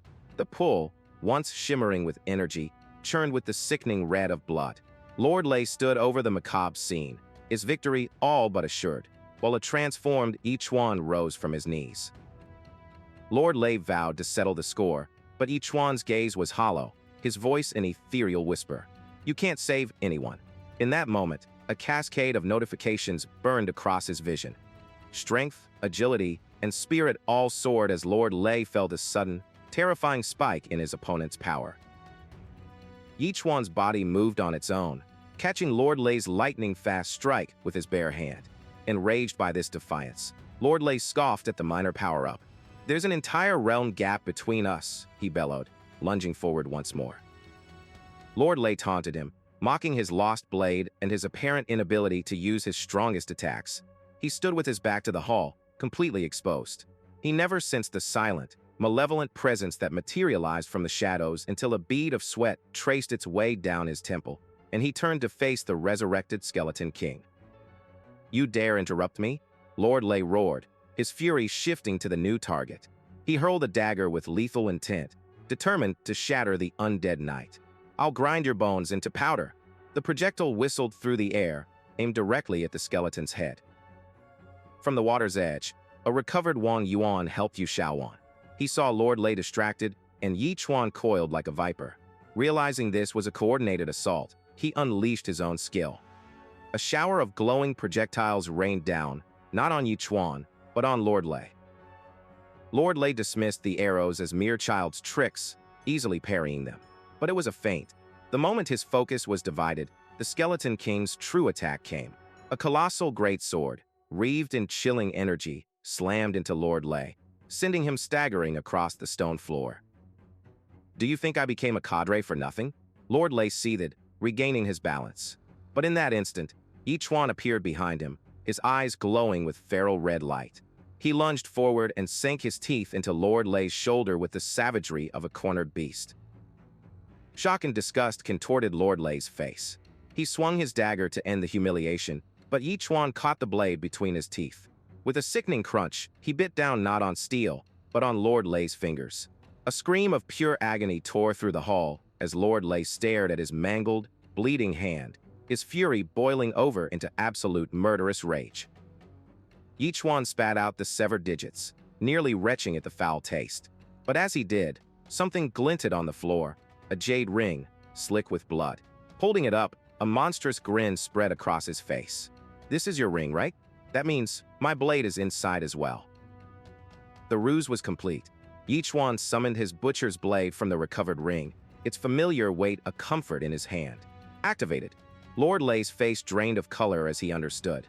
The feral act, the biting, the entire desperate struggle, it was all a calculated plan to get this weapon back. Enraged beyond reason, Lord Lei unleashed his final gambit. "My weapon has awakened. Crash these fools to death for me." A colossal beast of pure lightning formed in the air, a testament to his power. But Yi Chuan simply smiled, raising his own blade in unison with the Skeleton King. "Nice one, little skeleton," he praised, as they prepared to meet the storm head-on. Lord Lei's ultimate attack took form, a massive, spectral bull of pure lightning. It materialized with a roar that shook the realm. Yi Chuan's eyes widened, calculating his odds. His Golden Bell shield was still on cooldown, leaving him with a stark choice. He had to take this head-on. The elemental beast's eyes glowed with malice. It ignored Yi Chuan and Yu Shaoan entirely. Its true target was the hunter, Wang Yuan. With a deafening crackle of energy, it charged. Yu Shaoan could only scream his name as the lightning bull slammed into him, sending him flying. As the bull turned back, Yi Chuan stepped forward. "Wait," he shouted, his voice a strange mix of taunt and command. "You didn't even finish off the last one." The simple-minded construct paused, confused, and shifted its attention. Yi Chuan stood his ground, wondering why this creature's aggression seemed so personal. From the sidelines, Lord Lei cackled. "You fool," he yelled. But Yi Chuan was already wreathed in golden flame, preparing his own technique. "Falling star," he roared. Lord Lei scoffed. "You think the same move can hit me twice?" A manic grin spread across Yi Chuan's face. This time, it's the enhanced version. His allies seized the opening. Yu Shaoan slammed her staff into the ground, invoking a lunar light blessing that empowered her friends. At the same time, Wang Yuan, though injured, loosed a special arrow. "Binding chains," he yelled, as ethereal tethers erupted from the arrowhead, snaring Lord Lei and rooting him in place. Lord Lei struggled, but the chains held fast. He watched in terror as Yi Chuan's fiery blade descended. "Stupid bull, get back here. Block this for me," he shrieked in desperation. But his summoned beast was intercepted, smashed aside by a spectral skull launched by the Skeleton King. There was no shield. There was no escape. The enhanced falling star made contact. For a brief moment, Lord Lei's face twisted in a silent scream of no before he was completely annihilated. A pillar of pure, destructive energy erupted, scorching the very ground where he once stood. The shockwave flattened everything in its radius. When the blinding light finally subsided, nothing of Lord Lei remained. The lightning bull, its master and anchor to this realm now gone, flickered violently before dissipating into harmless motes of energy. Its rampage was over.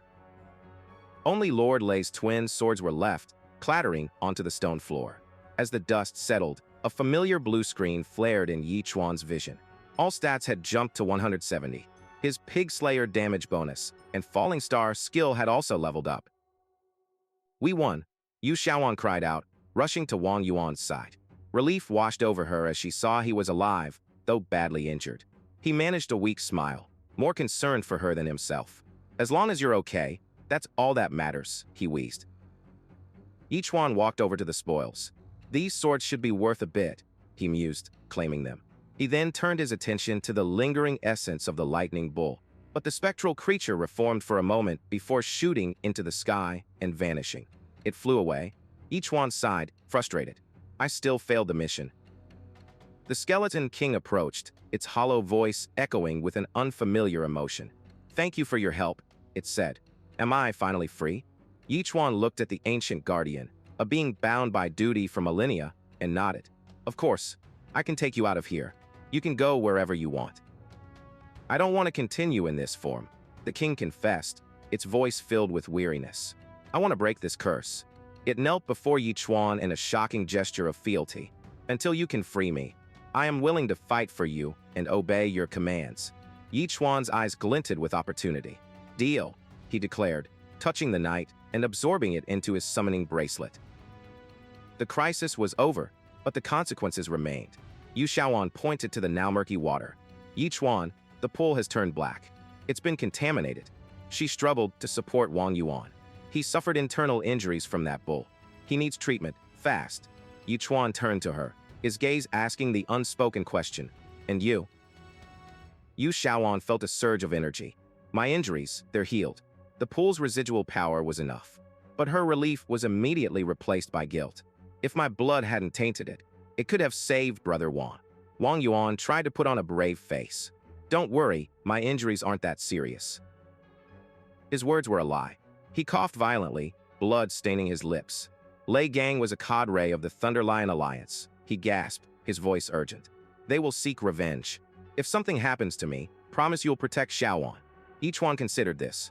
"There will be trouble," he agreed. "So, why don't you two join the Nine Heavens Alliance?" Both Wang Yuan and Yu Xiaoan were stunned into silence. "The Nine Heavens Alliance?" she finally asked. "We heard their requirements are impossible to meet." Each one waved off their concerns. "You're both plenty strong. Besides," he added with a grin, "I'll convince the young miss to let you in. They have a healing pool there, too." The implication was clear. "You're from the Nine Heavens Alliance?" Yu Xiaoan asked, her voice filled with awe. "I just joined recently," he admitted. The weight of their predicament lifted instantly. With the protection of a major power, they were safe. "Thank you, Yi Chuan," she said, bowing deeply. "You are truly our benefactor." Their moment of relief was shattered by a new presence. A hulking shadow fell over them, its power immense and ancient. From the darkness, a single red eye flared to life. "Excuse me," a voice rumbled, like boulders grinding together. A monstrous orc chieftain emerged, his armor adorned with skulls, his gaze burning with rage. "Someone killed my clansman. Does anyone happen to know who did it?" The brief moment of respite was shattered. A hulking shadow fell upon them, radiating an aura of ancient fury. A monstrous goblin chief, his armor a macabre collection of bones, stepped from the gloom, his red eyes burning with a singular question. "Who slaughtered my kin?" The sudden appearance of such a powerful entity sent a jolt of fear through Yu Xiaoan and Wang Yuan. But each one did not flinch. Unfazed, he stepped forward, his own eyes beginning to glow with a familiar, dangerous light. "Why don't you ask my blade?" he countered, the challenge hanging heavy in the air. The goblin chief's gaze locked onto him, recognition dawning in its monstrous features. "So it was you." "Here we go again," Yi Chuan sighed, turning to his companions. "You guys get out of here. Take him to get healed first. But escape was not an option. The chief let out a guttural laugh, revealing their true predicament. My horde surrounds this place, he snarled. Did you really think you could just walk away? But the chief had made a fatal miscalculation. A strange command suddenly echoed in his mind, emanating from a simple bracelet on Chuan's wrist. The chief's arrogance vaporized, replaced by primal terror as he felt an overwhelming, divine pressure. Insolence. Stand down. The command thundered in his consciousness. The goblin chief recoiled, his eyes wide with a terrifying question. Could it be a god? Chuan himself was momentarily stunned as he watched the scene unfold. From his bracelet, a spectral voice issued a curse in a language only the goblin could understand. The terrifying chieftain, who a moment ago commanded an army, immediately dropped to his knees, prostrating himself on the cold stone. "Oh great God, please forgive our insolence," he begged, his voice trembling with absolute fear. A holographic screen flickered into existence on Chuan's wrist. "We can leave now," he stated calmly. "They won't give us any more trouble." As they walked past the prostrated goblins, his companions could only stare in disbelief. Chuan finally broke the silence, her voice a mixture of awe and confusion. "Hey, what did you tell them to make them fall in line like that?" The skeleton knight's spectral form materialized from the bracelet's projector. "Long ago, the goblins were under the protection of the Celestials," he explained. "To repay that debt, they willingly provide food for the guardian beasts protecting the celestial ruins." A realization dawned on Chuan. "No wonder that female goblin teleported me here," he mused, the pieces of the puzzle clicking into place. Chuan looked at the spectral knight with new eyes. "So, you used to be a celestial, too?" she asked, putting the pieces together. When she asked where they all went, the knight responded with typical cryptic hostility. "Why should I tell you? The more you know, the faster you die." Fed up, Chuan shot back. "Fine, keep your secrets. With an attitude like that, no girl is ever going to like you." Having dealt with the immediate danger, the group finally left the cavern behind. Chuan led them onward, toward a place of sanctuary. They ascended a grand staircase, coming to a halt before a pair of imposing doors, a gold plaque gleaming in the light. Nine Heavens Alliance. The Nine Heavens Alliance, Chuan whispered, a bead of sweat tracing its way down her temple. It truly lives up to its name. But as they stood there, Chuan was distracted by a private message from his wrist device. "Wait, Chuan, I need a favor," the skeleton knight's voice requested. "What is it?" "Just say the word," Chuan replied, his attention now fully on the spectral figure. "It seems you kept your word and brought me out," the knight began. "But once those bronze doors are open, the energy leaking from the ruins is bound to attract the attention of top experts." Chuan's eyes widened in alarm. "You mean, everyone is going to know about that place soon?" "Correct. A bloodbath is coming," the knight confirmed grimly. "Every major faction is going to fight over the divine artifact hidden in its depths." Chuan was floored. "What? I thought the five-color origin pool was the only thing in there.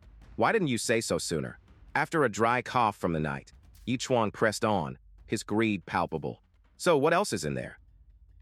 "I'm not entirely sure myself," the knight admitted. "Which brings me to the favor, the divine artifact inside. You cannot let anyone else take it." A slow, predatory grin spread across Chuan's face. "But of course," he declared, his eyes glinting with avarice. "It can only belong to me." His moment of greedy fantasy was shattered by the sound of violent coughing. Wang Yuan buckled, blood spewing from his mouth. "Chuan, we need to get Brother Wang to a healer now." Chuan cried out in panic. Without another word, Chuan turned and led them through the doors of the Nine Heavens Alliance. Once inside, he guided them to a waiting area. "Wait here," he instructed. "I'm going to find Miss Jiang and have her help you." He strode purposefully towards a grand reception desk, the attendant looking up as he approached. "Hello, how can I help you today?" "Where did Miss Jiang go?" Chuan asked, straight to the point. "Miss Jiang is currently at the West Tower training grounds," the receptionist replied. Following her directions, Chuan made his way across the compound, the sounds of exertion growing louder. He arrived at a courtyard where a group was being rigorously trained. A fiery, red-haired instructor stood with hands on her hips, shouting at the recruits. "Put some back into it," she bellowed, her voice cracking like a whip. She surveyed her trainees with disdain. "Looking at you softies kills my mood completely." Amidst the training, a different figure caught sight of him. Yi Chuan. Miss Zhang's face lit up with surprise and delight. Yi Chuan, over here, she waved, jogging over to him. You're finally back, she said warmly. Miss Zhang, he began, I need your. But she cut him off, happily taking his arm. Perfect timing. I was looking for you too, she chirped. She pulled him toward the red-haired instructor. Yi Chuan, let me introduce you to the instructor of our Nine Heavens Alliance. She's a top-tier expert, Xian Chunying. Xian Chunying's crimson eyes sized him up with an unnerving intensity. So you're Yi Chuan, she said, a smirk playing on her lips. Miss Zhang has mentioned you to me quite a few times. Before he could react, she reached out and aggressively felt his chest. You've got a solid build, she declared, much to his surprise. Before he could speak, the instructor's hand was on him. Xian Chunying appraised him not with her eyes, but with her touch, her forwardness stunning Yi Chuan into silence. Miss Zhang tried to intervene, embarrassed by her instructor's brashness. But Yi Chuan's attempt to discuss the orc chieftain was completely ignored. Suddenly, the instructor's features shifted, her nose elongating into a pig's snout. Right now, I'm very interested in you, she declared, her voice a low growl. Let's have a spar. Miss Zhang, seeing a rare chance for Yi Chuan to be tested, eagerly encouraged him. An opportunity to train with an expert was too good to pass up. Everyone step aside, Xian Chunying bellowed, clearing a large space in the training yard. A crowd of disciples quickly gathered, murmuring excitedly. They knew their instructor's habits. The new recruit was about to be taught a harsh lesson in humility, and it was always a good show. Sword, come, she commanded. A weapon rack materialized, and from it, she pulled a colossal greatsword, a slab of iron that seemed impossibly heavy. She held the massive blade aloft, its shadow completely engulfing Yi Chuan. This was not a spar. This was a display of overwhelming power. With a roar, she brought the blade down. The ground shattered on impact, stone and debris exploding outwards. Yi Chuan barely dodged, his eyes wide with disbelief. The sheer killing intent was unmistakable. This woman was actually trying to kill him. She gave him no time to recover. Leaping high into the air, she slammed the sword down again and again in a relentless barrage. The force of one blow sent him tumbling across the courtyard. He landed hard, clutching his head, utterly shocked. What kind of freakish strength did this woman possess? Get serious, newbie, she taunted, hoisting the greatsword for another crushing blow.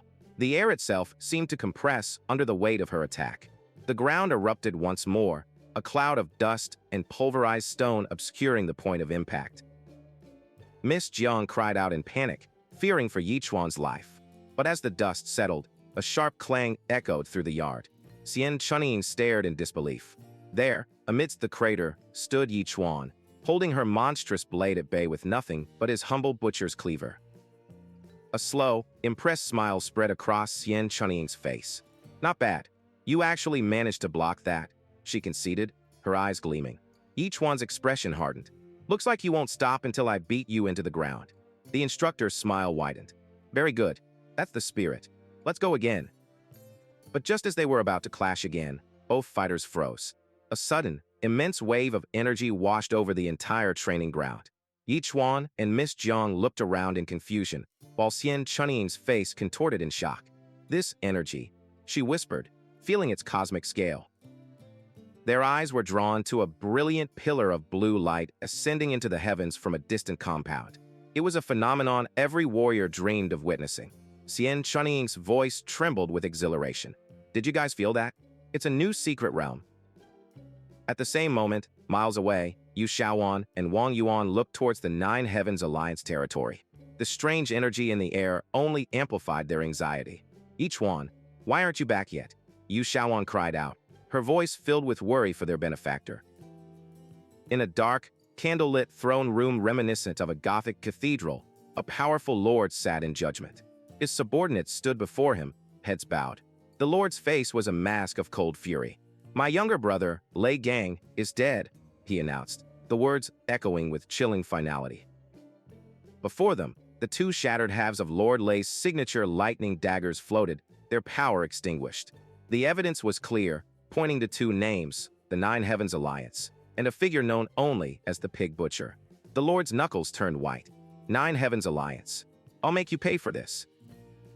Back at the Xiao family residence, the atmosphere was far lighter. The eldest Miss, Xiao Yu, bounded through the courtyard. "Mr. Zhao," she chirped, proudly presenting a small, freshly made pill. "I used goblin blood, a monster's eye, and bat wings to refine a new pill. I want to show it to Dad." The old steward, Mr. Zhao, quickly stopped her. "Miss Xia, the family head is in a critical meeting," he explained, wiping sweat from his brow. Annoyed, Xiao Yu pouted. "Boring. Then I'll just go find Yi Chuan." The steward's face went pale with terror. "Not right now. It's very dangerous outside." Inside the meeting hall, the Xia family head sat before four silent, masked figures. His expression was grim, his ambition burning in his eyes. He had felt the energy pulse and knew what it meant. "If our Xia family wants to secure our position," he declared, his voice low and firm, "this new secret realm is an absolute must-have." Across the heavens, twin pillars of light erupted, signaling an event of cosmic significance. Miss Zhang's eyes widened, her voice trembling with excitement as she pointed toward the sky. "A new secret realm," she declared. Opportunity had just knocked, loud enough to shake the very foundations of the alliance. Seizing the moment, Miss Jiang immediately volunteered. "Let me lead the team to seize the secret realm this time," she pleaded. This was her chance to prove her worth, to step out from her father's shadow. As her instructor looked on, a calm voice cut through the air. "I'm going too," Yi Chuan stated, his expression unreadable. The instructor, Xian Shunying, voiced her concern for Miss Jiang's safety, a duty she owed to the family head. But Miss Jiang waved it off with a confident smile, tired of being coddled. She deftly turned the conversation, reminding her instructor of the man standing beside them. "You already tested Yi Chuan's strength," she said. "With him, we'll definitely succeed." Leaning in close, Miss Jiang looked at Yi Chuan with pleading eyes, asking him to accompany her. He nodded, but his demeanor shifted instantly from casual to grave. "Of course I'll go," he affirmed, his own eyes hardening. "But I have one condition. Earlier, during a mission, I ran into the Thunderlion Alliance."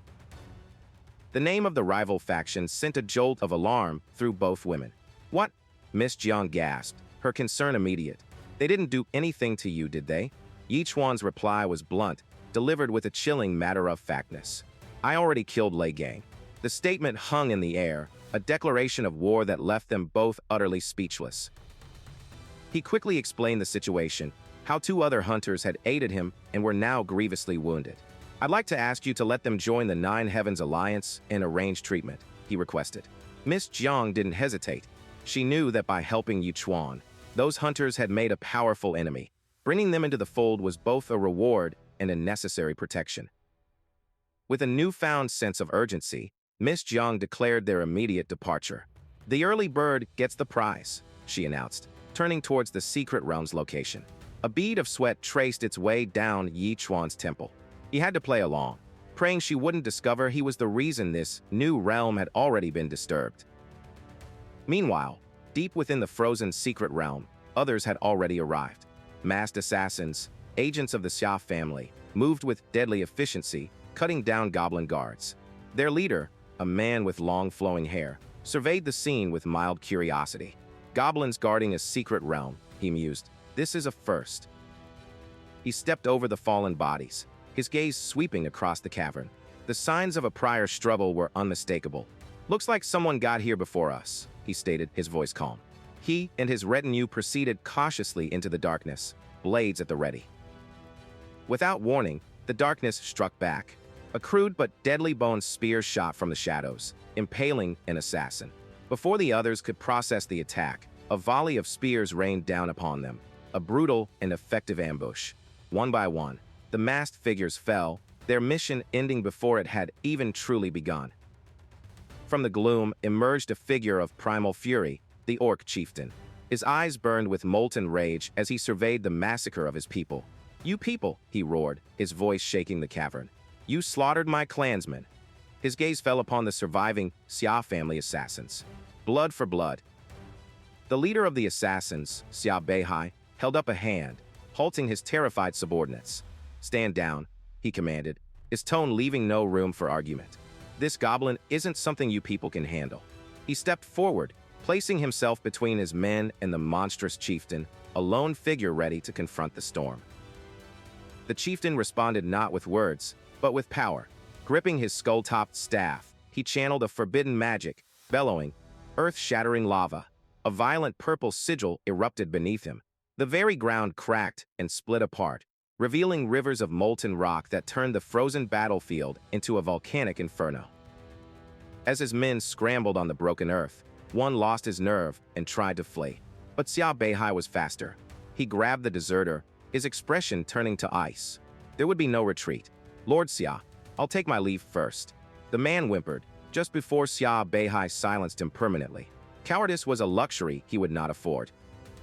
With the matter of discipline handled, Xia Beihai faced his true opponent.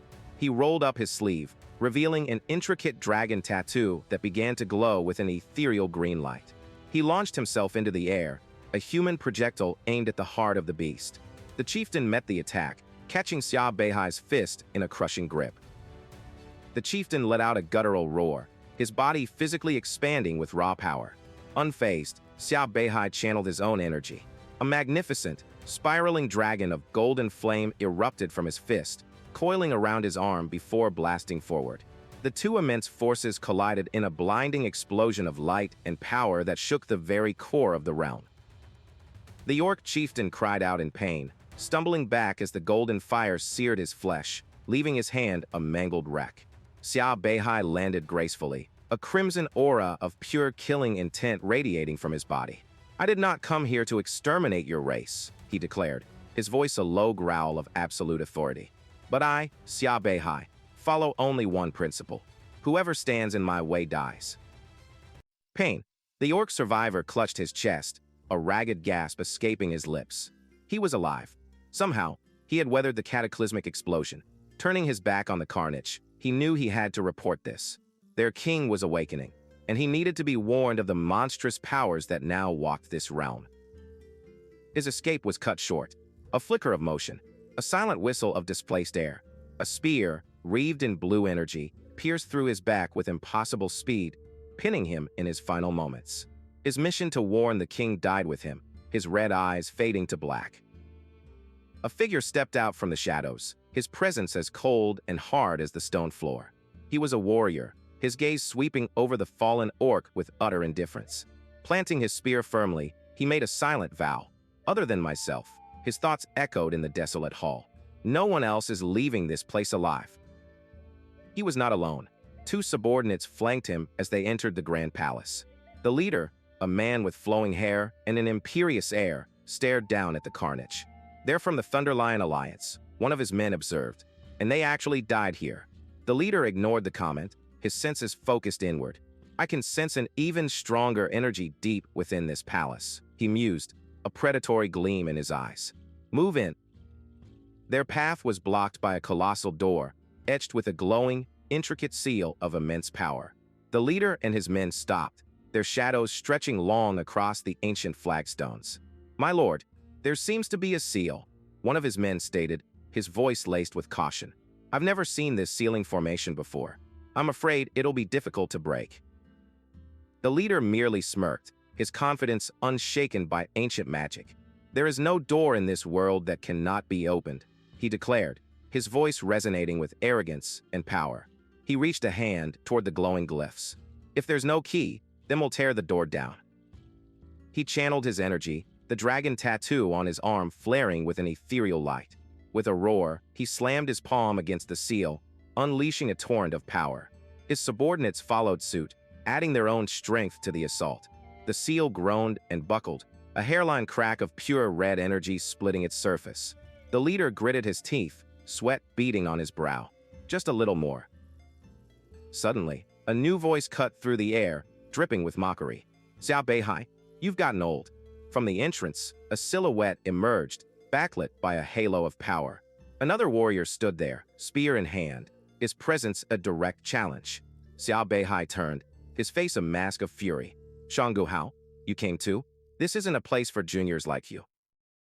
Shang Guhao scoffed. "After all these years, don't tell me you still think only the Xia family is the head of the four great families?" Xia Beihai's patience snapped. "Then let me see how much progress your Shang family has made." But Shang Guhao held up a hand, his expression turning serious. "If we waste our strength fighting here, We'll just let others reap the benefits. More powerhouses will be arriving soon. Reluctantly, Xia Beihai conceded the point. For now, their focus returned to the seal. Is this an energy infusion formation? Shang Guhao asked, examining the glyphs. Xia Beihai was surprised. Oh, you actually know that? Shang Guhao sneered. Our Shang family didn't reach this point through brute force. We rose through knowledge. His patience exhausted, Xia Beihai growled.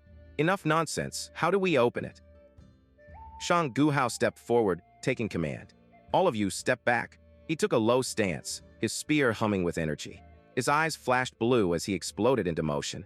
Spear strikes like a dragon, he roared, unleashing a flurry of precise, powerful strikes.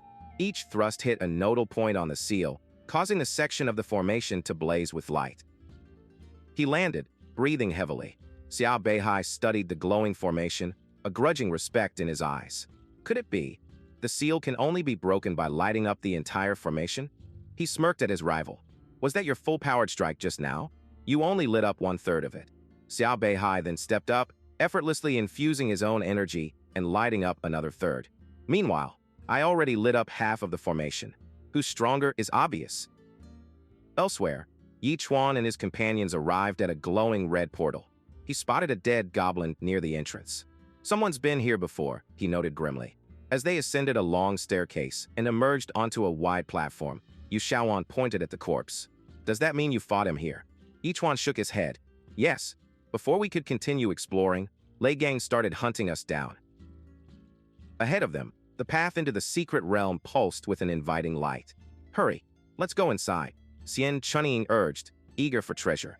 But as she moved to rush forward, Chuan suddenly stopped. Chuan, he raised a hand, his expression utterly serious. His wristband flared to life. If you trust me, then don't go any further. A ghostly, blue-tinged hologram of the Skeleton King materialized before them, its voice echoing from Chuan's device. The skeletal sovereign radiated an ancient and overwhelming power, its words a solemn promise. I'll take you to the place where the true treasure is hidden. Chuan stared at the glowing hologram on his wrist with undisguised skepticism. Are you serious? The Skeleton King's disembodied voice insisted from the device. It does me absolutely no good to deceive you right now. Stop second-guessing and take a ride at the pillar with the tiger. The voice was insistent, almost desperate, a stark contrast to its usual regal tone. Looking up, Chuan saw Miss Jiang and Xian Chunying in the distance, still preoccupied. He started to call out, but then hesitated. Miss Jiang about that. He muttered to himself. Forget it. Following the Skeleton King's bizarre instructions felt like a gamble, but going with the group felt like a guaranteed fight for scraps. He decided then and there. He was better off moving on his own. He turned down the indicated path, finding a hidden doorway glowing with a faint red light. The real treasure is hidden down here, he asked the device. He received no reply, only a vague hint. Head down and see for yourself. This destiny is yours alone. Trusting his gut and the Spectral King's cryptic promise, Chuan descended the crumbling, ancient steps into the darkness below. Meanwhile, at the main gate, tempers flared among the other families. Xia Beihai, I had a perfect view from back there, a long-haired warrior from the Shang family taunted. You barely lit up 1/3 of the seal. Xia Beihai shot back, his pride wounded. I didn't realize the Shang family was so fond of spouting nonsense. I saw it with my own eyes. I lit up way more. The two postured, their guards shrinking back as their masters' egos clashed. Finally, Xia Beihai scoffed, turning away. Forget it. Squabbling with you is beneath me. The other man, seeing an opportunity, shifted his tone. Let's join forces. We'll split the treasures evenly. Better they stay in the hands of our 4 great families than let outsiders swoop in. After a tense moment, Xia Beihai's lips curled into a grudging smirk. Agreed. Just as their fragile alliance was formed, the sharp click of a heel echoed in the chamber. Seniors need a hand? Xian Chunying and Miss Jiang had arrived. The men's faces fell instantly. Damn it!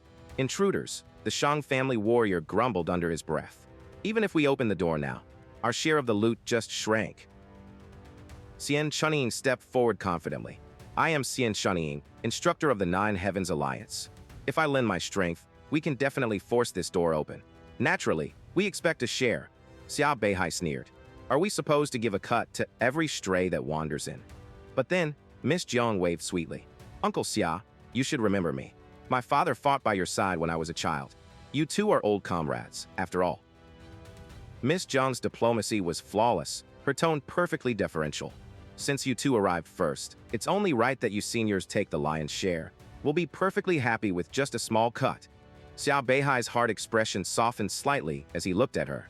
Little girl, I hadn't realized you'd grown quite so much. Very well, let's join forces and break this seal. Miss Jiang breathed a sigh of relief. Thank you. But as she turned, a sudden panic seized her.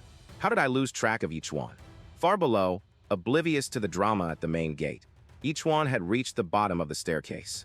He stepped into a vast, silent throne room, the air thick with the dust of ages. A single, ominous throne sat empty at the far end of the chamber. A sudden prickling sensation ran up his spine. His eyes shot towards the throne. He wasn't alone. A figure sat shrouded in shadow, its silhouette hinting at massive, folded wings and regal armor. There was someone up ahead. Above, the newly formed team unleashed their power. Xia Beihai's fist glowed, Xian Chunying heaved a massive hammer, and the others struck with their own powerful arts. But each of them was holding back. Each thought. Their combined, yet restrained, attack slammed into the glowing sigil on the door. With a deafening crack, a sliver of light appeared in the center of the door's seal. The ancient stone groaned and scraped as the massive doors parted. It's open, Miss Jiang cried, peering into the darkness beyond. An unknown path lay before them. As the door opened, a torrent of golden energy, the accumulated power of their attacks, did not dissipate. Instead, it was siphoned away, flowing down into the hidden throne room. It swirled around the silent figure, pouring into its body. Chuan watched in horror as the figure absorbed the energy, its own power growing exponentially as horns sprouted from its head and its eyes blazed to life. With a voice that shook the chamber, it roared, "Come forth!" Chuan stumbled back. "You talking to me?" he stammered, utterly bewildered. The Skeleton King's voice shrieked from his wristband. "Get over there now. That's a great general of the Celestials right in front of you." The spectral voice was filled with a reverence that bordered on terror, urging Chuan to approach the winged being. The Celestial General looked down, his ancient face a mask of disappointment. That surge of energy is only enough to sustain me for a single minute. Yet the one who stands before me is nothing but an ordinary mortal. Suddenly, the Skeleton King's hologram materialized and fell to its knees. "My lord, I have spent decades searching, and this boy is the absolute perfect candidate." The general regarded the pleading skeleton, then the terrified mortal. He sighed, a sound like stone grinding on stone. "So be it. I have no other choice." His glowing eyes fixed on Chuan. "Young man, shall we make a deal?" Chuan's heart hammered in his chest, his mind reeling. A deal? With a being of this magnitude? The Celestial General's gaze was heavy with the weight of ages. "Help me do something. Something very important," he commanded. But Chuan was unimpressed by the pageantry, turning his back on the ethereal being. "I don't know you. I'm not interested, and I'm leaving." The Skeleton King's hologram shrieked in terror. "Get back here. You can't be so disrespectful to a Celestial General." The general ignored the outburst, his voice a low rumble. "Since this is a deal, if you help me, our celestial race will grant you one wish. Do you have any?" Chuan stopped. "A wish, anything?" A single, burning question pushed past his fear. "I want to know where my parents are." The general's eyes flared. "No problem. My people will help you find them." Chuan stared back, his mind racing. Could it really be that simple?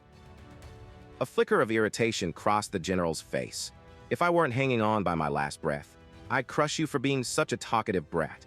Chuan's patience wore thin. "Then stop wasting time and tell me. What do you want me to do?" In response, the general produced a small, black token that pulsed with an inner light. It shot from his hand and into Chuan's, radiating a strange energy. "I want you to deliver this token into the hands of a direct bloodline descendant of the celestial race," the general commanded. Chuan stared at the object. "But where am I supposed to find them?"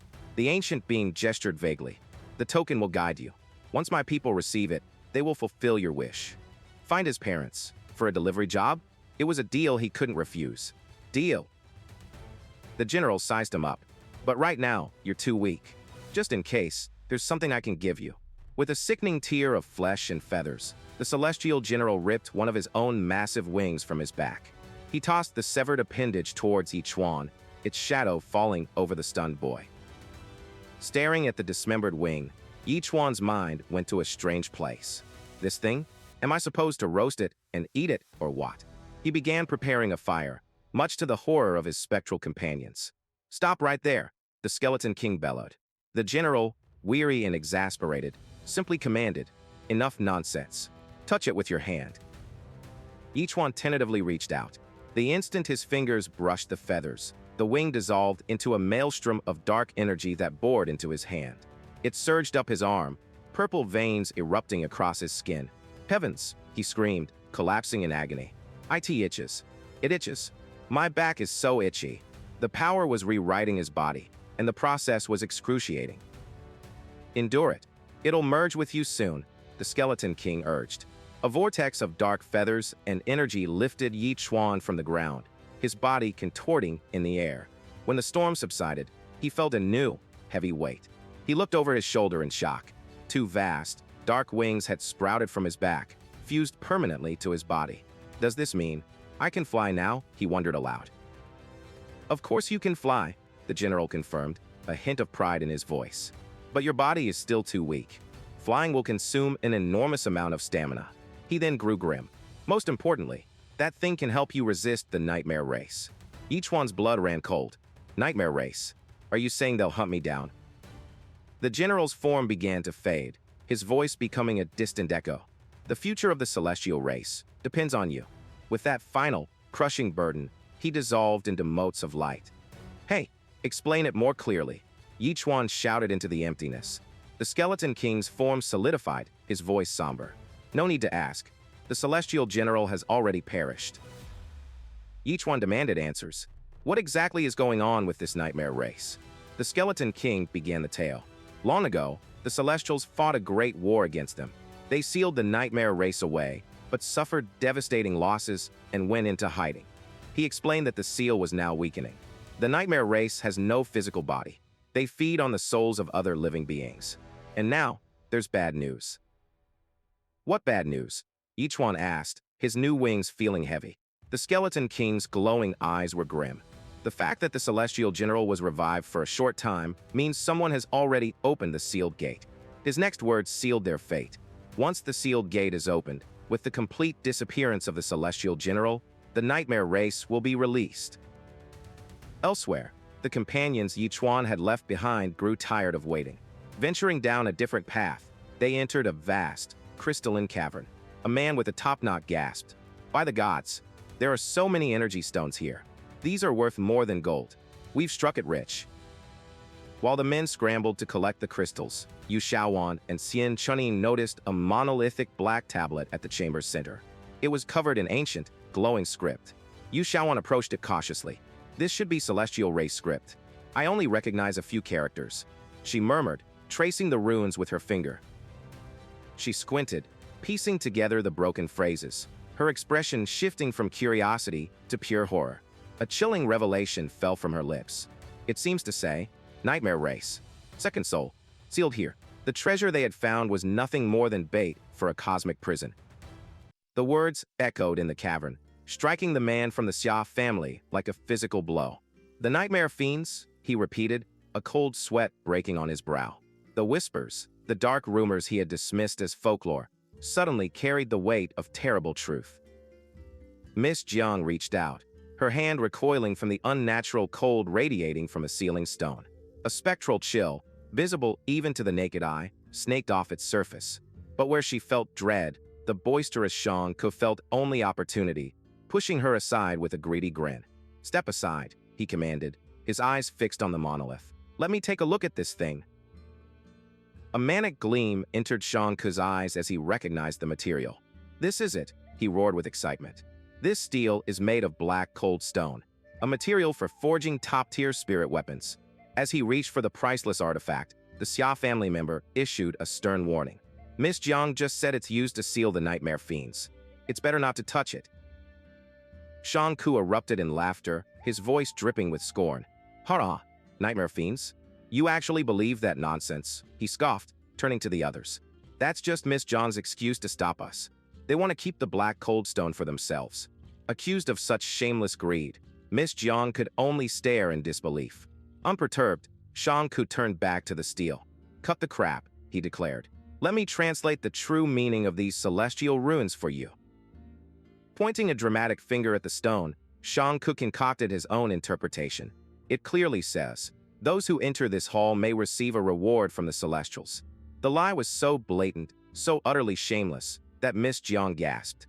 Her loyal guard, Xian Chunying, stepped forward, her hand raised in warning. "Hey, senior, I only believe what my lady says, so I'd advise you not to." She never finished her sentence. In a blur of motion, Shang-Ku lashed out with a brutal kick, his patience for interference completely gone. Xian Chunying was sent flying, crashing into the stone floor with enough force to crack it. Her allies cried out in shock as she was left sprawled in a crater of shattered rock. Pushing herself up, Xian Chunying glared, blood trickling from her lip. "You fiend, attacking me out of nowhere." Shang-Ku simply sneered, his dominance asserted. "I suggest you know your place. This treasure is mine." Disgusted by the display, the Xia family members stepped between them. "Doing this brings too much shame to our 4 great families." Shang-Ku ignored the rebuke, his greed overriding any sense of honor. With a wild cry, he swung his spear, not at the stone, but at his fellow cultivator. A burning ambition filled his eyes. "With this black cold stone and my frost spear," he thought, "our Shang family will secure the throne as the head of the 4 great families." The Xia family member deflected the blow with ease, his expression cold. "I don't use weapons, so I'm not interested in this stone," he stated calmly. "But I absolutely won't let you take this steel." Shang-Ku's eyes flashed with icy fury. "Then try and stop me, you old fool," he roared, charging forward. Shang-Ku swung his spear at the steel, but his opponent was faster, leaping onto the stone to intercept him. Undeterred, Shang-Ku's body flared with chilling energy. "Bring it on," he taunted, as a defensive armor of razor-sharp ice crystals erupted from his skin. "The harder you hit me, the more damage you'll take in return." The Xia family member didn't hesitate. He launched a powerful punch directly into the spiky ice armor. The crystals shattered on impact, the raw force of the blow driving Shang-Ku back. But the counterattack worked as intended. The chilling energy flowed up the Xia member's arm, encasing his fist and forearm in jagged ice. "You can now kiss your hands goodbye." Shang-Ku gloated, even as he stumbled. The Xia family member looked down at his frozen hand, utterly unfazed. A smirk played on his lips. "Oomph. You might have forgotten that our Xia family has a secret technique," he declared, his confidence unwavering. As if on cue, a masked attendant appeared from the shadows, tossing him a small pouch. From it, he produced a single, crimson pill. "This is a blazing fire pill," he announced, popping it into his mouth. "It takes exactly 49 days to refine just one, and it can help me resist any chill." A wave of intense heat pulsed from his body. The crimson energy flared around his frozen arm, causing the ice to hiss and evaporate into steam. In seconds, his hand was completely free. He flexed his fingers, a faint red glow emanating from them. "See, I'm fine now," he taunted. "What other tricks do you have?" Shang-Ku gritted his teeth, tasting blood. His opponent's last punch had left him with internal injuries. He couldn't let this fight drag on. Channeling every last bit of his power, he hurtled forward, his spear glowing with killing intent. "Prepare to die," he screamed, putting everything into one final, desperate thrust. The spear of absolute zero raced towards its target, only to be stopped dead. The Xia family member, now infused with the power of the blazing fire pill, caught the spearhead in his bare hand. The icy energy sizzled and dissipated harmlessly against his palm. "Didn't I say? The cold is useless against me now," he declared, shattering the spear tip with a simple clench of his fist. His primary attack nullified, Shang-Ku resorted to a more desperate tactic. He thrust his hands forward, unleashing a maelstrom of freezing energy. "Torrential ice spear," he roared. A massive wave of countless ice projectiles erupted from his position, forcing everyone in the chamber to leap back and scatter for their lives. The ice spears rained down indiscriminately. One of the masked attendants cried out as he was struck, unable to evade in time. As the deadly barrage closed in on Miss Jiang, her guard Xian Chunying threw herself in front of her lady. Bracing for impact, and absorbing the full force of the attack. Xian Chunying's armor groaned and shattered under the relentless assault, but she held her ground, creating a vital shield. Seeing her opportunity, she screamed through the storm, her voice filled with urgency. "Miss Jiang, now's your chance." In the brief moment her guard had bought her, Miss Jiang acted. An ancient guqin materialized in her hands, glowing with a soft, pink luminescence. Her fingers danced across the strings, unleashing a wave of pure sonic energy that rushed toward the distracted Shang Ku, a beautiful and deadly counterattack.